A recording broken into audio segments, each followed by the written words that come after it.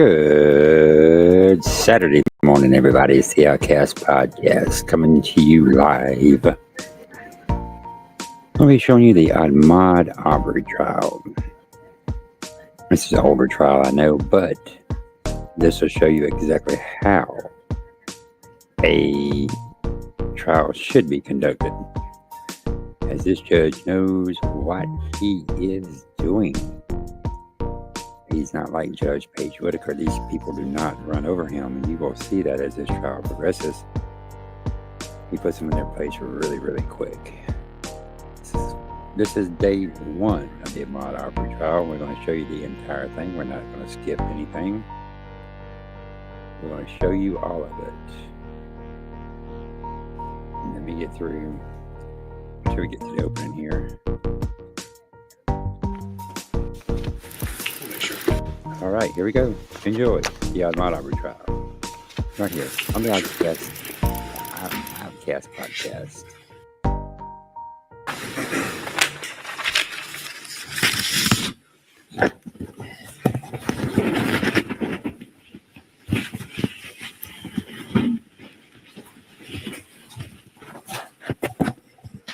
All right. We are on. The defendants are present, represented by counsel. I have a panel available.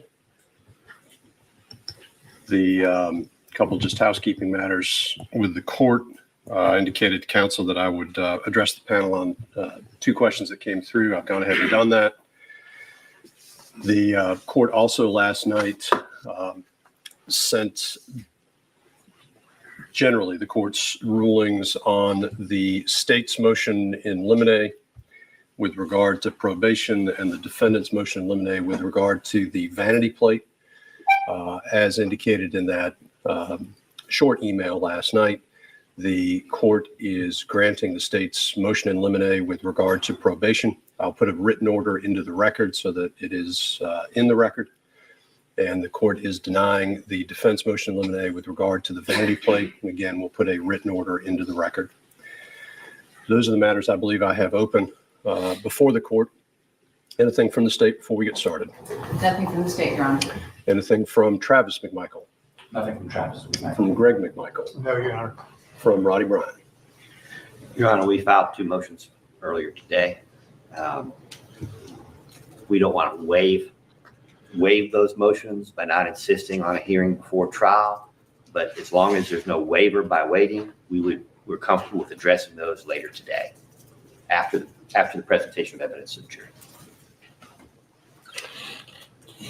All right, that being the case, sounds like we are ready to proceed. The court will go ahead. We'll get the panel in, and I'll go ahead and get them sworn, provide them with a preliminary charge, same preliminary charge we discussed yesterday, and then go straight into opening. This is the state ready to proceed on that basis. Yes, Your Honor, the state is ready. All right. All right, let's go ahead and get the panel.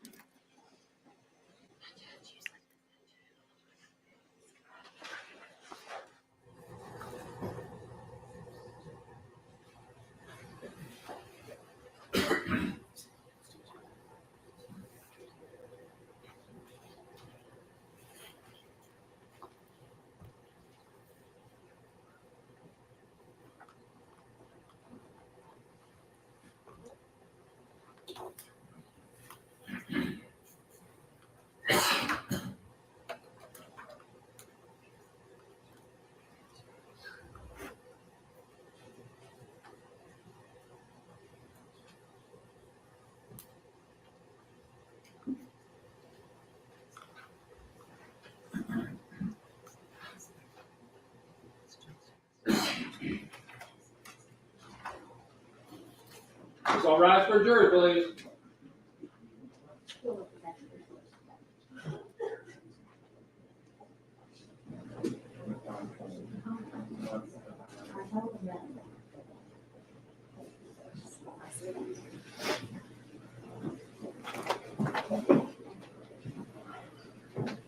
consider the last juror.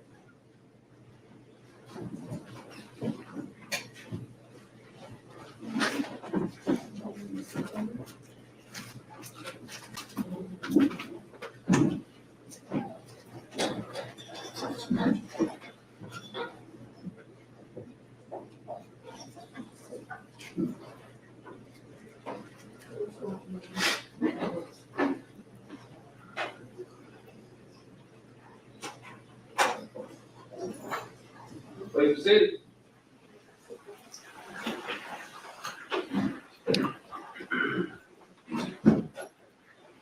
All right, let's do that. Let's shift juror 13 over a little bit. Perfect. Thank you.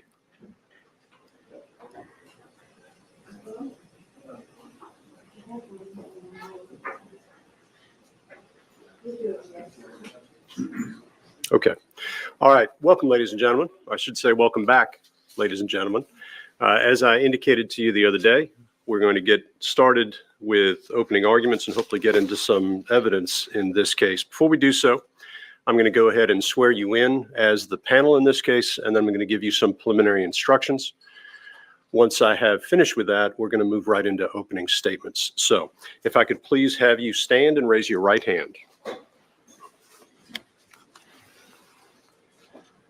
Ladies and gentlemen, you shall well and truly try the issues formed upon this bill of indictment between the state of Georgia versus Travis McMichael, Greg McMichael, and William R. Bryan, who are charged each individually and as parties concerned in the commission of a crime by the grand jury of Glynn County in an indictment with the following charges: count 1, murder; count 2, felony murder; count 3, felony murder; count 4, felony murder; count 5, felony murder; count 6, aggravated assault; count 7, aggravated assault; count 8, false imprisonment; and count 9, criminal attempt to commit a felony.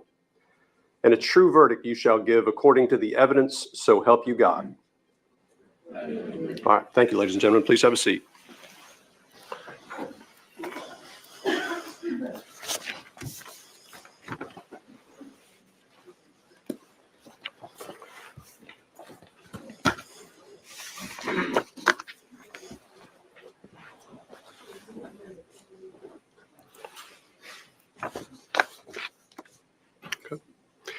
All right, first off, can everybody hear me? All right. Ladies and gentlemen, you have been sworn and impaneled, and you're about to try a criminal case entitled the State of Georgia versus Travis McMichael, Greg McMichael, and William R. Bryan. The defendants have been charged each individually and as parties concerned in the commission of a crime by the grand jury of Glynn County in an indictment composed of the counts that I just read to you in the oath. To this indictment, the defendants have pled not guilty, and each denies every allegation therein. This is what forms the issue that you have been selected, sworn, and impaneled to try. Before we begin the trial, I'm going to give you some preliminary instructions on fundamental principles of criminal law. I will also instruct you on the role of the judge, the jury, and the lawyers, and give you an overview of the trial procedure.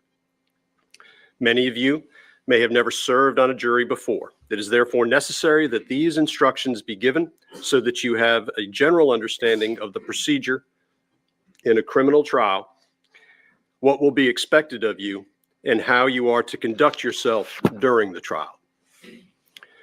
The defendants are charged in the indictment with crimes that are violations of certain laws of the state of Georgia.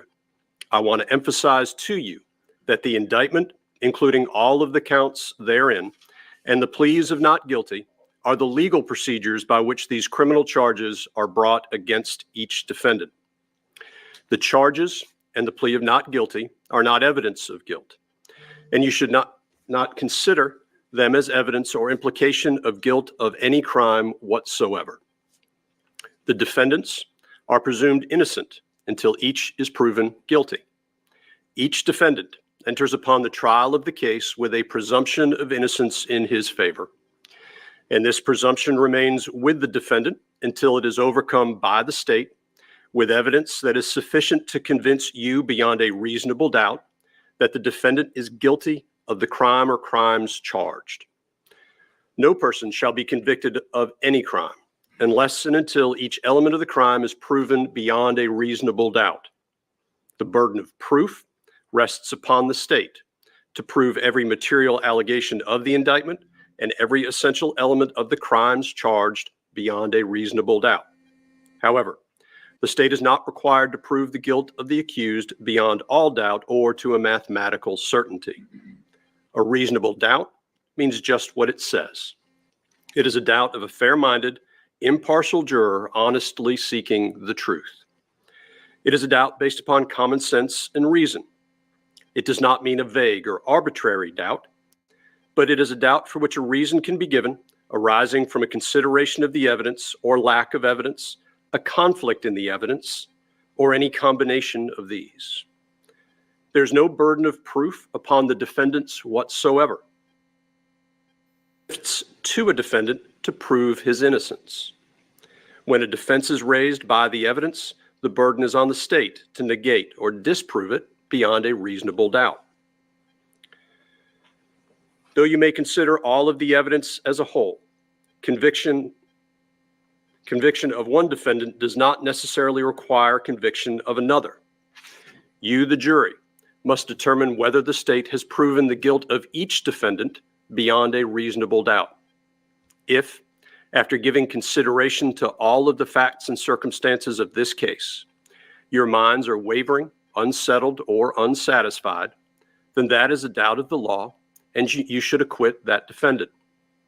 But if no doubt exists in your minds about the guilt of the accused, then you would be authorized to convict that defendant.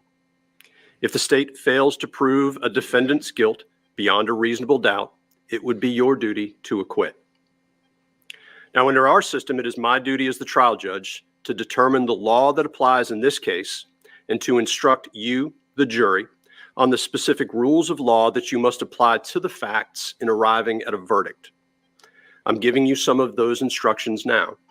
I will give you more detailed instructions after the evidence has been presented and the lawyers have made their closing arguments. During the trial, I may be called upon to rule on motions or objections to evidence. Nothing I say in making these rulings or at any time during the trial is evidence, and it should not be considered as an indication that I have any leaning in this case whatsoever. My only interest in this case is to see that it is fairly tried, according to the laws and the Constitution of the state of Georgia and the Constitution of the United States. As expected, the lawyers serve as advocates to their clients and are duty-bound to represent their clients to the best of their ability. The lawyers also serve as officers of this court. And as such, they are bound to follow applicable laws, trial procedure, and rules of evidence during the trial.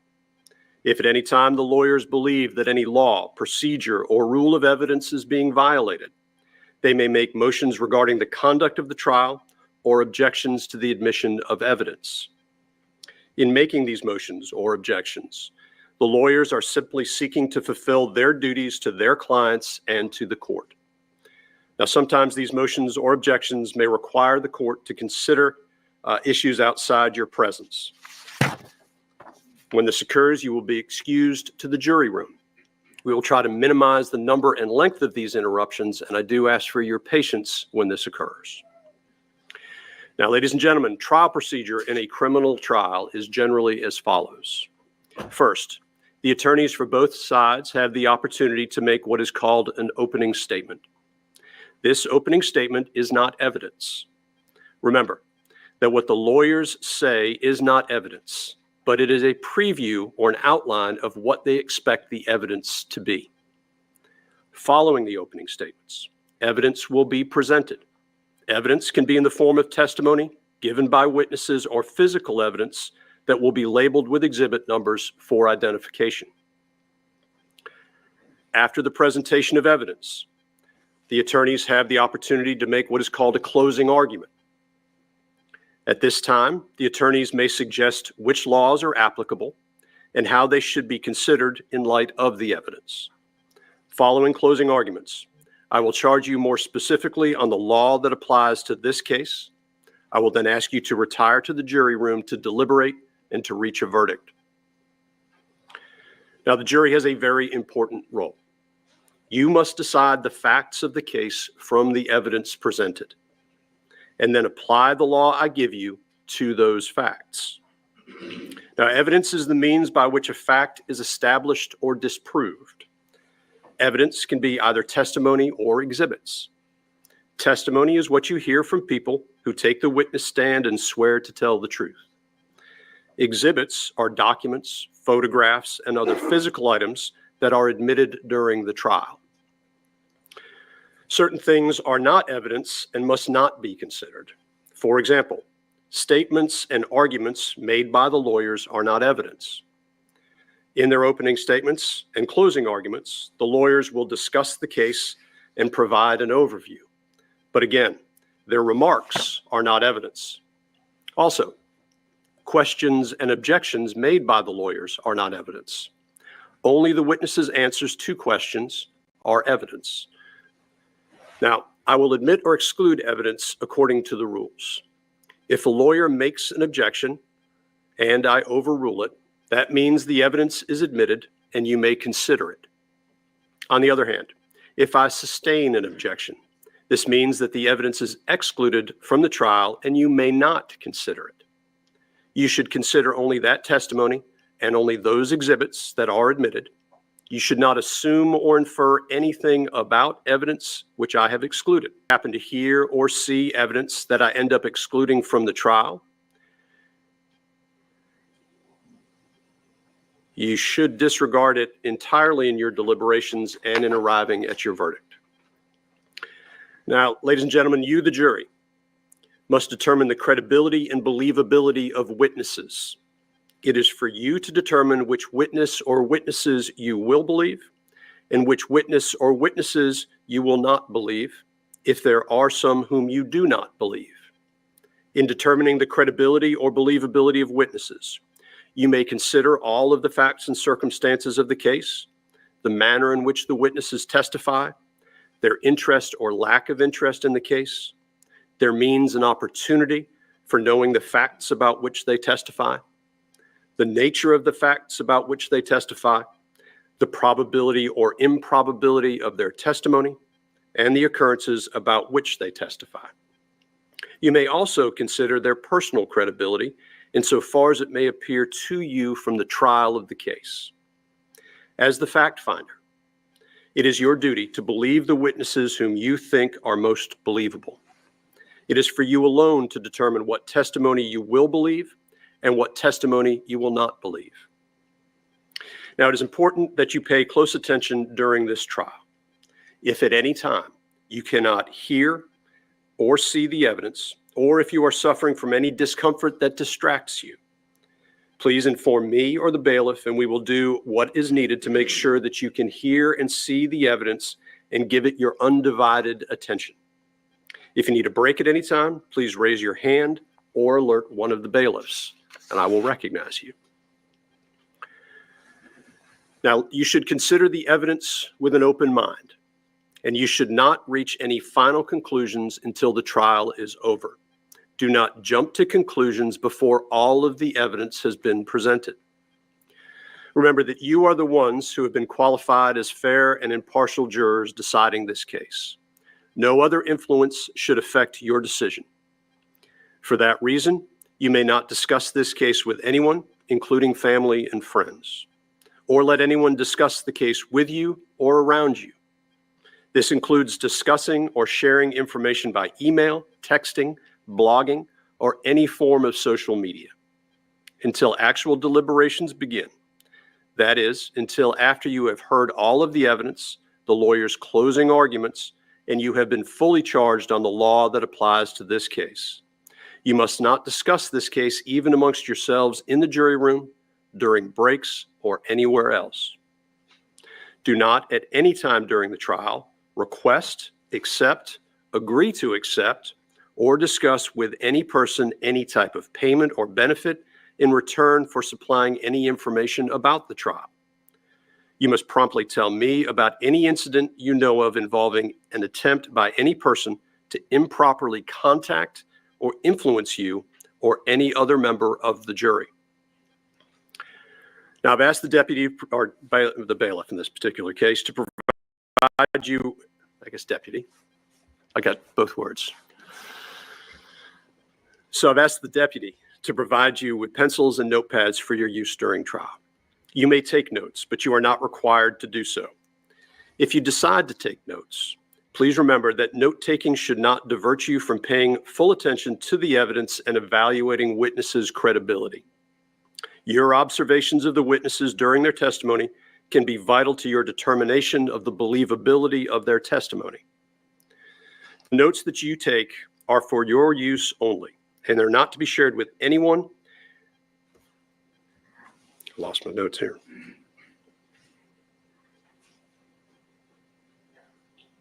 Not to be shared until you begin actual deliberations with your fellow jurors. Sorry about that. Now, notes are not evidence, only memory aids, and they should not take precedence over your recollection. It is the duty of each juror to recall the evidence, and while you may consider another juror's notes to refresh your memory, you should rely on your own recollection of the proceedings. Do not be influenced by the notes of other jurors unless their notes help you in determining your independent recollection. Notes are not entitled to any greater weight than the recollection or impression of each juror as to what the evidence may have been. During the trial, you must leave your notes in the jury room, except when you are in the courtroom. The notes will be destroyed at the end of deliberations. Please note that you will not get a transcript of any witness's testimony, so you must remember, in the way that works best for you, what was said on the witness stand. I instruct you, ladies and gentlemen, that you must decide this case for yourself solely on the testimony that you hear from the witness stand and the exhibits admitted into evidence. You must set aside anything you may have heard about this case prior to this trial. You may not visit any scenes depicted by the evidence. You may not utilize any books or documents not in evidence during your deliberations. You may not read or listen to any accounts of the trial that might appear in the news media. You may not discuss this case with anyone other than your fellow jurors during deliberations. Again, to maintain the integrity of the jury system, I remind you that you must decide this case based only on the evidence admitted during the trial and the law that I will provide to you. You may not conduct any research on your own about the case or about any people or places mentioned during the trial. You may not visit any places mentioned in the evidence. You may not refer to any books or documents that were not admitted during the trial. Also, you may not use dictionaries or other reference materials. You may not use Google or otherwise search the internet, websites, or blogs. And you may not use any other electronic media to get information about this case. Nor should you use any of these sources to get information about legal terms or about the law. Finally, you may not read or listen to any accounts of this trial that might appear in the news media, whether online, in print, or on the radio. This includes your news feeds or any other way you may access coverage. It is important to understand that you cannot discuss the case with anyone unless and until you have returned a verdict and the case is at an end. Finally, to assist the jury during the course of the trial, I'm going to charge you on certain legal principles that may come up during the case. As mentioned, I will charge you further and more comprehensively on the law and legal principles that apply at the conclusion of the case. The following is only intended to provide a limited overview of a limited number of legal principles. You should not single out any one instruction, but must consider as a whole all of the instructions I have given you and will give you during deliberations. Burglary in the first degree. A person commits burglary in the first degree when, without authority and with the intent to commit a theft, that person enters or remains in the... All right, let's pause it here for 1 second. So this judge has his crap together. Paige Whitaker, you need to, YSL trial, you need to watch this judge, how he's got his crap together. I watch this trial, I watch every day of it. And the only reason I'm replaying this trial, if anybody watches it, is simply because this guy has his crap together. He's going to get onto the lawyers about the way they talk to him, about the way they act towards each other. He's going to reprimand for improper questions. He's going to show, and Judge Paige Whitaker, you really need to watch this guy, you really do, because he knows what he's doing. I hate to say it, but I don't think you know your butt from a hole in the whole ground.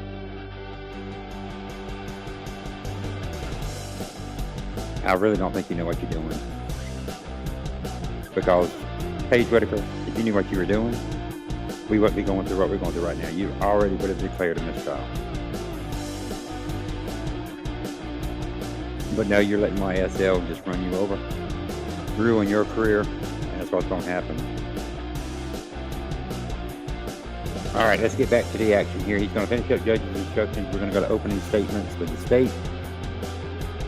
And that's when you're going to see some action start. I have objections during the opening statement from the defense. This is the Outcast Podcast coming to you live.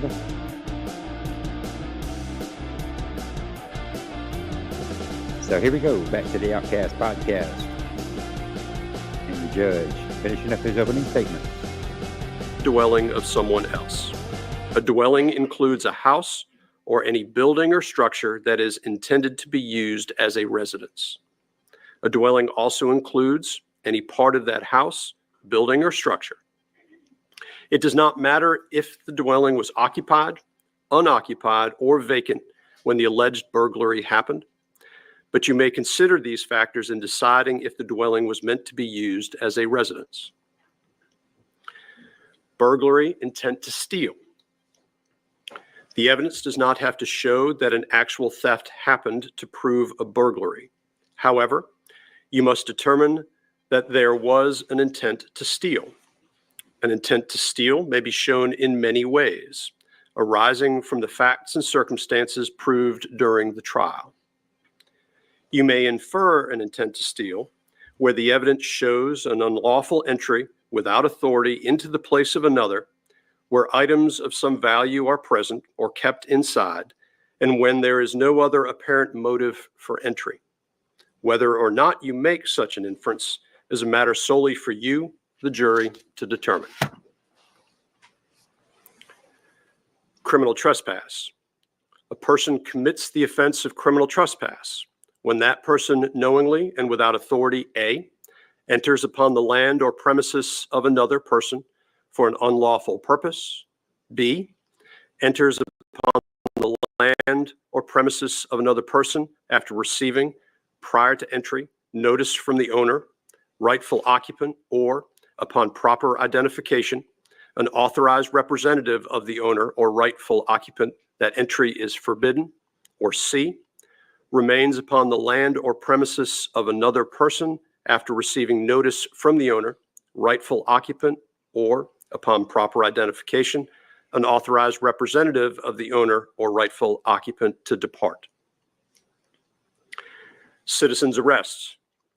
A private person may arrest an offender if the offense is committed in his presence or within his immediate knowledge.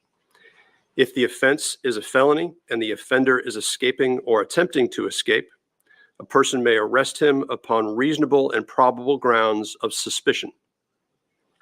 In general, the phrases "in his presence" and "within his immediate knowledge" are synonymous, and a crime is committed in one's presence if by the exercise of any of his senses he has knowledge of its commission. Bruton charge. Finally, as mentioned, this court is responsible for determining the admissibility of evidence. Sometimes audio and/or video recordings cannot be played for the jury based upon the rules that govern admissibility. You are not to make any inferences for or against either party when the law does not permit recordings to be played either in full or in part. Now, ladies and gentlemen, that concludes my preliminary instructions, And we are now ready for the lawyers to give their opening statements. Is the state ready to proceed? Yes, Judge, the state is ready.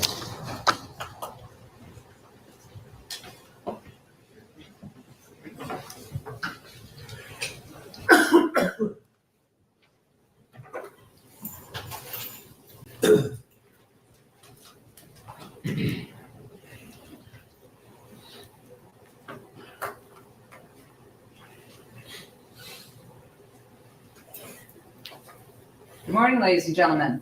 Good morning. My name is Linda Donacasti, and I, along with Larissa Olivier and Paul Camarillo, represent the people of the state of Georgia and the citizens of Glenn County. Why are we here? We are here because of assumptions and driveway decisions. A very wise person once said, "Don't assume the worst of another person's intentions until you actually know what's going on with them." Don't assume the worst with what they intend to do. But in this case, all three of these defendants did everything they did based on assumptions. Not on facts, not on evidence, on assumptions. And they made decisions in their driveways based on those assumptions that took a young man's life. And that is why we are here. So ladies and gentlemen, what's going to happen now is the state is going to give you its opening statement. I'm going to do this in a couple different parts. The first part is I'm going to talk about the indictment and the charges in the indictment. Then we're going to talk about some housekeeping issues that relate to how evidence is going to come to you in this particular case. We're going to talk about who the parties are, where this happened, and then exactly what led up to February 23rd of 2020 in the Satilla Shores neighborhood. So first off, the burden is on the state to prove to you these charges beyond a reasonable doubt. Now that is the doubt of a fair-minded and impartial juror, honestly seeking the truth, not seeking doubt, and it's not beyond all doubt or to any mathematical certainty, but the burden is on the state. And the defendants have been indicted with the first count, which is murder. We call that malice murder. What's malice murder? That's intent to kill. Now, the state does not have to prove premeditation, planning. We're not required to prove motive about why anybody did anything. But malice is something that can be formed in an instant. And a fatal mortal wound can be blown or can be shown. So in this case, the defendants have been indicted as parties to a crime for malice murder, intent to kill that was instantly formed. In addition, they've been charged with 4 counts of felony murder based on the 4 underlying felonies in the indictment. Now, what's felony murder? Felony murder is where you're committing a felony and someone dies because of the felony you're committing. Classic example, of course, is the guy goes into a drugstore to hold up the clerk, right? He's not there to murder the clerk, he's there to hold the clerk up. But during that armed robbery, it goes bad and he kills the clerk. I'm going to object. This is not an opening statement. This is analogies and explanation of the law. You can state the law, I have no problem with that. But to go beyond that is not proper for opening statement. The jury's been charged on what an opening statement is. Again, ladies and gentlemen, I've just explained to you that this is the overview of the case that will be presented by the state. Defense will have the same opportunity. Again, the law will be charged, or that's a very legal term. The court's going to give you all of the law in this case, as I've already explained at the end. The state is now explaining its position with regard to the case. If we could make sure that it is considered in that light from the state. Thank you, Judge. These are the charges in the indictment, which are felony murder. And it's committing a felony, not with intent to kill, but someone dies during that felony. So what felonies are we actually talking about here? Well, we're talking about aggravated assault with a shotgun. Because in this case, the state is going to show you and prove that Travis McMichael brought a shotgun. And then he pointed it at Mr. Arbery. And then he pulled the trigger and he killed him. during that aggravated assault.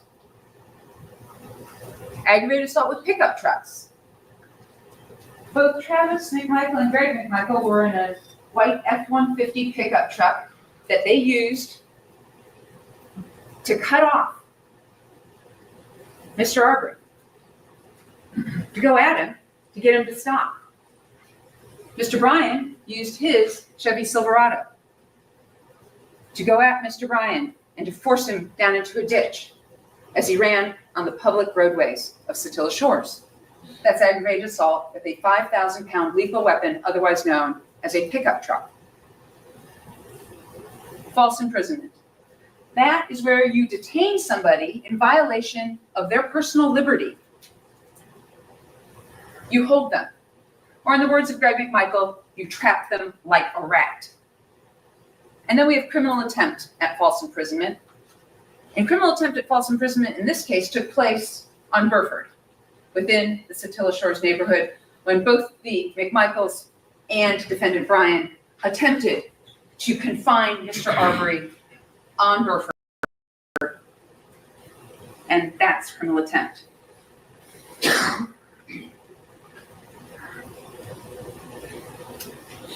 So a little housekeeping.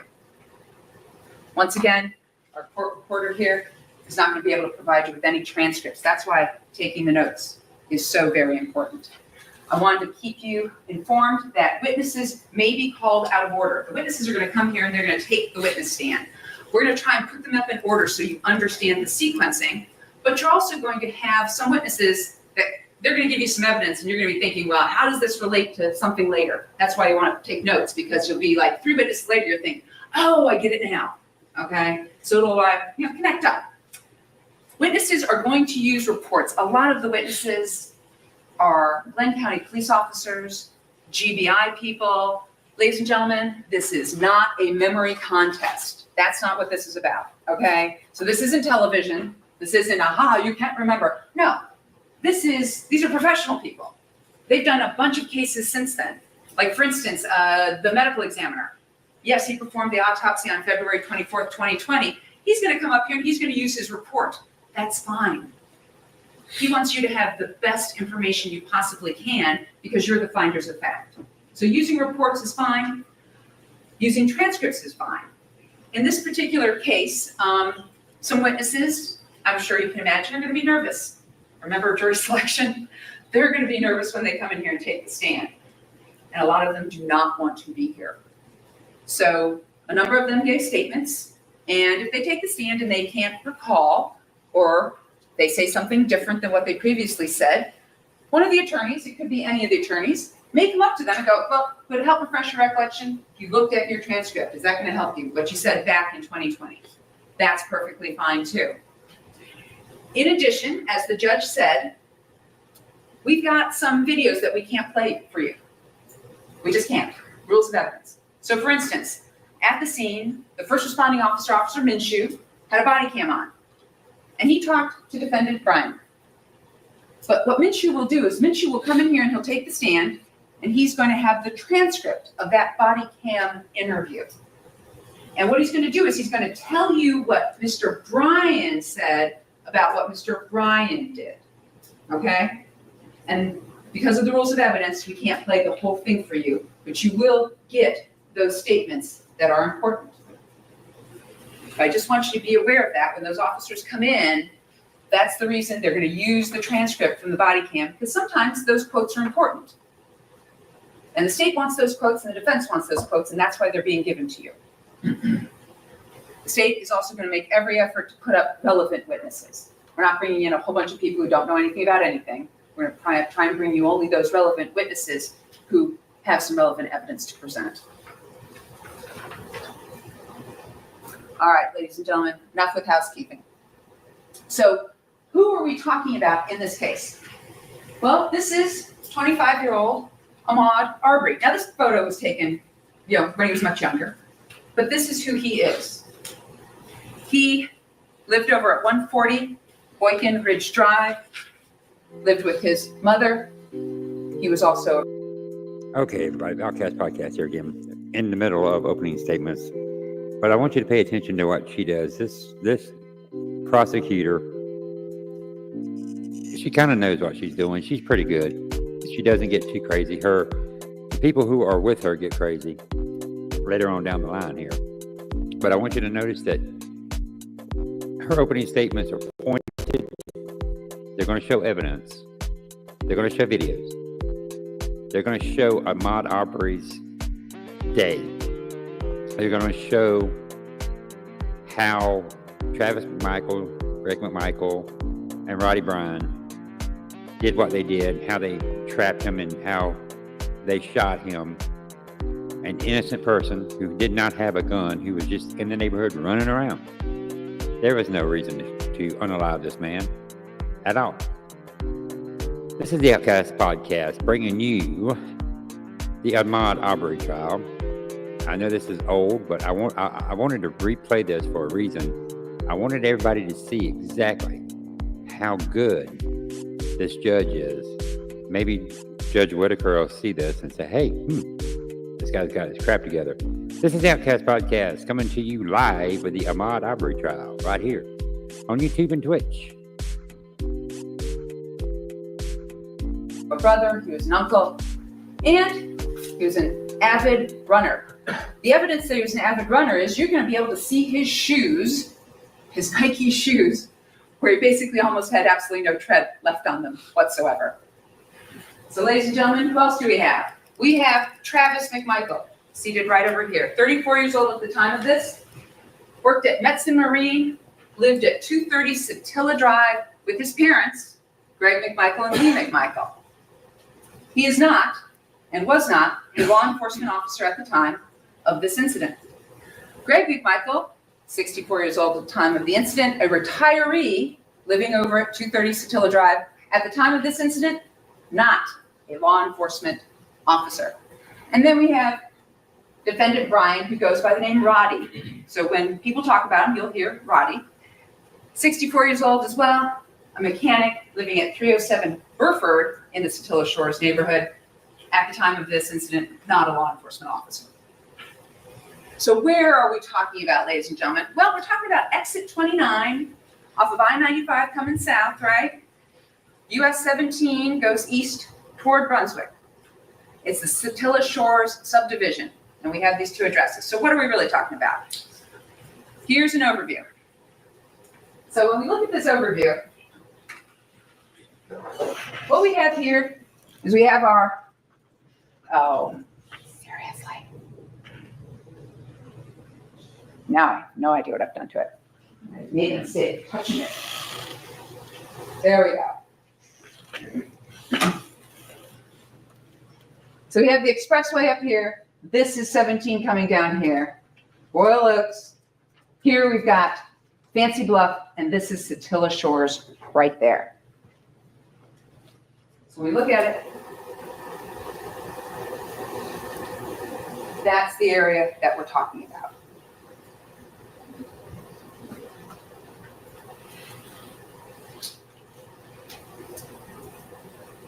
Here we have where Mr. Arbery's residence is in relationship to the scene where he was killed.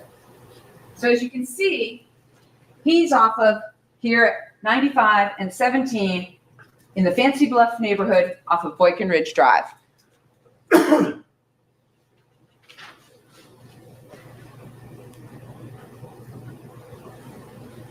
Here's a house under construction. Here's the scene where it took place. It's really about 1.8 miles. It's under 2.5, but it's about 1.8 miles from his house to the scene of the house under construction. This is another overview of the neighborhood from a different direction. Once again, if you go this way, you're heading towards I-95. If you go this way, you're heading basically into Brunswick. Here's the Satilla Shores neighborhood. This is one of two ways to get into the neighborhood. The other way is way over here.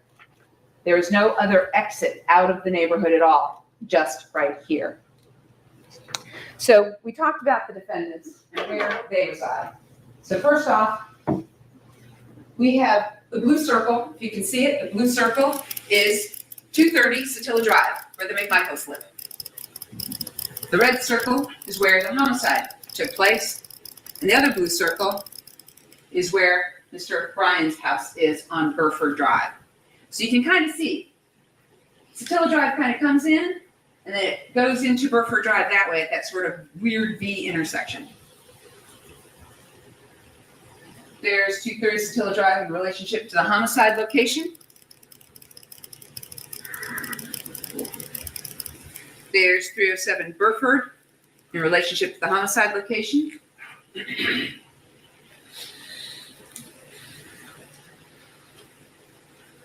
So once again, there are three main locations that we're going to be talking about. We are also going to be talking about 220 Satilla Drive. A lot of us will be using shorthand, 220. It is an open, unsecured construction site. The land is owned not by any of the defendants, no, by Larry and Amy English. It's under construction and it's wide open. There's no front door. There's no back door. There's no garage door. There's no garage door on the boat. Completely and utterly wide open. And it had been this way for over a year because Larry English was trying to act as a general contractor and finish the house himself.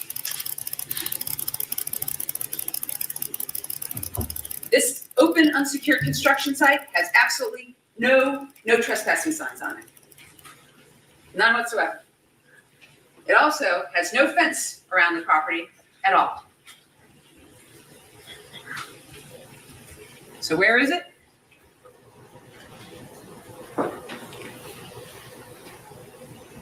It's at 220.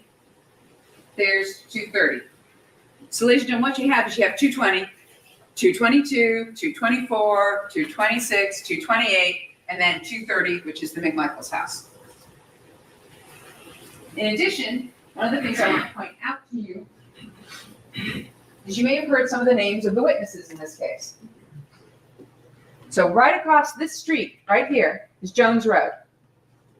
And you've got Ronnie Olson, Sue B. Lawrence, and Albenze, Matt Albenze's house. You can't really see him because of all the trees, but here's the open construction site. This is Jones Road, Ronnie Olson, Sue B. Lawrence, and right here, Matt Albenze. This is what it looks like. You can see it. No front door, no rear door, open garage doors. 220 Satilla Drive. Now, Larry English will tell you because here's the thing. Larry English has health issues. So Larry English is not going to be here to testify. Larry English gave a deposition. All right? You will see that deposition because it was videotaped. And Larry English is going to tell you that he met the McMichaels only a few times, like one or two times. However, Greg McMichael in his statement says that he doesn't even know Larry English.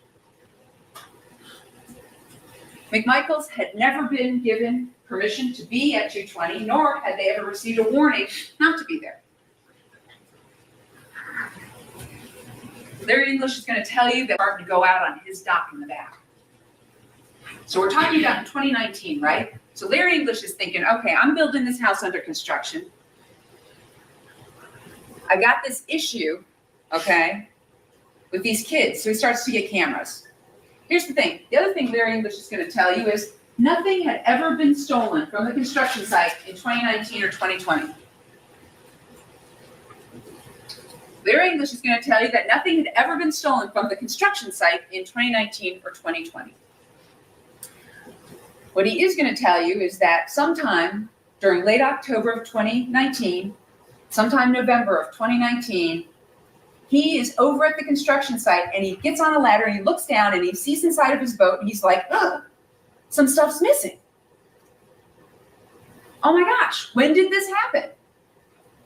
So some stuff has been stolen out of his boat, and it's expensive stuff. We're talking like $2,500 worth of stuff that's stolen out of his boat. He's upset. But here's the problem. This boat had been back and forth to Douglas because Larry English lives 2 hours away from Satilla Shores. Larry English lives 2 hours away. So one of the reasons he went and got these cameras was he wanted to be able to see what was going on if the kids were on the dock. And these cameras would do motion activated. And they'd come up and they'd do a little 10-second, 30-second video of what the person was doing on his phone 2 hours away. So then, 2 hours away, he'd have to call 911 if someone was on that video. But here's the thing. He's going back and forth to Douglas with this boat. So he doesn't call the police to report this because he doesn't know when his items were stolen. He doesn't know where his items were stolen. Were they stolen when it was in Douglas? Was it stolen when it was at 220 Satilla Drive? And he doesn't know who took it. And here's the thing. He goes through a list of suspects in his head. He's thinking it's his contractors. You know, the AC guys are probably doing this parking lot. So he's got all these different theories.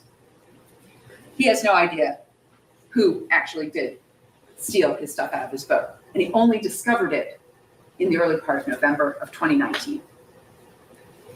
So October of 2019 comes, and he's got these concerns about liability, and he's concerned about the kids on the dock, and he installs cameras in the dock area. He does. And what happens? He gets a looky with it. On October 25th, 2019, at 10:04 in the evening, Mr. Arbery is seen on the dock video. You're going to get to see it. Okay? He's on the dock. He's wandering around. He does not take anything, doesn't steal anything. He's wandering around on this dock, looking around. And Larry English calls 911 to report it. The thing is, Mr. Arbery leaves by the time 911 shows up. He's gone, because he only spends a few minutes looking around, wandering around, and then he leaves. But Larry English calls 911, you'll be able to hear that 911 call. Then we have November 17th of 2019 at 10:21 p.m. We have a white couple that show up together, a man and a woman, and they're carrying a bag. So Larry English calls 911, and he's like, I think these are the people who stole my stuff. They're carrying a bag. I think they're there to go ahead and steal some more of my stuff. He wants the police to go. Of course, this white couple also leaves before the police arrive. But they are the people at this point in time that Larry English is suspecting, oh, they've stolen my stuff. Then what do we have? November 18th at 6:53, the very next night, Mr. Arbery is back. He's now on video inside the house. So what Larry English did is he had it out in the dock with the cameras. He's now installed inside the house some cameras. So up it comes. It's Mr. Arbery. Here's the funny thing about that 911 call. When Mr. English calls 911 on November 18th, he starts talking about the white couple. I called last night, and there was this white couple, and I think they're the ones who stole my stuff. That's what he says in the 911 call about Mr. Arbery. And then we have Larry English calling 911 on December 1st of 2019. He's calling because word on the street, or the rumor mill, or hearsay, however you want to say it, he gets information that the white couple is now living under the Fancy Bluff Bridge. Okay, back with you right here, real quick. Outcast Podcast coming to you live on Twitch and YouTube. She's getting into the beef of the case right now. She's getting into, here's what we have. Here's what this guy is saying, and he's not saying what the McMichaels are saying. He's not saying these people stole, Ahmaud Arbery stole from me. He's blaming a totally different couple. This guy has no idea who is stealing from him. He has no clue.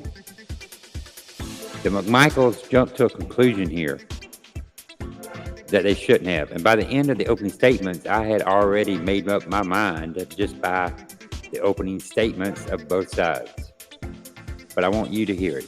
You may have already seen this trial, and if you have, then here's my perspective on it. If you haven't, it is what it is. But watch her, because it's going to get really interesting here in just a few minutes. This is the Outcast Podcast coming to you live on YouTube and Twitch. Please like, share, and subscribe if you make it this far in. We're going to be going through a lot more cases over the next few days. This is the Outcast Podcast coming to you live. Let's get back to the action, shall we?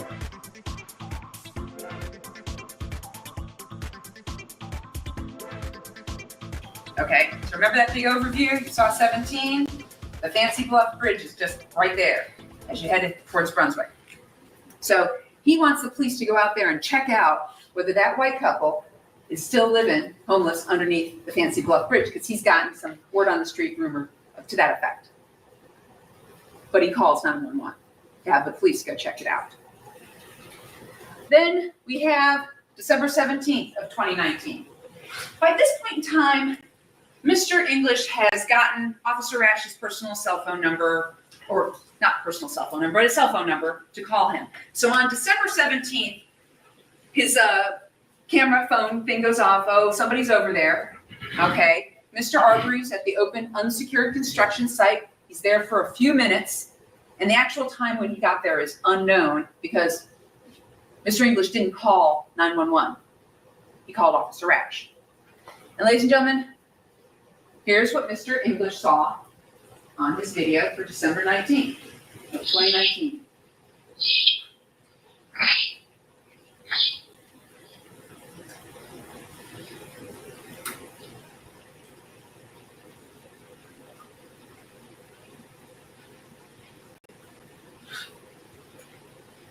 That's it. This Mr. Arbery wandering around inside.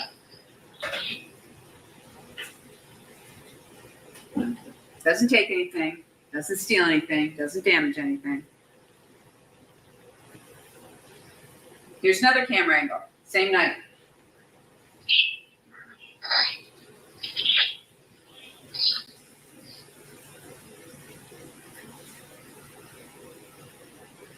Doesn't take anything, doesn't steal anything. And so Larry English calls Officer Ash. But here's the problem. Officer Ash isn't working that night. So Officer Ash is like, I'm off duty. I'm not in the neighborhood. I'm not in my patrol car to come and respond. So he basically says to him, listen, call 911. Call the police. And at that point, before Larry English can do that, this is what happens.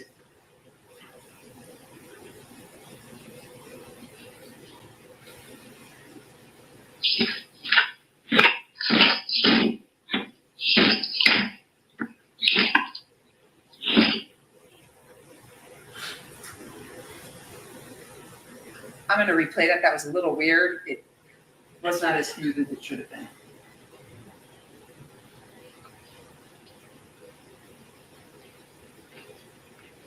And there's Mr. Arbery jogging off. Now, what's a little hard to see here, I want to point this out, is what's up at the top of the screen here.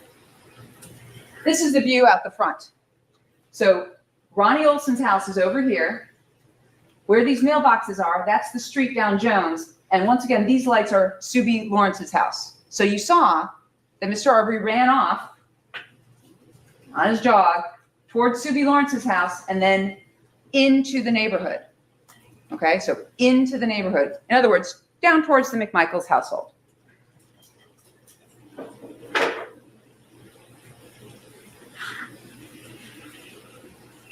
What happens next is this. On January 1st of 2020, bright, sunshiny, cold day, 10:30 a.m., 54 days prior to the homicide, Travis McMichael's handgun is stolen out of his unlocked pickup truck in front of 230 Satilla Drive. Greg McMichael went and moved it. He left it unlocked, and somebody came along. It's unsolved, and there's absolutely no evidence that Mr. Arbery is the one who went and stole Travis McMichael's handgun.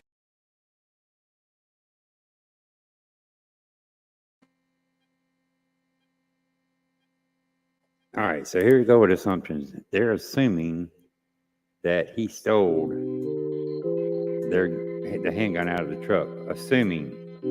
No proof, no evidence. This guy's in our neighborhood. He's a stranger. He had to be the one. How many times in our lives do we actually blame somebody for something with no proof that person did it? It's a shame that we come to that based on somebody's skin color, that they are automatically going to be doing something they shouldn't do. It's wrong. Don't make assumptions, people. it can cost somebody their life. This is the Outcast Podcast on Twitch and YouTube. Let's get back to the action, shall we? In broad daylight on January 1st of 2020. But this happened, and Travis McMichael called up. That brings us to February 11th of 2020. At 7:30 p.m., this is 12 days before the murder. So what happens on February 11th, 2020? Travis McMichael goes out in his car. He's coming back in to the neighborhood. And he sees Mr. Arbery at the location. Why does he recognize him? Because guess what Larry English has been doing in the meantime? Larry English has been talking to his neighbor, Diego Perez. Remember how we talked about 220, 222, 224. At 224 is a man named Diego Perez and his wife, Brooke Perez, and their kids. They all live there. And Larry English has been sharing these videos that you're going to see, that I just showed you, with Diego Perez. And Diego Perez has been going around sharing them with other neighbors because they're trying to identify who this guy is so somebody can tell him, please stop coming. Please stop showing up at night because we have to call the police, and then the police show up and then nobody's there. So these videos have been shared and people have seen them. So Travis McMichael, who knows about this, not personally knows about it, this is all hearsay, word on the street, he's seen these videos, hasn't talked to Larry English personally, but he goes ahead and goes past the house. This is his neighbor's house, right? Okay. He's concerned. He sees somebody out in front of it. He actually stops and puts some headlights on him. You can actually see the headlights in the video. And at that point, he goes ahead and goes home. So Travis McMichael goes home, gets his dad, Greg McMichael. They both get their guns, get back in the truck, and go back down the open unsecured construction site. And that's when Travis McMichael calls 911. But here's the thing, ladies and gentlemen, in this case, nobody has ESP, nobody can read minds, nobody can tell what's happening. Because in the meantime, when the camera went off, guess what Larry English did? He didn't call the police. Larry English called Diego Perez, okay? So what we've got is we've got Travis going down to his house. They're getting their stuff, getting their guns, coming back, calling 911. In the meantime, Diego Perez is coming out, okay, because he's been called by Larry English. And then the police show up. So you got all these people out in this neighborhood. And don't get me wrong, property crimes, people are concerned. Nobody likes to live in a neighborhood where there are property crimes, right? People are very concerned about property crimes. But this is basically what happens is Officer Rash shows up with two other officers. You got all the neighbors out there and everybody's looking around. Well, here's the thing. What does Mr. Arbery do? He shows up, he wanders around for a few minutes, and he leaves. So by the time Travis has gone down, gotten his dad, by the time Diego Perez has been called, Mr. Arbery has left. He's not there. But this is what's really important, ladies and gentlemen. Officer Rash has a conversation with Greg and Travis McMichael that evening about this person who's unknown to them, who is wandering around inside the open, unsecured construction site. And this is on body cam video. And this is what is said.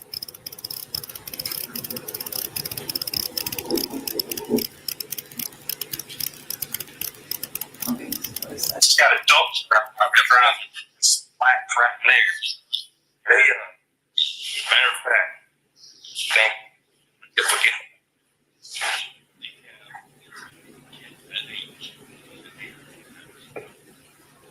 I'm going to back it up. It appears that the computer is trying to catch up with itself. I'm going to try this again. Got a dumpster out by the driveway. There's blacks right there. Is that right?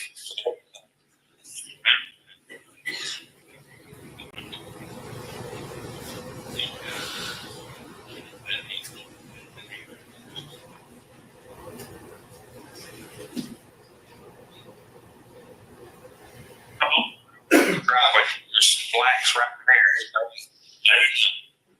Matter of fact.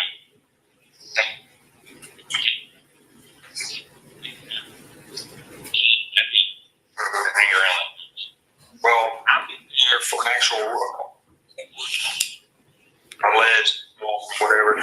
It looks like I don't know if it was his boyfriend. They only had daughters. Let's- why don't you stop it for a second? I will go ahead. If I can get some out of support for cooperating, Where then you we'll go ahead and stop. But like he's home. If I may give it one more try, it seems to be catching up with itself. Let's just give it a moment to see whether or not it actually loads. All right, if I can get out of that. I think it's a video that's embedded in the PowerPoint.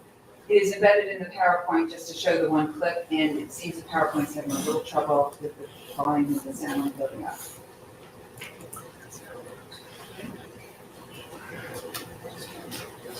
Technology. Is it on the disc or is it work on the television? It's on the disc. It needs to be on the television.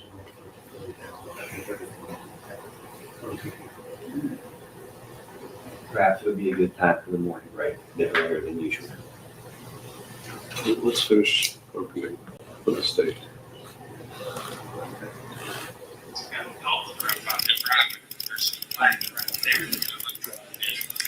Yeah. Sure fact. Okay.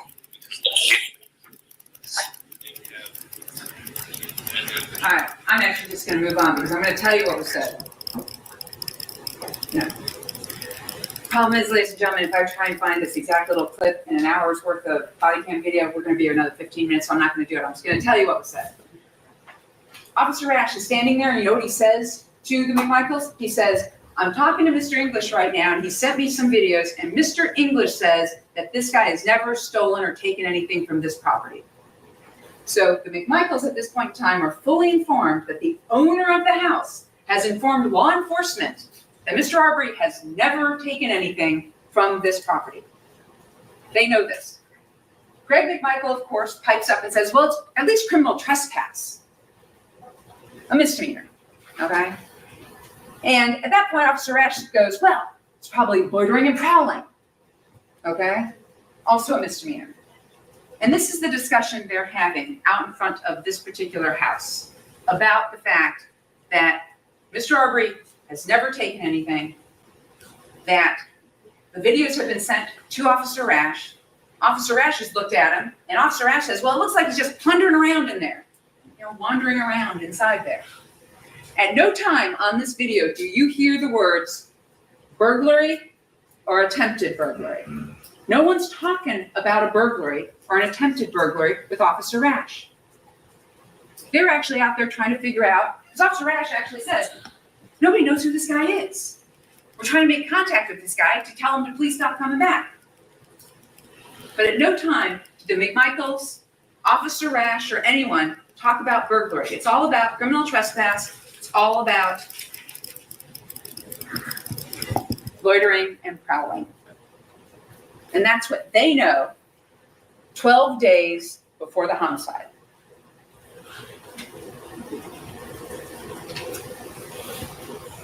What they know for the owner and the police is that there's no evidence that Mr. Arbery has committed any felony or theft at this location. And what's his routine? I'm talking about Mr. Arbery. What's his routine? October 25th, evening, shut up, wandered around. November 18th, evening, shut up, wandered around, open, unsecured construction site. December 17th, yeah, inside, wandered around for a few minutes, ran off into the Still Shores neighborhood before Larry English get off the phone with Rash and call 911 about it, right? Now, here's the thing about Larry English. He doesn't keep the daytime photos. He only kept the evening photos or the evening videos that he sent to Officer Rash. So we don't have or know how many times Mr. Arbery went into the open, unsecured construction site without a problem during the day. We don't know because none of those videos were kept. But right now, what's important is what Greg McMichael and Travis McMichael knew about this young man. And what they knew is that there was no evidence that he committed any felony or theft at the construction site, per the owner and per the police. And that brings us to what? February 23rd of 2020, a Sunday at 1:08 in the afternoon.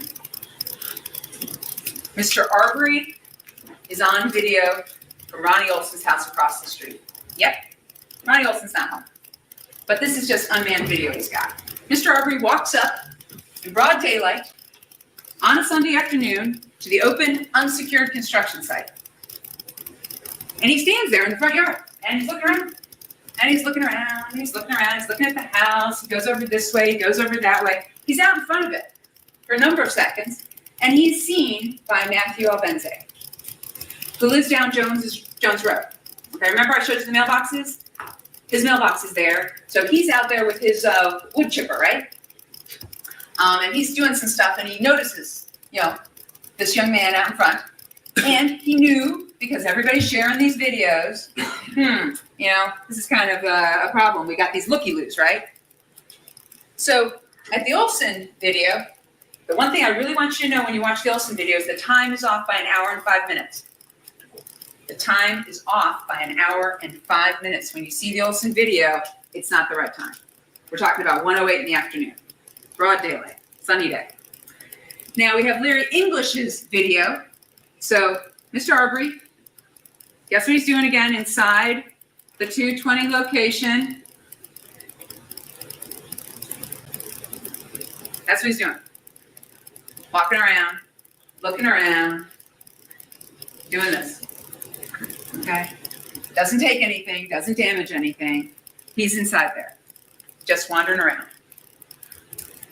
Mr. Albenze, Matt Albenze, who's walked down the street. He's got overalls on. He walks down the street. He stands in the street. He stands under a tree, and he calls 911. So what we've established is Ahmaud Arbery has not done anything wrong, and is fixing to be unalived by 3 people who have no business messing with him. This is the Outcast Podcast on YouTube and Twitch, bringing you the Ahmaud Arbery trial. I know it's an old trial, but maybe Paige Whitaker can look at this and say, hey, this judge knows what the hell he's doing, because this was in Georgia too. This is the Outcast Podcast. Let's get back to it, shall we? 911, but not 911, the non-emergency number. He calls the non-emergency line at 108. Mr. Arbery then leaves 220 Satilla Drive, and he runs off really, really quickly down the street into the neighborhood. Not out of the neighborhood, into the neighborhood. Mr. Albenze calls the non-emergency 911. Communications operator Smith. Okay.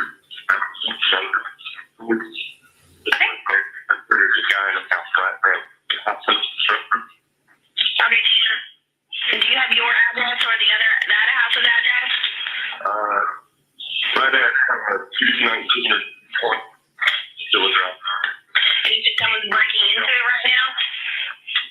It's all about good. It's under construction. We run around there. There it goes right there. Okay, what is he doing? I'm down the street. Okay,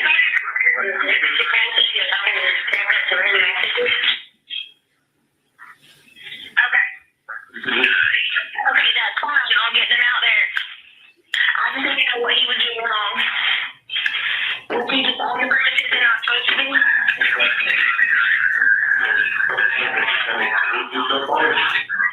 And you can call the camera a bushel, right?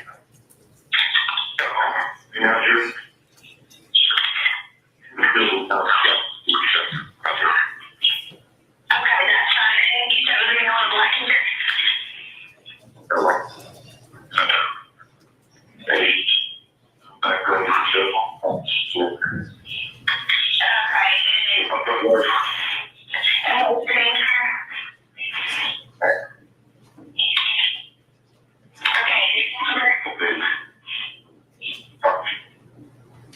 The horrible part is that 911 call is just that bad. He is talking really, really low, and you can't hear him. There's a lot of static that's over him. See how you could hear her? What she says is, well, what's he doing wrong? And his answer was, well, he's running down the street. Right? And he says, we've had these problems in this neighborhood, just send somebody out. And of course, an officer's actually dispatched. The police are on their way. This is the thing. Greg McMichael is in front of 230 Satilla Drive. He's all alone.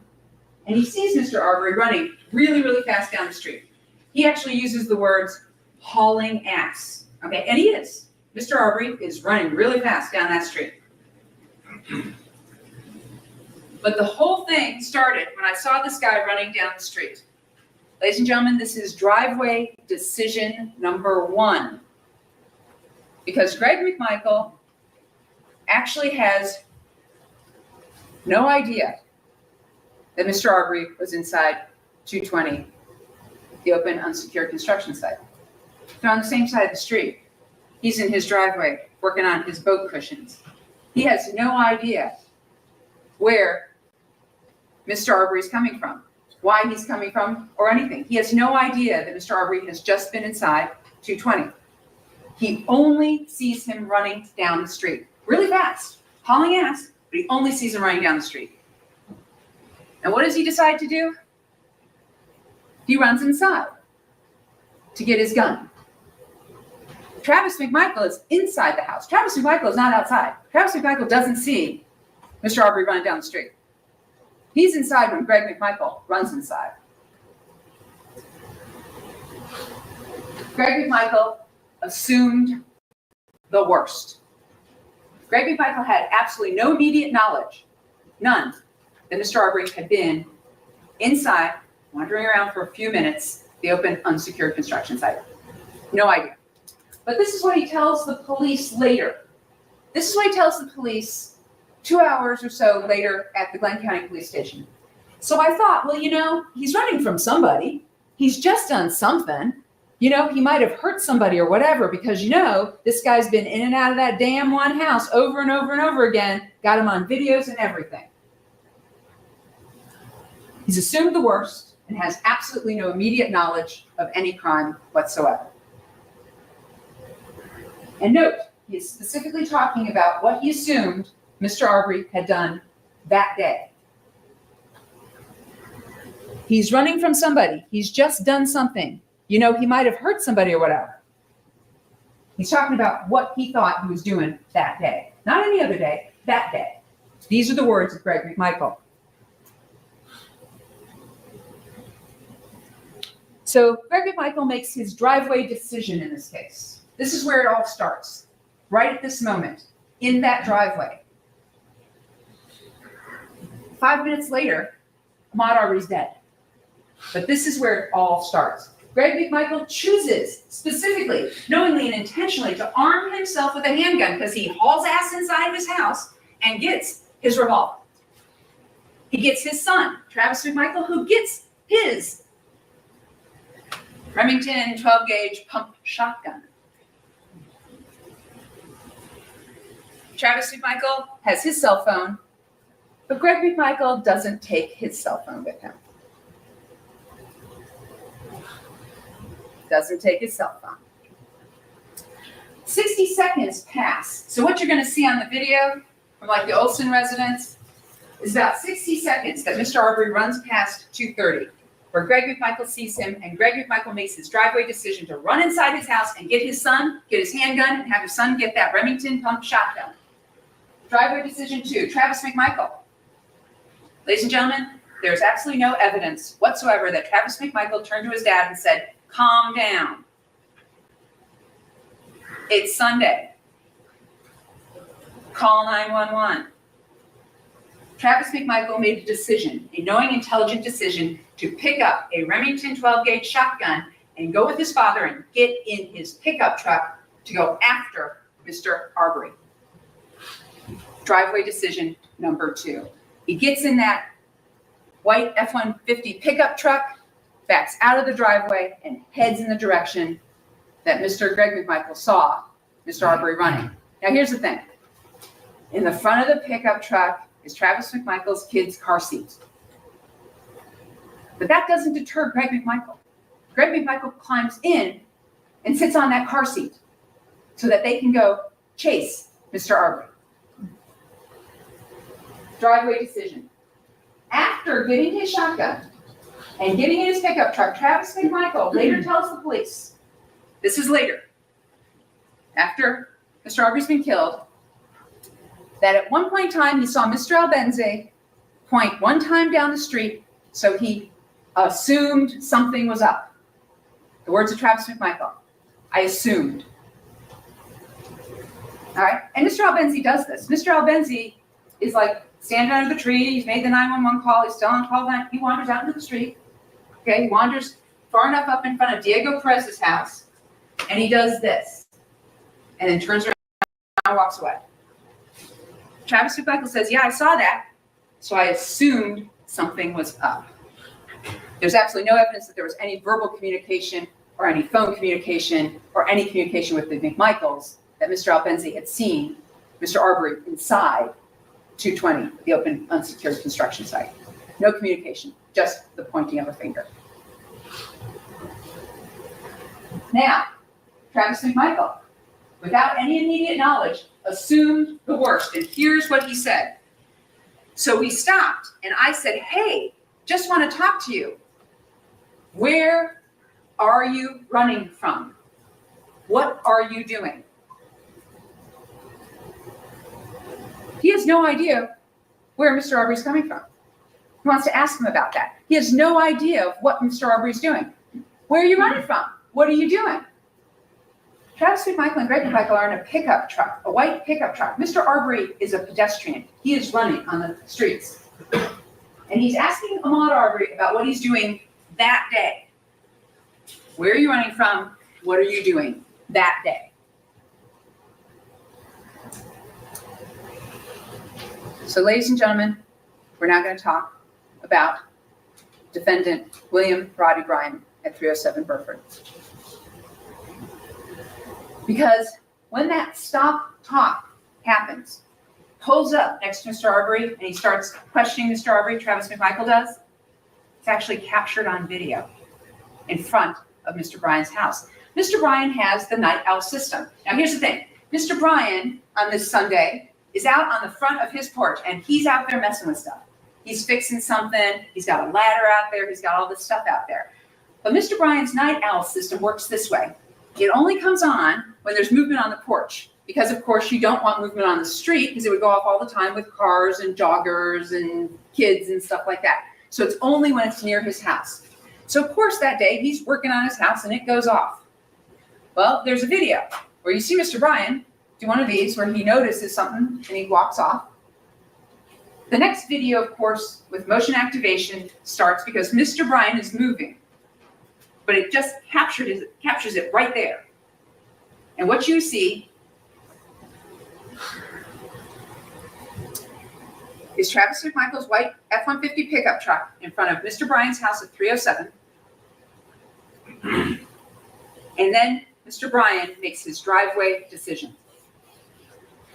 Defendant Bryan sees Mr. Arbery running away from the white pickup truck. And he makes an assumption, because he has absolutely no idea what's been going on.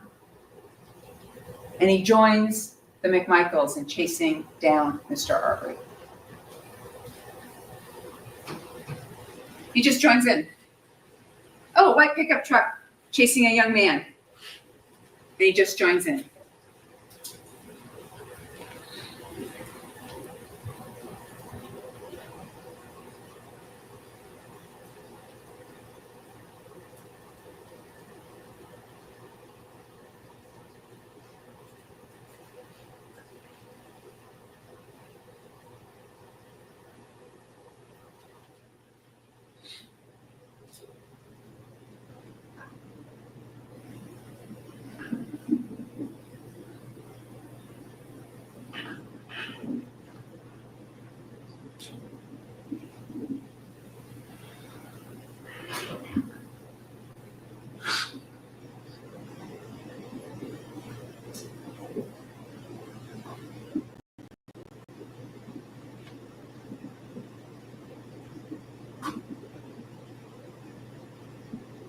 Now, the night owl video only takes these in the second increments.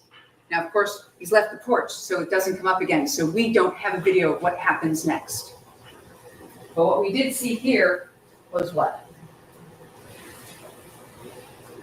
There's Mr. Arbery. There is the white pickup truck. What's happening here? Mr. Arbery takes off running, and the pickup truck goes to follow him. There's Mr. Bryan, he goes inside to get the keys to his car. And then you'll see him sort of over in this area. There he is. He gets in his truck.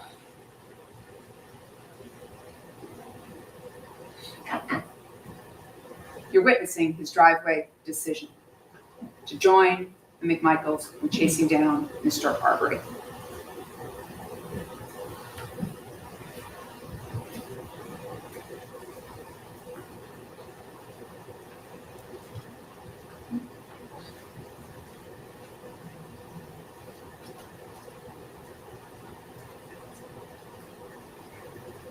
So what happened next, ladies and gentlemen? What happened next was this. The McMichaels chase Mr. Arbery all the way down Burford, and they cut him off. So, ladies and gentlemen, this started out with Travis McMichael going, "Where are you running from? Where are you coming?" And Mr. Arbery ignored them. Mr. Arbery didn't want to have anything to do with them. You can tell that because he ran off. He took off running, you just saw it, and headed down Burford. They decide to cut him off. How did they cut him off? With their pickup truck. This is evidence of false imprisonment and aggravated assault with a pickup truck, because they cut him off with their pickup truck. And it's at this point in time that Greg McMichael gets out of the pickup truck. He gets out because he's sitting in that kid's seat, and he gets into the back of the pickup truck. So now he's riding in the back of the pickup truck. What Arbery does at that point is he turns away from the McMichaels, who have now cut him off with the pickup truck, and he runs back down Burford. He runs back down Burford towards Mr. Roddy Bryan.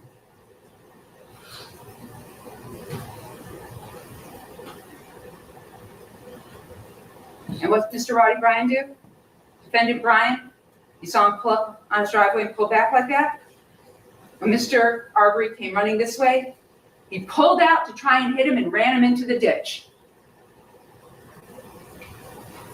False imprisonment on Burford, aggravated assault with a motor vehicle by both parties on Burford to cut off Mr. Arbery. Ladies and gentlemen, at this point in time, Mr. Arbery is under attack by all three of these men. He's under attack. Because that doesn't stop Mr. Bryan that he went into the ditch. Mr. Bryan tries to hit Mr. Arbery 1, 2, 3, 4 different times with his pickup truck. 4 different times with his pickup truck. Mr. Arbery is under attack. The McMichaels at this point in time, they decide they're going to take off. They're going to go ahead up around Zellwood Drive and come back down because they're going to try and cut him off. Because Mr. Bryan's now chasing after him. Mr. Bryan is chasing after Mr. Arbery back towards Satilla Drive, back towards kind of the McMichael household or that intersection there. And the thing is, he kind of overshoots Mr. Arbery, doesn't actually hit him, but tries to, but overshoots him. He gets so close to Mr. Arbery that Mr. Arbery actually has a palm print on Mr. Bryan's car and white t-shirt fibers that are consistent on that car. Mr. Bryan said, I tried to corner him, and then he tried to reach for my door. Mr. Bryan pulls off. Mr. Bryan then starts to back his truck up into Mr. Arbery as Mr. Arbery tries to go down Satilla Drive to leave the neighborhood. Defendant Bryan redirected Mr. Arbery up Holmes Drive.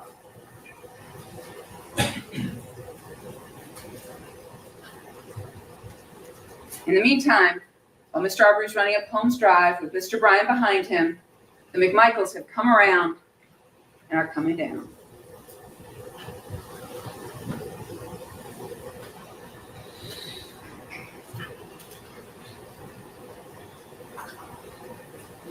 The statements of defendant Brian. So I just kind of sat there for a minute and didn't really know what to do, and then he was trucking. So I mean, he closed in on me quick, and as soon as he got up to me, I overshot the road. I was kind of angled. I overshot the road and forced him, Mr. Arbery, to go down into the ditch right there. Aggravated assault with a motor vehicle. Glenn County Police Department. And I angled my truck at him again. I think he kind of turned around. I missed him or whatever. Now, here's a statement he made at the scene. One time when I cornered him up over here, referring to Burford, he was trying to get in my truck. He tried to get in my door. Mr. Bryan got so close to Mr. Arbery while I was trying to hit him that Mr. Arbery touched the panel and had t-shirt fibers up against it. But from Mr. Bryan's point of view, oh, the guy I'm trying to hit with my car is trying to get in my door.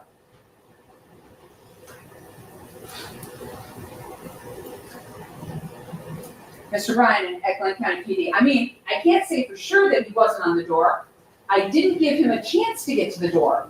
But after I angled him off the side of the road, and I kind of went on past him because I don't think I hit him. Wish I would have. Might have took him out and not got him shot. But I probably got past him a little and he came up on me and I could see him in my mirror. He was coming for the door. I seen his hands right behind the door. Ladies and gentlemen, what's important about this statement? After I angled him off the side of the road, I kind of went on past him. I didn't give him a chance to get to the door. But remember, this is all after he's used his 5,000-pound lethal weapon to angle him off the side of the road. Mr. Bryan again. Yeah, towards the entrance, but I confronted him again, angled at him again.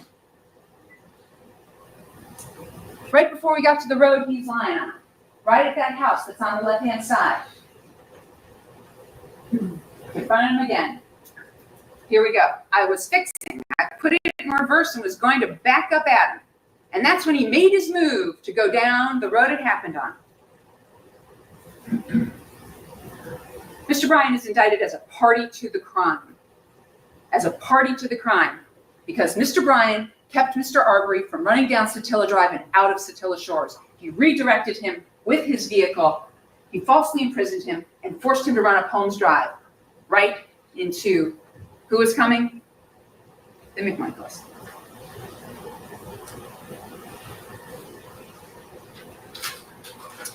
Mr. Bryan. All right, so I backed up and started going down that way. He's talking about on Holmes Drive now. I think I angled at him again, kind of forced him off the road or something right in here. And he turned around. He turned around right in here. The black guy did. He turned around, maybe down this far or so, but he turned around and started running back the other way. And I pulled into a drive or something and started to turn around. And that brings us to the video.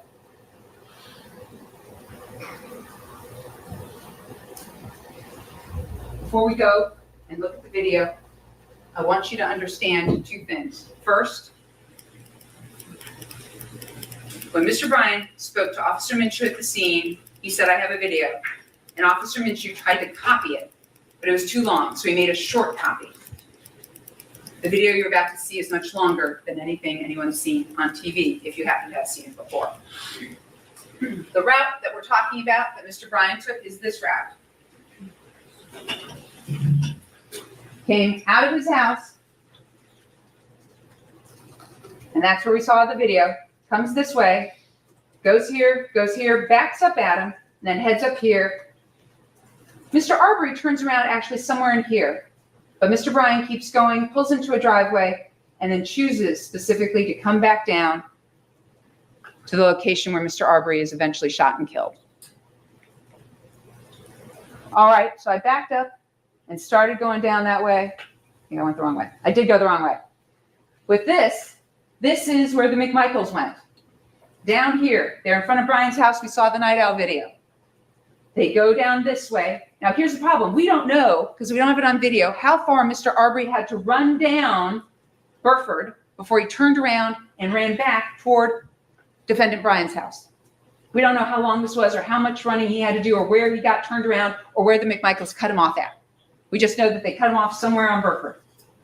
But he runs back this way, but the McMichaels keep going. They go up Zellwood, they go here, and they go down here. And they post up there. Lie in wait. This is Mr. Arbery's path. House under construction, past the McMichael house. Here, down somewhere here, we don't know exactly where, back towards Mr. Brian's house, and then he's redirected to go up here. He turns around, he comes back down, but he also runs back up and then runs back down. You're going to see that on the video. We don't actually know how many times he was running up and down here, running up and down here. We just know that he was running from all three defendants for 5 minutes. Mr. Arbery ran away from these three defendants in their pickup trucks for 5 minutes. There's the combination of everything that took place.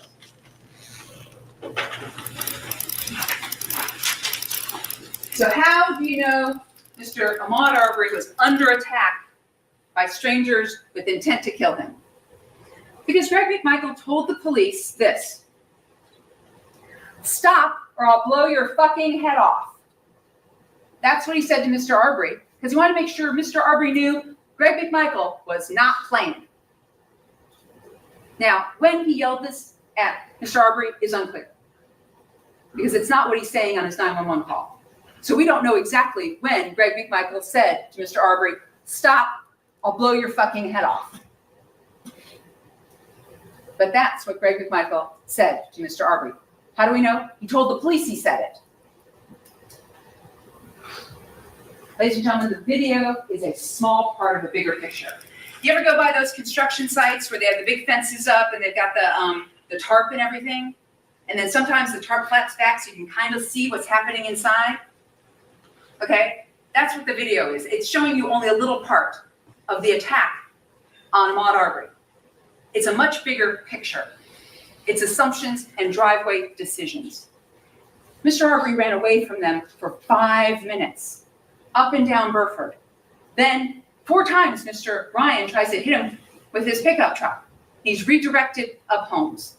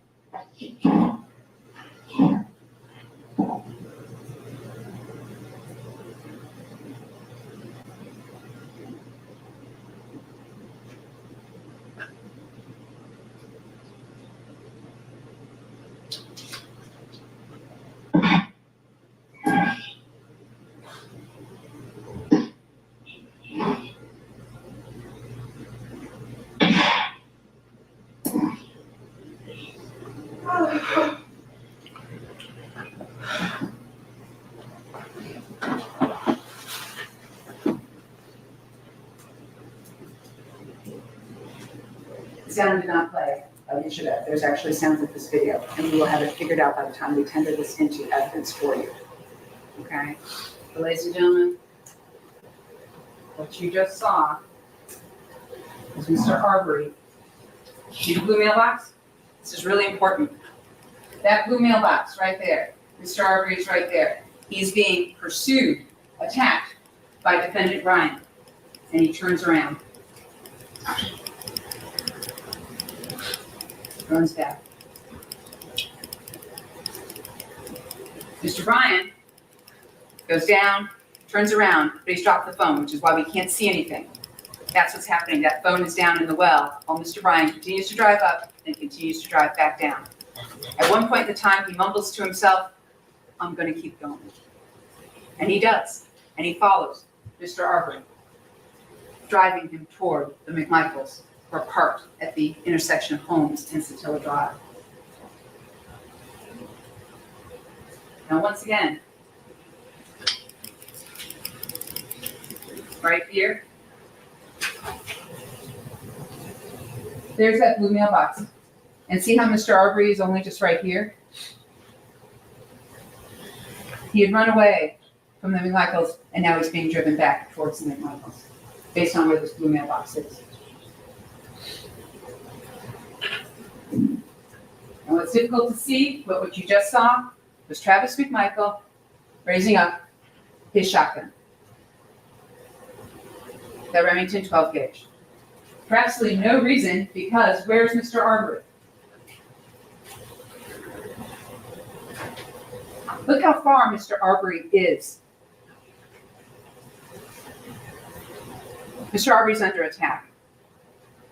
He's being driven forward by Mr. Bryan in his pickup truck. He's running away from this pickup truck that's already tried to hit him 4 times toward the McMichaels. Travis McMichael is out of the car with his shotgun. And as Mr. Arbery runs toward him, he pulls up the shotgun and points it at him.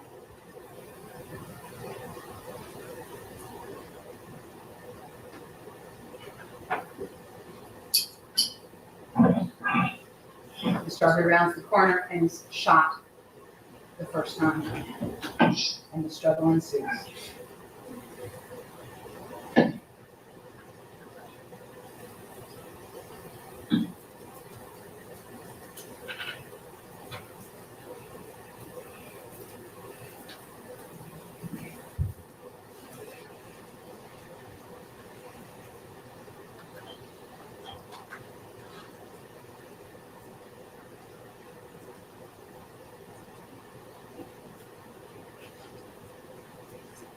How do you know this was an attack on Mr. Arbery?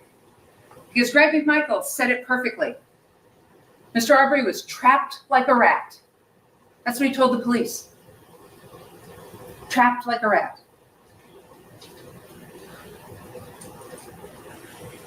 Given the sound and what's going on, I'm going to go ahead and see if this will play. We'll see if it works. Hello.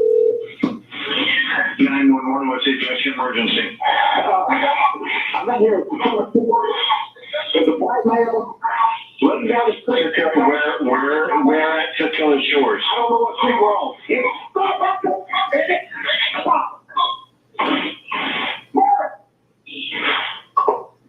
Sir, hello, sir. So, ladies and gentlemen, what you heard was, stop, goddammit, stop. That's Mr. Arbery coming around the truck. You heard a little sound. That's the shotgun blast. Travis is after the shotgun blast took place. Greg McMichael, at 1:14 p.m., in about 9 seconds, is making that 911 call. Remember, Mr. Albenze called at 1:08. This is 1:14. Greg McMichael has now made the 911 call. This is after they've all been, Mr. Arbery's been attacked, Mr. Arbery's been chased, Mr. Arbery's been yelled at, Mr. Arbery's life has been threatened, all of this. And what does he say? His emergency is, this is the emergency, ladies and gentlemen, I'm out here in Satilla Shores and there's a black male running down the street. That's the emergency.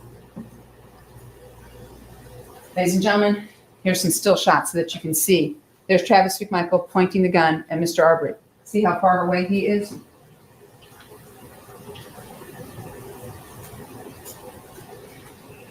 There's a better view as Mr. Arbery tries to go this way, go that way. Travis McMichael is blocking the street. His truck's in one lane, he's in the other lane. What's that called? False imprisonment. Mr. Arbery then runs this way to get around the truck. Comes over to the side. Comes around. And ladies and gentlemen, this is really important.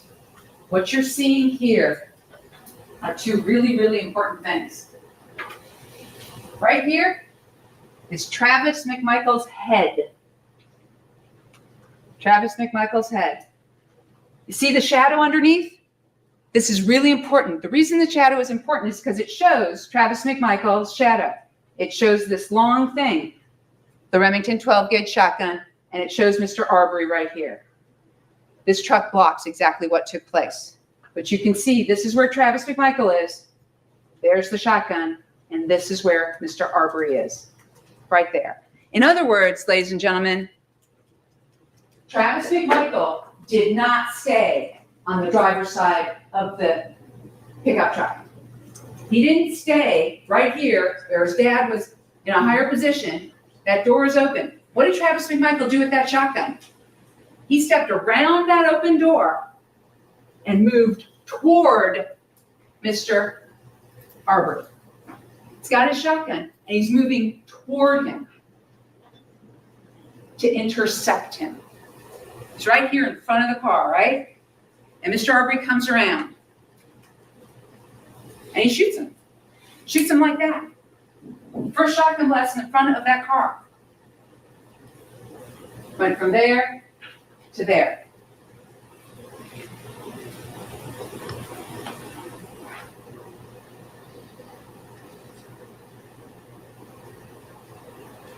Now, the Glenn County Police wanted to make sure that they could try maybe and enhance this somehow.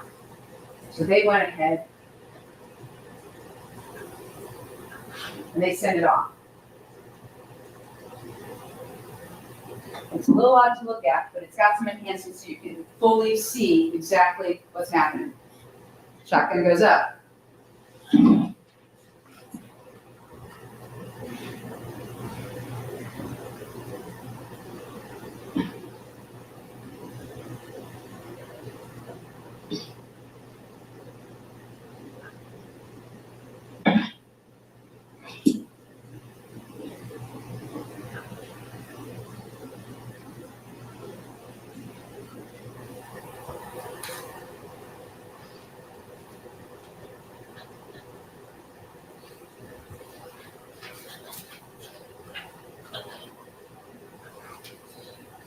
Mr. Albenzi's 911 call was at 1:08, as Greg McMichael stated. But the whole thing started when I saw this guy running down the street.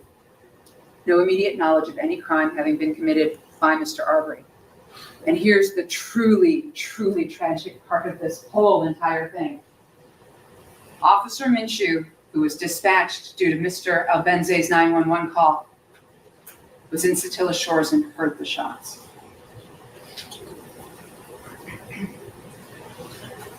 He was driving about 5 miles an hour down Satilla Drive, looking for the suspicious person.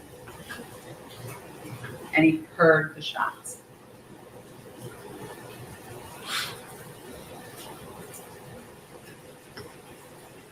The statements of the defendants. One thing I want to be really, really clear with you about, and it's important, is that everything they talk about is what they thought Mr. Arbery was doing that day. That day. Travis McMichael. This is what Travis McMichael says. He runs to the right side of my truck. I stand on the left side of my truck. I'm waiting. Get by. Right? As in passenger side? Passenger side. Yes, sir. Running towards the passenger side. Travis McMichael is telling the cops, I was just waiting for the guy to go by.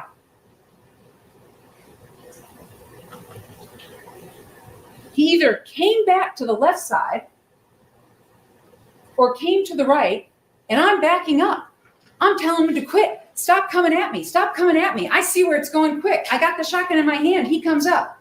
Is it pointed at him at that point? Or, yeah, it's pointed at him. He admits he never stopped pointing the shotgun at Mr. Arbery. But here's the problem. Look at this statement. He either came back to the left side or came to the right, and I'm backing up. I'm telling him to quit, to stop coming at me, stop coming at me. Travis McMichael's the one who went to the front of the truck. Mr. Arbery comes around the corner, shotgun immediately happens. And what does Travis McMichael say? And this is at the very beginning of his statement. So this is, he's been read his Miranda rights, he's sitting down with the officers, he's talking to them, and this is the very first thing kind of he starts describing it. He comes up to that driveway, squares up with me, I shoot. Squares up with me. Squares up with me. Now don't get me wrong, ladies and gentlemen. During the rest of his statement, Travis McMichael goes on to say that Mr. Arbery attacked him. Okay? He goes on to say that I was acting in self-defense. He goes on to describe his thought process while they were struggling over the shotgun, that Mr. Arbery was going to get the shotgun away from him, and that if Mr. Arbery did, he'd get shot. Okay? But remember, this is 2 hours later at the police station.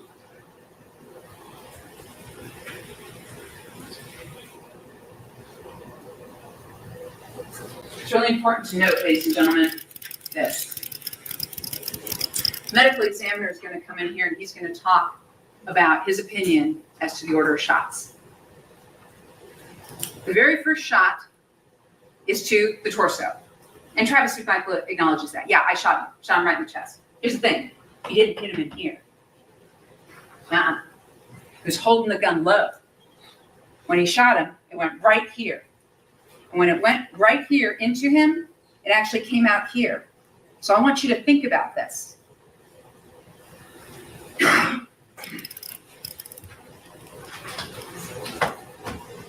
Okay? Front to back, no horizontal deviation. Straight through. But it hit him here and came out this way. His torso's turned. Here's the other thing the medical examiner is going to tell you. He was also shot in the wrist at the same time.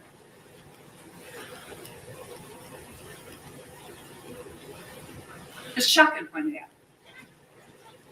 His wrist is a mess, but it's not a fatal injury.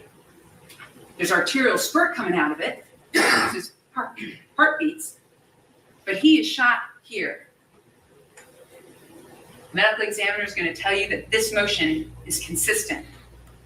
Now, he's also going to tell you it's consistent with him trying to grab it, all that kind of stuff too. But he comes around to find Travis McMichael has moved in on him, and he's shot in the wrist, and then shot in the torso, and all the pellets are right here in his back. When you watch the video, you'll note that he's wearing a white t-shirt, and it starts to expand across his chest as he keeps fighting with Travis over the shotgun. He's been shot. Ladies and gentlemen, this was lethal. This killed him. He just didn't fall down and die right then and there. He went ahead and struggled, as you see in the video, with Travis McMichael over that shotgun. There was a second shot. Do you remember seeing the spray and the stuff? The medical examiner doesn't think that hit anything. And then when they come back in view, they're struggling over the shotgun. The next blast is right here. Major artery here. His arm falls like this. It's useless. And he stumbles away because blood has accumulated from this shot into his stomach cavity.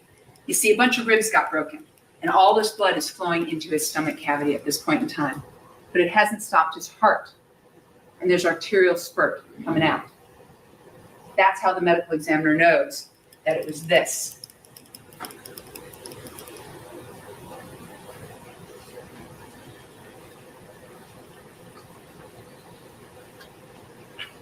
At the end of the interview by Detective No Hilly with Travis McMichael, he asks him this: do you remember if he grabbed the shotgun at all? Because Travis is all over the place. I want to say he did, but I honestly can't remember. Ladies and gentlemen, there's absolutely no evidence that Travis McMichael went, I shot him because he grabbed my shotgun. That's not what Travis McMichael says at all. This isn't about grabbing the shotgun. I want to say he did, but I honestly can't remember. I mean, me and him, we were face to face the entire time. Also of note, Mr. Arbery had nothing on him. No backpack, no bag, no cell phone, no ID, no wallet, no keys, no gun, no weapon. Mr. Arbery couldn't have even called for help if he wanted to, because he had no cell phone on him.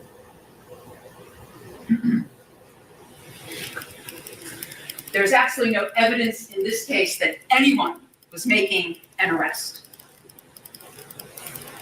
Not one single defendant said, Mr. Arbery had a weapon. Not one single defendant said, Mr. Arbery made any verbal threats or gestures. Mr. Arbery said nothing during the 5 minutes he ran from the defendants. Not one single defendant said, I saw him commit the crime of blah, blah, blah today. Mr. Bryan was on his front porch. Travis McMichael was sitting inside his living room. Greg McMichael was in his driveway. What's your emergency? There's a black male running down the street. No one said, I was making a citizen's arrest today. Not one single person used those words. No one said, I was trying to arrest him for the crime of fill in the blank. No one said that. Not one single defendant ever said, I was trying to arrest him. Or mentioned what crime it is that they actually thought he committed. No one said, I told him that he was under arrest. I mean, come on, how do you arrest somebody? You're under arrest. Put your hands, blah, blah, blah, right? Isn't that how you arrest somebody? You tell them you're under arrest. No one ever said, well, I told the guy he was under arrest for the crime of, whatever crime it is. No one ever said that. But here's what Greg McMichael did say. And this is really important because once again, Greg McMichael's talking about February 23rd, 2020. Is he picking up anything, going through anything? You know, not that I recall. I don't think the guy has actually stolen anything out of there. Or if he did, it was early on in the process. No immediate knowledge of any crime in the past or on that day. I don't think the guy has actually stolen anything out of there. Or if he did, it was early on in the process. Meaning I don't have any information about it. I don't know anything about that.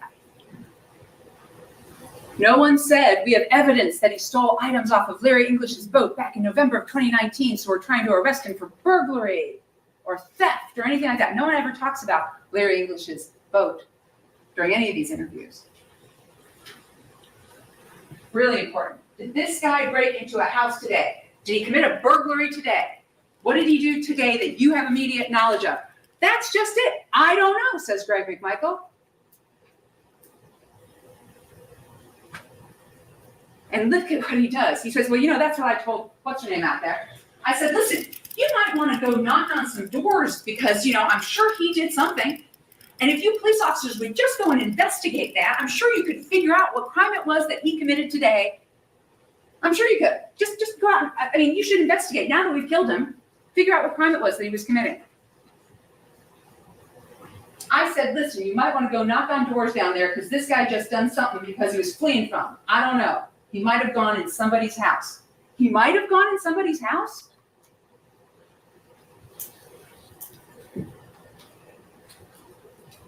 No immediate knowledge of anything or any crime that Mr. Arbery committed that day. What you don't hear is, I thought he committed a burglary. What you don't hear is criminally attempting to burglarize this person's house, and I personally saw it, like any of these defendants. That's not what you hear from them. The only time Greg McMichael actually uses the word arrest, and he does use the word, uses it one time. But anyway, in my mind, there's a good possibility this guy's armed. That was my thought process. And my intention was to stop this guy so he could be arrested or be identified at the very least. All right, let's pick this apart for a minute. but in my mind, there's a good possibility this guy's armed. That was my thought process. The evidence is Greg McMichael needs to be able to explain to the police why he has a gun and why his son has a shotgun. So this is it. I thought he was armed. So I really want you to think about this. The evidence is that Greg McMichael assumed the worst. This unknown stranger, this black man who's running down the street, has a gun on him. I want you to think about this. I want you to think about Greg McMichael's. I object. Getting into the argument now, we're running an hour and 15 minutes beyond the hour time limit for opening statements. Starting to get into some argument here. Yes, Judge, I will take it down. The evidence is that Greg McMichael assumed the worst when he said, in my mind, there's a good possibility this guy's armed. This unknown person, he assumes, has a gun on him. And yet his driveway decision is to purposefully chase after and confront a man they now claims he thought was armed. His driveway decision.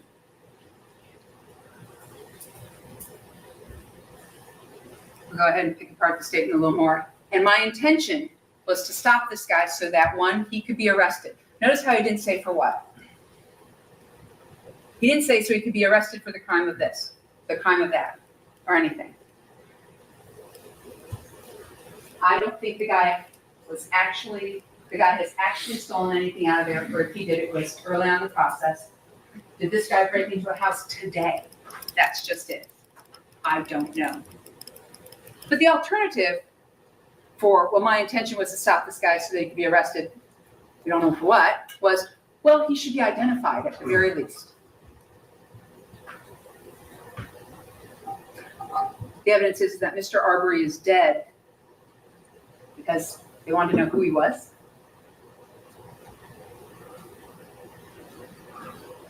All right, ladies and gentlemen, we're into the home stretch. So what happens with Glenn County Police Department that evening is they go ahead and they interview everybody.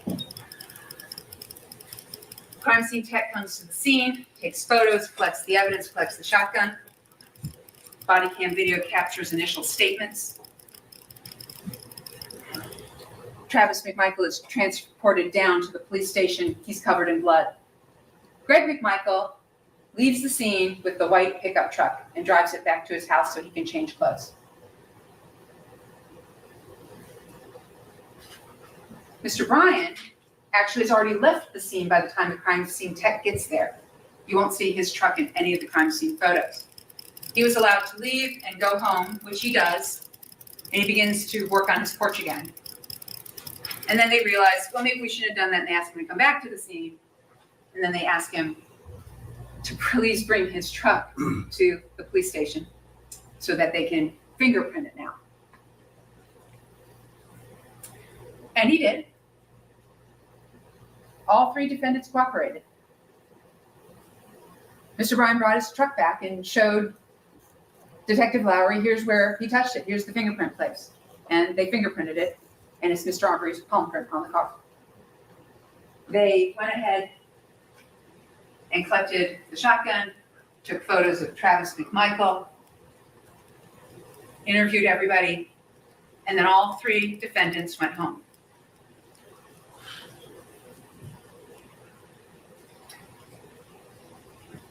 The next day, they went and collected video from some people like Mr. Olson. Diego Perez had handed over his video on the day of the shooting, and they reviewed all the video. They reviewed the statements. They even kind of went back out and tried to canvass the neighborhood a little bit.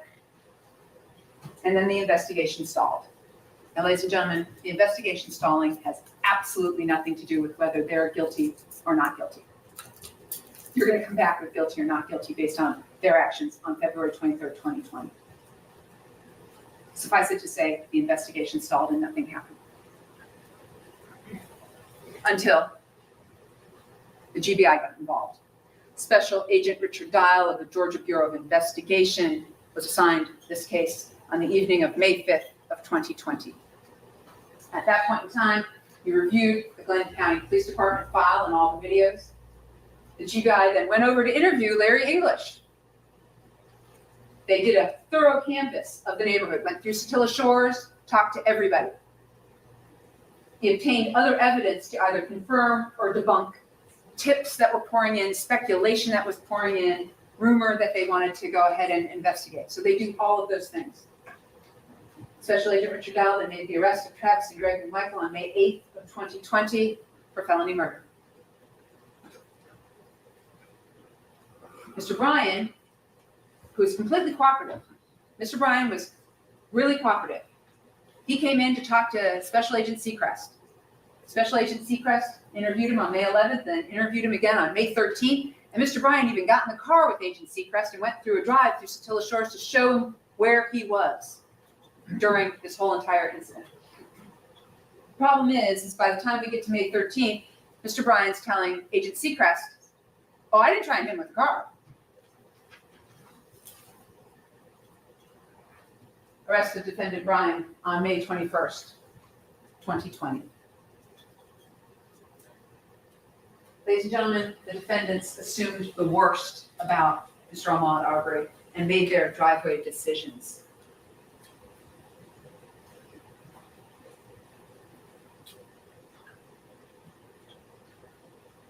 They didn't simply follow Mr. Arbery in their truck. There's absolutely no evidence that there was something that kept their white pickup truck from going 5, 6, 7 miles per hour. They didn't just simply follow him. Greg McMichael and Travis McMichael sought to confront Mr. Arbery and took their guns with them to do it. All three of the defendants cut him off with their trucks, or tried to, on Burford. They then used their pickup trucks as lethal weapons. Because when you force somebody off the road, a pedestrian with a pickup truck, you're angling your truck at him, called aggravated assault. All three trapped him like a rat between their two pickup trucks on homes. Mr. Bryan coming up from behind, Mr. Arbery running towards Travis McMichael, who's out of the car with the shotgun. Yeah, Greg McMichael's on the phone, finally, with 911 at that point, yes. But Travis McMichael steps out with his shotgun and points it at Mr. Arbery when he's yards and yards away. They worsened the entire situation by threatening to kill him. Stop or I'll blow your fucking head off. That's what Greg McMichael said to. I'm sorry, I don't mean to interrupt. I hate to interrupt during opening. This is argument. This is closing argument. Let's keep it focused on what the state would expect the evidence to show at trial. Yes, Judge. The evidence that the state expects to show at trial is that Greg McMichael yelled at Ahmaud Arbery, stop, or I'll blow your fucking head off. The evidence the state expects to show at trial is this was an attack on Mr. Arbery for 5 minutes, and the only thing Mr. Arbery did was to run away.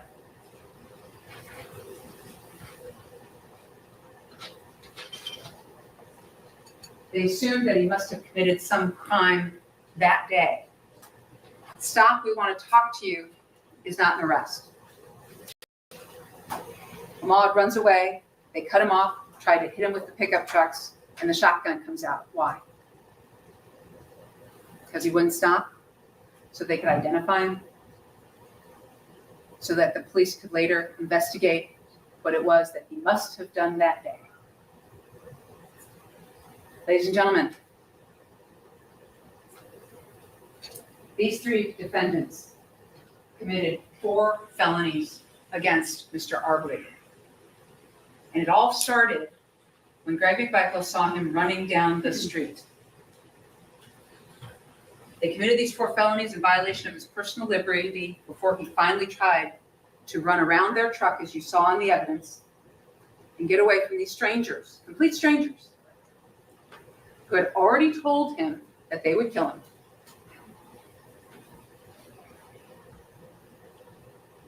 And that they killed him. At the end of the presentation of the state's evidence, ladies and gentlemen, the state is going to come back and the state is going to ask you to find them guilty on every single charge in this indictment. Thank you very much.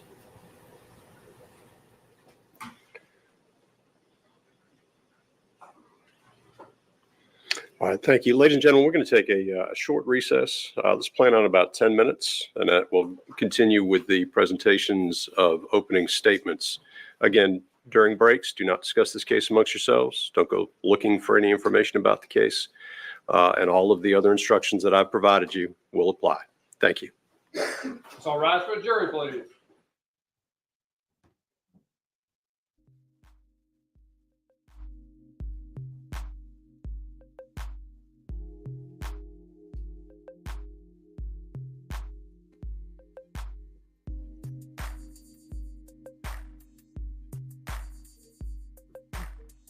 This is the Outcast Podcast, coming to you live, YouTube and Twitch, and the Ahmaud Arbery case. All right, thank you. You all be seated.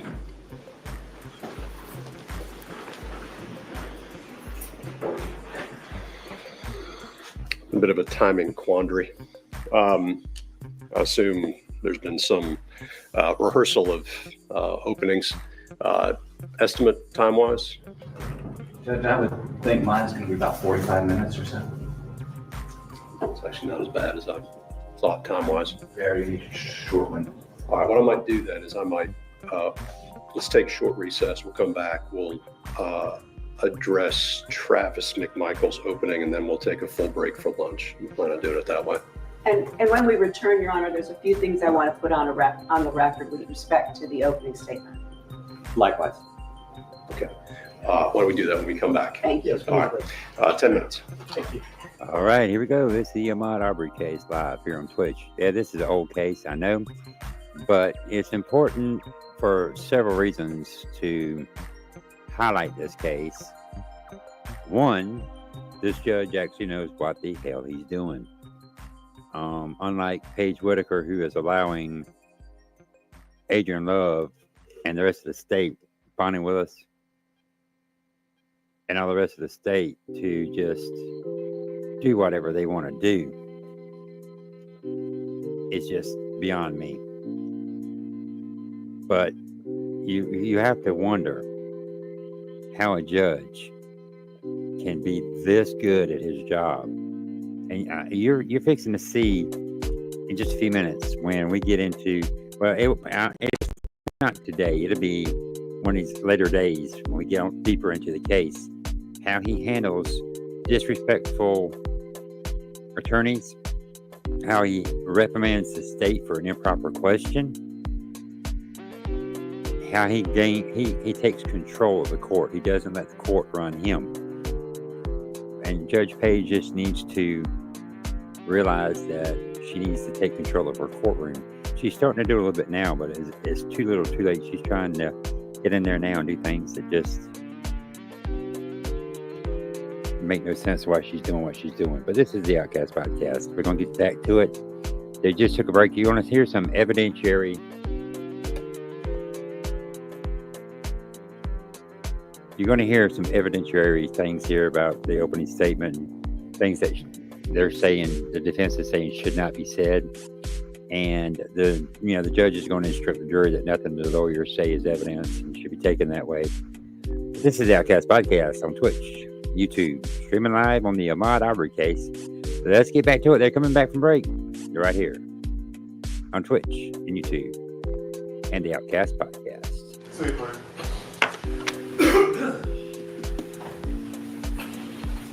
All right, we're back on. All of the defendants are present, represented by counsel. I've got a couple folks standing who I'll take the person closest to me. Thank you, Your Honor. Number one, I wanted to point out to the court, and I'll tell you that the remedy that we're seeking, the state said this phrase, then the investigation stalled and nothing happened. That was preceded by the state saying that that GCPD let the guys go home. No one was arrested. And then it stalled and nothing happened until the GBI came in and did their work. Ms. Dunikoski did point out that that should not be held against the defense, but I point out that we litigated this issue. The state filed motion 4.54, a motion to exclude mention or reference to any argument concerning George Barnhill's letter to Captain Tom Jump of the GCPD, or his meeting with GCPD about this case, or Barnhill's opinion of this case. That got expanded to the notion of whether any discussion about Jackie Johnson, and this was before her arrest, could be addressed. And in open court, the court accepted the agreement between the parties on the record that we would not be addressing the time lapse that was between the date of February 23rd and the May arrest. In fact, we knew that one of the reasons was it was incendiary, and especially after Jackie Johnson's arrest.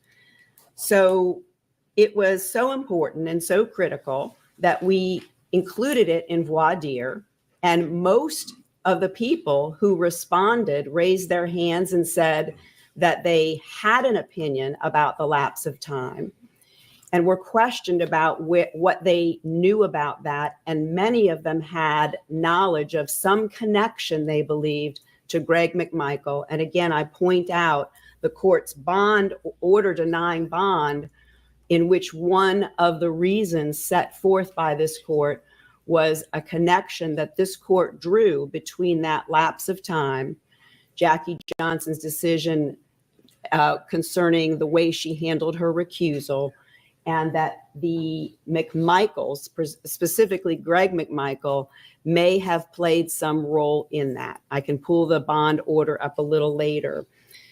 There's no written order, so we are not moving for a mistrial for the court for the state having violated that agreement that the court accepted as a resolution to the state's motion. But what we are asking is that the court know that the state cannot introduce evidence that suggests that there is a time lapse or that nothing happened or that GCP didn't act, and then just leave it hanging out there for the jury to draw any inference from. There should simply be, based on our discussions with the state, the GCPD investigation, and then whatever it is they believe that's relevant about what the GBI did, with no comment and no evidence concerning that time lapse. That's number one. Let me just get from the state then. Thank you, Your Honor. We join in the motion, Your Honor, and we might want to address it when she's done. Well, no, let's address the defense side of it, and let's say, instead of ping-ponging this back and forth. May I just go as part of the McMichael team? May we confer? No, I don't need to confer. You can make yours. I'm going to make Oh. an additional statement. That's all. Okay. Go ahead. Well, if I could have a moment, I want to make sure I'm not mistaken. So.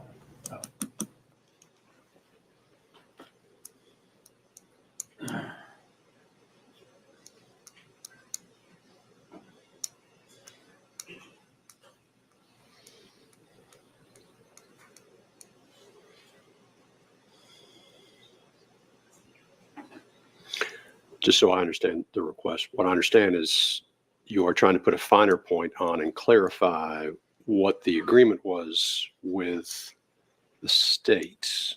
You're not asking the court at this point, excuse me, for any type of instruction, or I just want to make sure I'm clear, or we're just putting it on the record and making sure that we're all on the same page, as I understand it. Well, I am very sure about what the direction was and what the agreement was. I'm making sure that the court is making sure that the state intends to comply with that. An opening statement is supposed to be a window into the evidence they're going to present. So it concerns me as if they would be presenting evidence in support of what they argued in their opening statement. Okay, understand.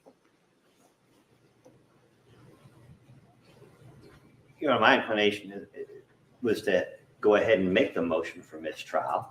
I don't know why we're not doing that. I don't think we're going to be able to unring the bell that has been rung by the prosecution a moment ago. And I'm sure maybe there's an explanation for it, but it sure seemed to me like a violation of the prior understandings upon which we were trying this case. I couldn't even begin to suggest a curative instruction. I don't know how you fix the problem. But the bigger issue I guess for me, Your Honor, but beyond that, just anticipating your court's not likely to grant a mistrial before any evidence is actually heard of the case. You know, we had a fairly lengthy discussion the other day. I filed a motion in limine. I sat here with the written motion to sever ready to be filed. And, you know, we backed away from that. I brought to the court my concern about this after the fact conspiracy and how, regardless of the state's intentions, you're not going to be able to separate this thing with Jackie Johnson from the police department from the lapse of time from the other stuff. So, you know, even if the state doesn't grant a mistrial, the state has pushed the Bryan defense closer and closer before they've even started presenting evidence to a severance. Because how would we avoid for Mr. Bryan the spillover effect of all this other prejudicial extraneous matter, which now the state has put out there in opening and cleverly, I think maybe not as clever, maybe not cleverly, maybe we'll leave that for later. But we have tied in through the voir dire process by implication the knowledge of the jurors about the unindicted fourth defendant and the lapse of time. I think it leads back into all those examinations of the individual jurors. And how do you unring that bell? So, you know, even if the court doesn't grant a mistrial, I just putting the state on notice or the court on notice. I mean, I think at this time, Mr. Bryan's entitled to a severance if he wanted. I haven't had a chance to confer with him, but I mean, they put us in that situation, and it's just unfortunate. And that's that matter. I have a second matter, but I'll sit down while we finish the first. And I just want to add what I understand to have happened, because we did have this conversation where during the presentation of evidence, the state would question Officer Lowry, Investigator Lowry, about what happened on the 23rd by the Glenn County Police, maybe the 24th, and then just end it. Not talk about the lapse of time as a factor in this matter. And what Ms. Dunikoski, in fact, did is talk about the investigation stalling and nothing happening until the GBI got involved, which is factually incorrect, because we know Glenn County Police sent audio and video off to be enhanced. We know they did other things, canvassing neighborhoods and things like that. So not only has she reneged on our understanding of an agreement, but she's now said something factually incorrect that it's incumbent upon us to correct, which is questioning officers about what they did after February 23rd, after February 24th, 2020, because they in fact did continue to work on the case. Ms. Dunikoski has now misled the jury and rung a bell and asked them not to listen to it.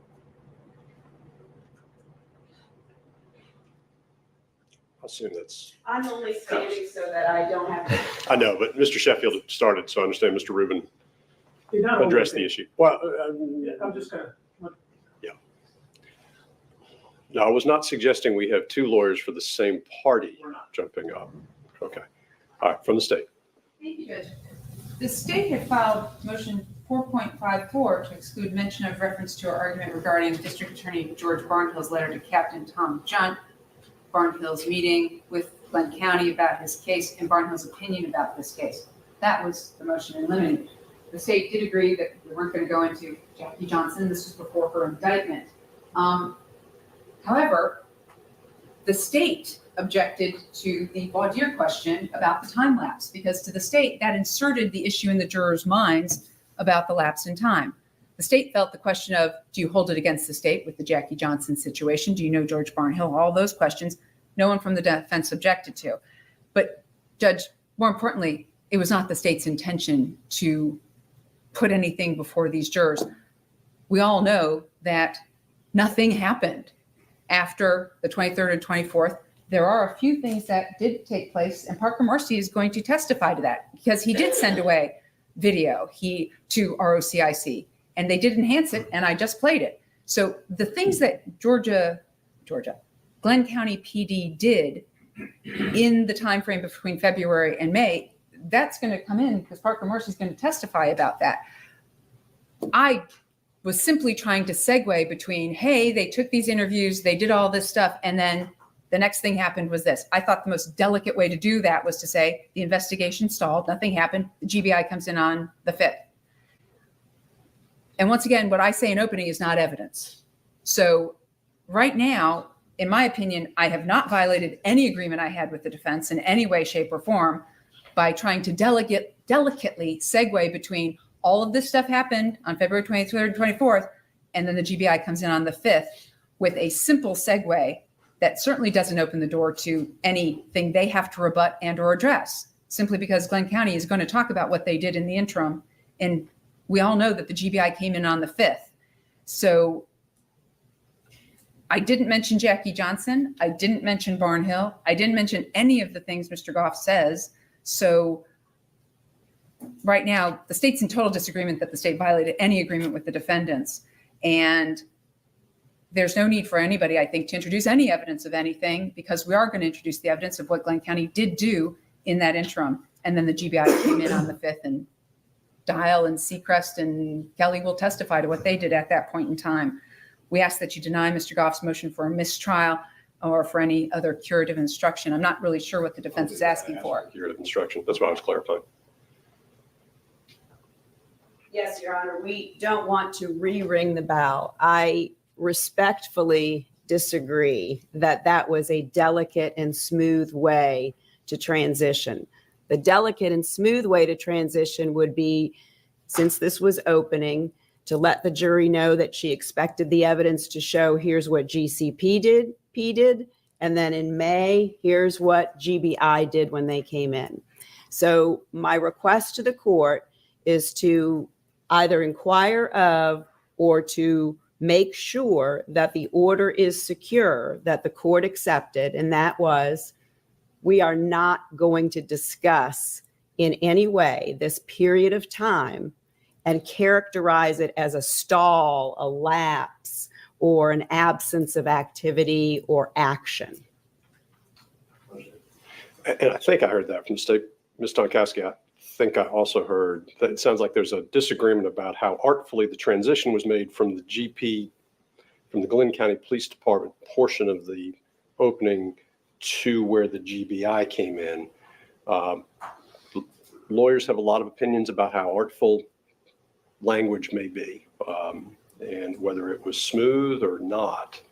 I think I understand what the motion is. My understanding is that that is not going to be that this period of time that occurred between the initial incident, as I think it was defined, and the arrest was not going to be brought before the jury as a part of the case in chief. With the exception of whatever Glenn County PD did as part of their investigation, sending things off to RCIC. Yes, obviously part of the investigation. That's my understanding of where we are. Thank you. Okay, so that's clear. As to the mistrial, the court is not going to grant the mistrial on this matter. I believe yet another matter. Yes, Your Honor.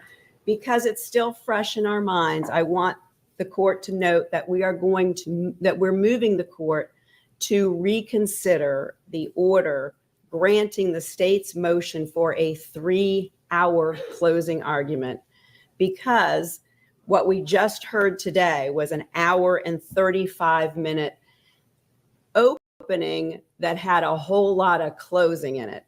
So because that's the case, I don't believe there's any legitimate reason to allow the state to do this again, while the court did sustain, I believe, both of our objections to the way that Ms. Dunikoski was presenting the opening statement.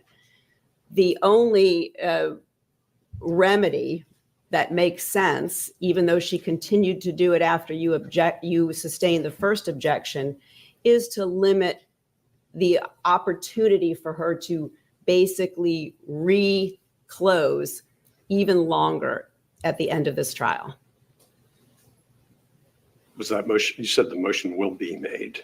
I assume you said the motion will be made to No, reconsider. I didn't mean that. I am making the motion now so that you can be aware of it while everything that just happened here during opening is still fresh in your mind. Thank you.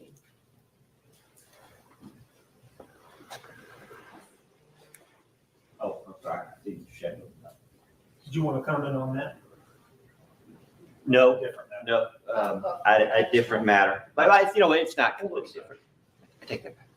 I'm assuming if one of the defendants has made a motion, that the state's going to have an opportunity to respond before we get into separate matters. When you stand up before the state responds, I assume that you're joining or adding.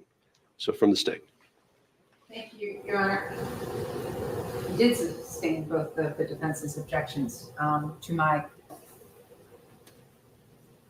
opening. The fact that it took me an hour and 35 minutes to explain all of the evidence I anticipate is actually the reason I need 3 hours for a closing argument. And that closing argument is not going to take place this week and or next week. It will be probably 7 to 10 days from now. So the state requests that 3 hours for closing argument. The state does anticipate splitting that and hopefully will not use all of it. But the fact that there was this much evidence, and I didn't even play all of the videos involved in this case, and it took me that long to get through it, means I really do need those 3 hours. Thank you, Judge. Yeah, at this point, the court's ruling remains. Motion for reconsideration is denied. We'll get into the evidence. If for some reason the court needs to review that, I'll go ahead and do so. Mr. Sheffield, or you got a separate matter? I had to. Mr. Goff. Your Honor, I'm asking that the defense be allowed similar length and latitude in opening statement. And since I know the court is concerned about scheduling, I will be deferring my opening statement to the conclusion of the state's presentation of evidence. And I fully expect the same hour and 15 minutes to hour and 30 minutes that the state took, and the same latitude in statement as opposed to argument that the court so graciously allowed the state. Sure how to respond to that. If an objection is made, I would suggest that we stick to what you, let me back up. So I normally don't think it's a terribly, the optics of this in front of the jury, particularly when they're sitting and listening to openings, a lot of interruptions, a lot of objections, because most lawyers that we have, particularly in a case like this, have tried a case before and understand what an opening statement is. A couple objections were made and the court sustained those because we were starting to get into argument. It is an opening statement. So Mr. Goff, if your plan is to get up and argue the facts of the case and you're letting the court know that, I will tell you that the court does not expect you as a seasoned trial lawyer to be arguing the case in opening.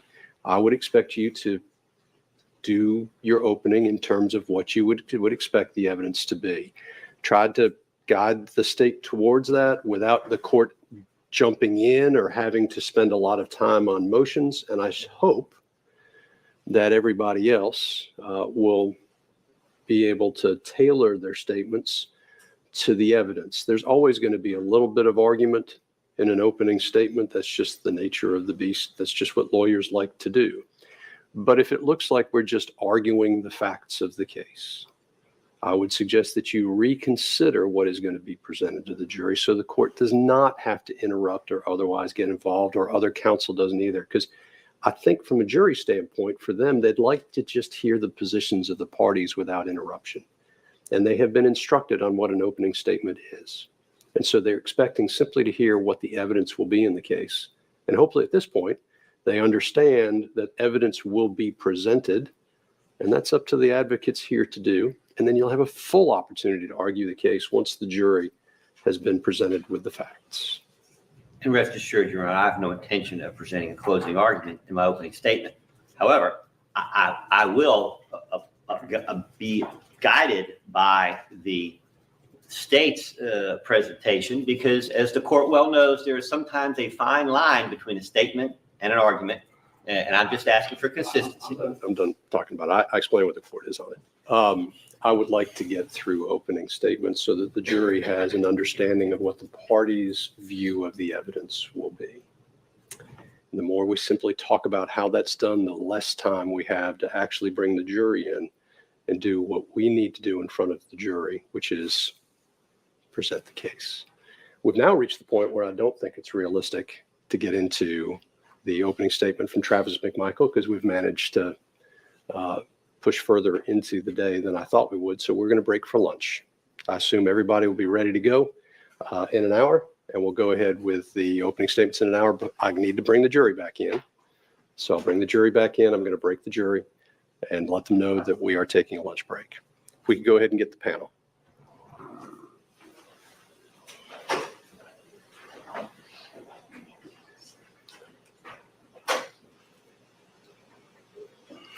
Yeah, whoever did that, thank you.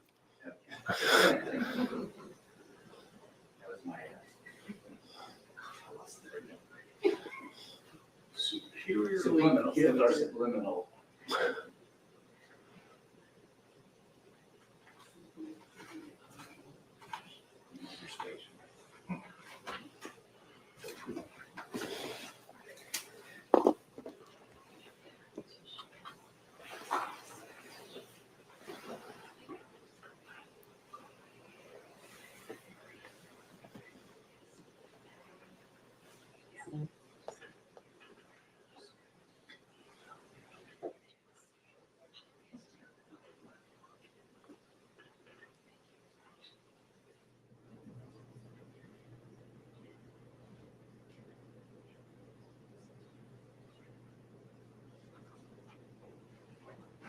So rise for jury, please.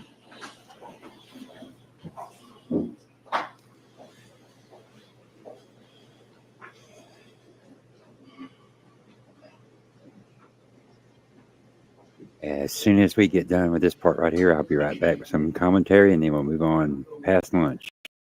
This is Outcast Podcast, Twitch, and YouTube, coming to you live with the Ahmaud Arbery trial. This judge knows what he's doing. Y'all seen him just put everybody in their place and say, this is the way it's going to be. I'm done with it. Let's move on. Whitaker, hey, Judge Whitaker, YSL. Pick up on what this judge is doing. Watch him. See how he's got his shit together. The Outcast Podcast, YouTube, Twitch. We'll be back here in just a moment. Right here, live.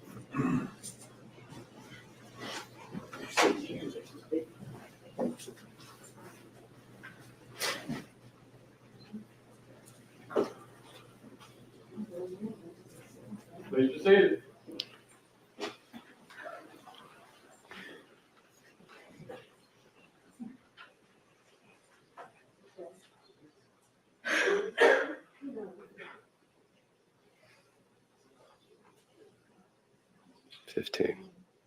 I've got 15. Yeah. Yep. Got a lot of people doing counts. I think we're good. All right. Ladies and gentlemen, welcome back. So in this, I explained in my preliminary instructions, there'll be times where we ask you to step out and we address matters before the court. After you stepped out, we started addressing some matters before the court. Because of that, we've kind of reached a point where I'm going to go ahead and break for lunch. We're going to break for about an hour for lunch. Then we're going to get back into opening statements at that point. I noticed, and it's interesting with juries, it usually takes a day or two before juries kind of get settled into the chairs that they want. I'm going to leave it up to you to figure out what a fair way of addressing the jury box is going to be, because some of those chairs may be more comfortable than some of the other chairs. So let's just make sure that we're taking care of each other. But I do appreciate your attention this morning, and all of the instructions I've given you apply. Enjoy your lunch. We'll have you back here in 1 hour for continuation of the opening statements in this case. Thank you. So rise for jury.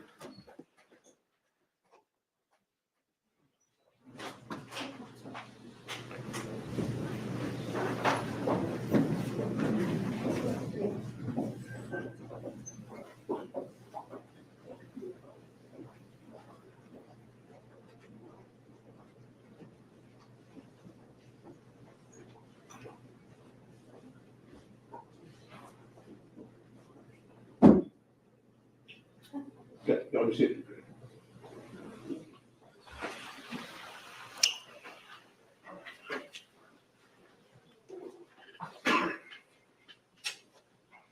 all right, it's going to take 1 hour. If I can make sure everybody's doing it on a timely basis so that we're ready to go in an hour, and then we'll get started at 1:10 will be the time we begin. Thank you. We're in recess. All right, it's the Outcast Podcast as the Ahmaud Arbery trial goes on to their lunch break. Folks, you've seen this judge here do his deal. He's already put the prosecution in their place a little bit. He's put the defense in their place a little bit. He knows what he's doing. He's not playing with these people, and I like that. The Outcast Podcast, we're going to take a quick 10-minute break here, folks.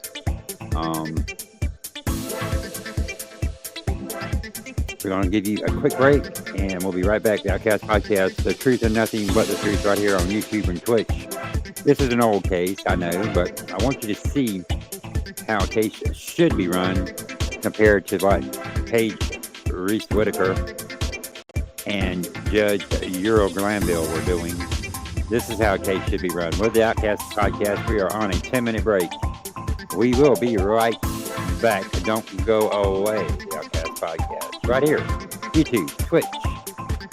Enjoy the show, folks. We'll be right back in just a few minutes. Don't go away.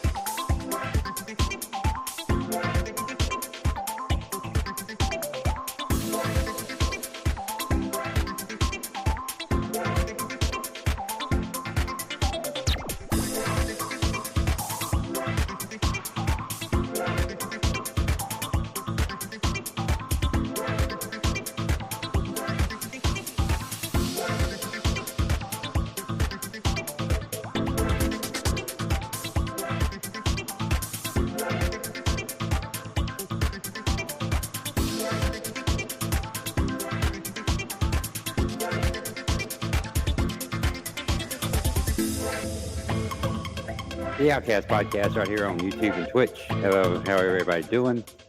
Greg Floyd sitting in here with you, broadcasting live the Ahmaud Arbery trial.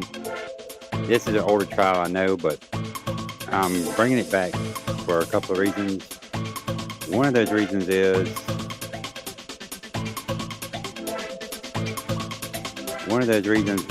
because this judge actually knows what the hell he is doing.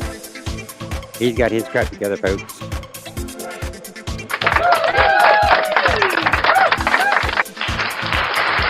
knows what he's doing. He has his stuff together. So, the Outcast Podcast here on Twitch, YouTube. Back to the Ahmaud Arbery trial. Here we go, folks. I'm going to fast forward it in a few minutes for you here, get you started back up.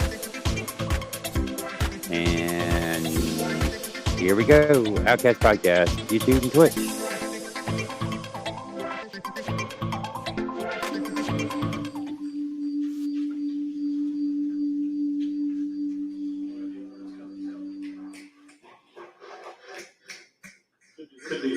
Yep, that is that one.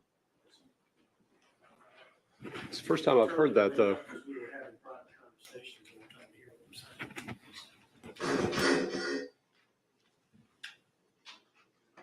So with the WebEx, if you've got two speakers on or two microphones on, what WebEx connect? So we've got that. I know there's no sound here. That's it? Yeah. Oh, was it y'all? Yeah. Oh, I'm sorry. Okay. I thought you were kidding.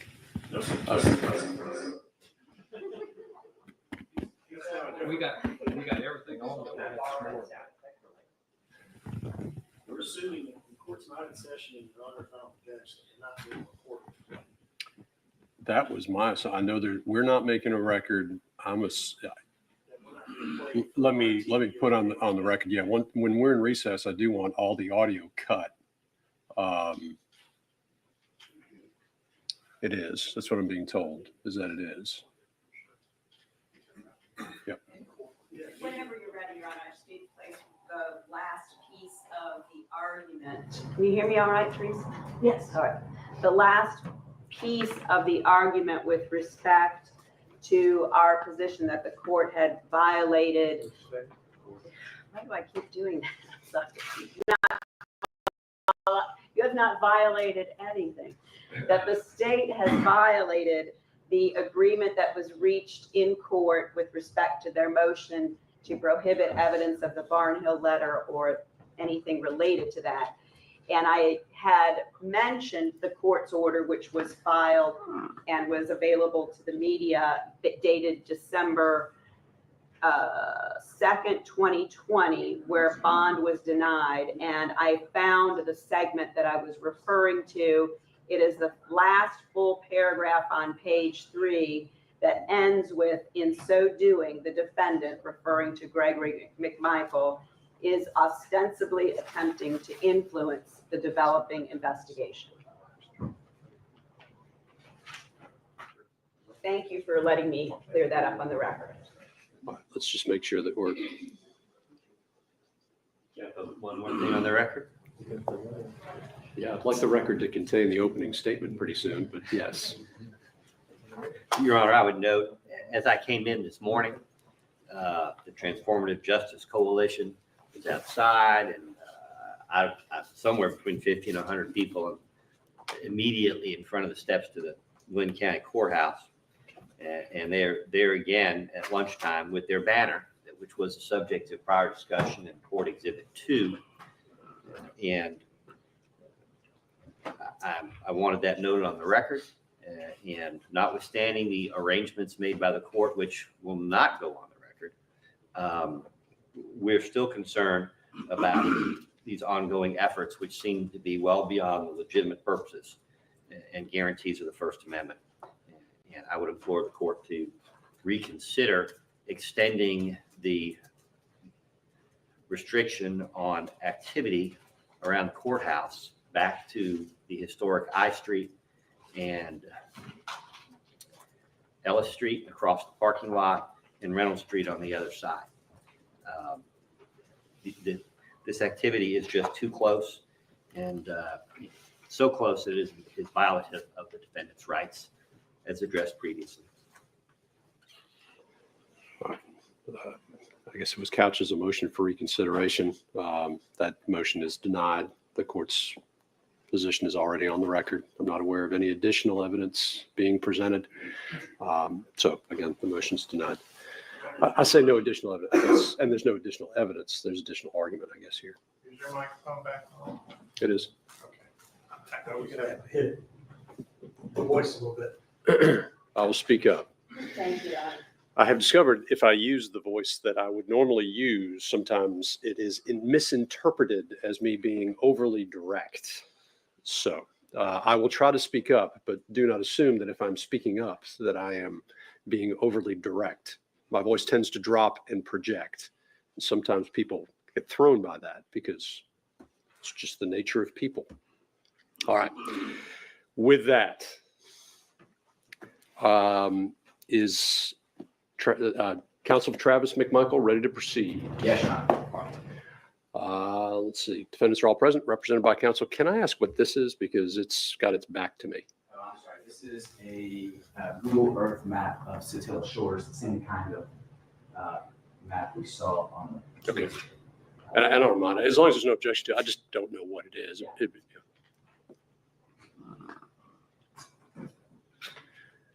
Awkward placing it where all jurors can see it. Right. And I'll be candid with you. It blocks my view of the jury, but from opening statement, I'm not terribly concerned about it.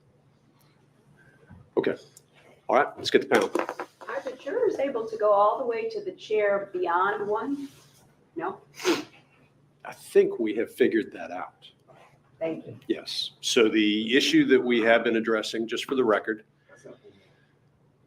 I had, as I indicated to counsel, asked the panel, well, I didn't ask them if they were comfortable. I indicated to them if they were comfortable that they could go ahead and sit in the jury box. As again, I explained the court's concerns that compelling the jurors to come down and then being in a confined space with the public health issues that are out there. The court had set the court up the way Glenn County had previously done so, and consistent with Glenn County's jury plan with a few minor tweaks that I think are already on the record. As I mentioned to counsel, I told the jurors that they were welcome to sit in the jury box if they felt comfortable. It does appear for the record that the vast majority, if not all of them, are comfortable sitting in the jury box. Now the issue we have is we've got more jurors that want to sit in the box than we can actually seat. So we have one juror that we are going to have to either put in the front row of the gallery or possibly work out another solution, but we are in the process of trying to do so. So for the record, we've made that change in the jury plan, and unless I hear from the jury that there's a problem with that, we'll continue to do so. Okay.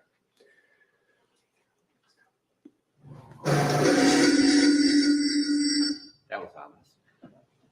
I would ask the court to, humbly ask the court to reconsider allowing the jurors who choose to do so, if they choose to do so, to remove their masks. Constitutionally, we maintain that we are entitled to be able to see the faces of the jurors who are deliberating in this case. Let's make sure that doesn't happen in the middle of opening. And just for the record, we're getting some kind of feedback. And so we're just going to try to get that cleared up.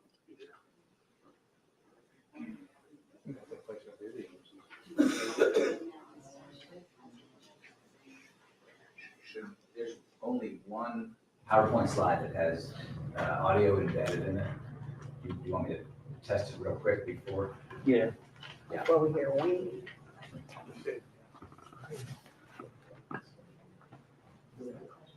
I don't think that would be helpful.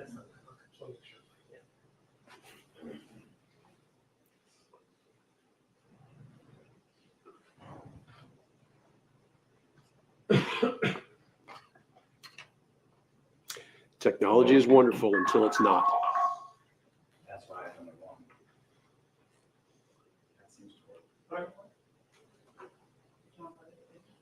Are you just playing the dial tone? No, there's the whole thing, but there's no echo, there's no reverb. Dial tone sets it up.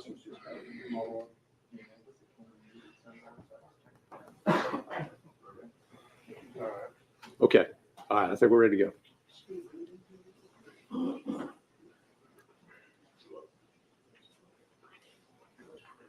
Okay.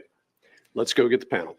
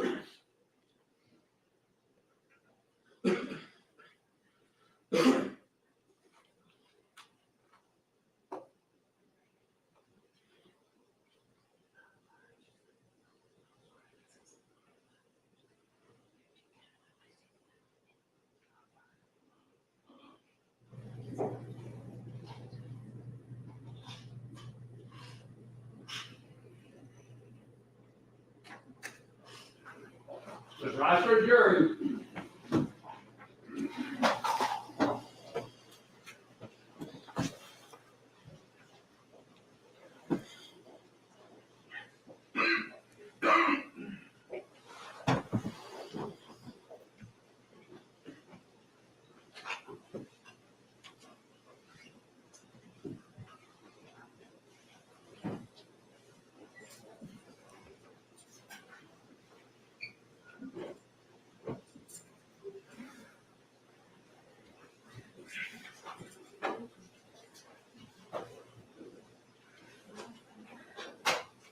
Please be seated.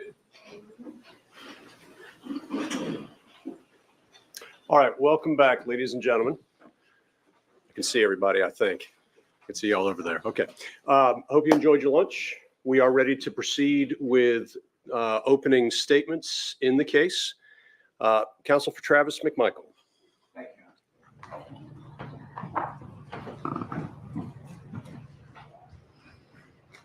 you. Good afternoon.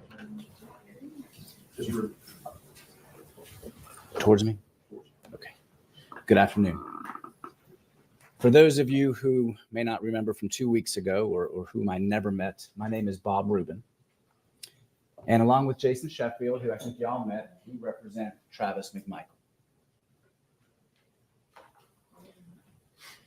This case is about duty and responsibility. I didn't want to interrupt you. I was trying to get your co-counsel, but if you could get, you can Closer. understand you may wander. If we could try to get close to the microphone for the court reporter. Yes, sir. It's about Travis McMichael's duty and responsibility to himself, to his family, and to his neighborhood. And it's about your duty and responsibility as jurors. The state talked about actions based on assumptions. I'm going to talk about facts. Facts in this case. Travis McMichael is 35 years old.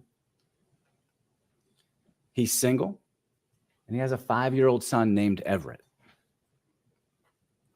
From 2007 until 2016, Travis McMichael was in the United States Coast Guard. He was a boarding officer in the Coast Guard, which means he was authorized to make arrests. He was authorized to do investigations. He was authorized to do searches. He was authorized to use his weapon when appropriate. In order to become a boarding officer, he attended FLETC in Charleston, the Federal Law Enforcement Training Center. You all know that acronym. At FLETC, he took the training that allowed him to do the law enforcement activities that he did for 10 years or 9 years. He learned how to do searches and seizures. He learned what probable cause was, a legal term that you'll hear more about. He learned how to use firearms in a safe, effective way.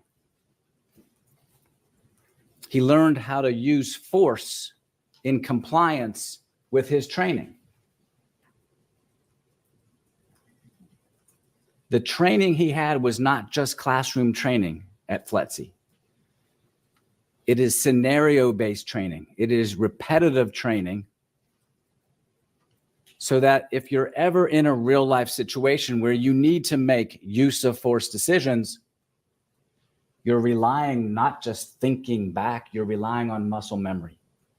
Because those split seconds are often the difference between life and death. But not only did Travis McMichael get training at FLETC in all of these law enforcement activities, searches and seizures, investigations, report writing, use of firearms, use of force decision-making, but every year he was in the Coast Guard, he had additional training. And every year in the Coast Guard, when he became efficient enough, he then became a trainer of the trainees. He was training the trainers. He was training his fellow Coast Guardsmen on the law enforcement activities, on how to be a boarding officer.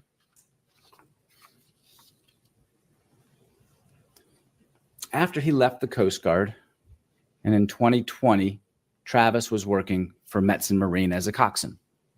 He's working at the naval base, moving boats around. He was living at home with his mom, Lee, and his father, Greg, his sister, Lindsay, and his son, Everett, who was then 3 years old. He was living at home because the apartment he was living in previously had been sold by his landlord. So he needed to live back at home, save some money so he could go back out on his own again. He was living, as the state told you earlier, in Satilla Shores. This is a low-tech map of Satilla Shores because I don't trust PowerPoint. You'll see a PowerPoint, but I don't trust it that much. So this is a regular map of it. Google Earth map. Highway 17 up here, Satilla Drive here, 230 Satilla Drive. This is just to acclimate you. This is Jones Road, and I know it's hard for all jurors maybe to see this, but you'll see this many times throughout the case. And we'll talk more about the rest of it. But he lived on Satilla Drive in Satilla Shores. Satilla Shores is a quiet, scenic, middle-class neighborhood. The kind of neighborhood where parents let the kids ride around on their bikes. The kind of neighborhood where when you're my age, you go for a walk after dinner. The kind of neighborhood that we all kind of aspire to live in. It's safe, it's beautiful. You work in the yard, you play on the river.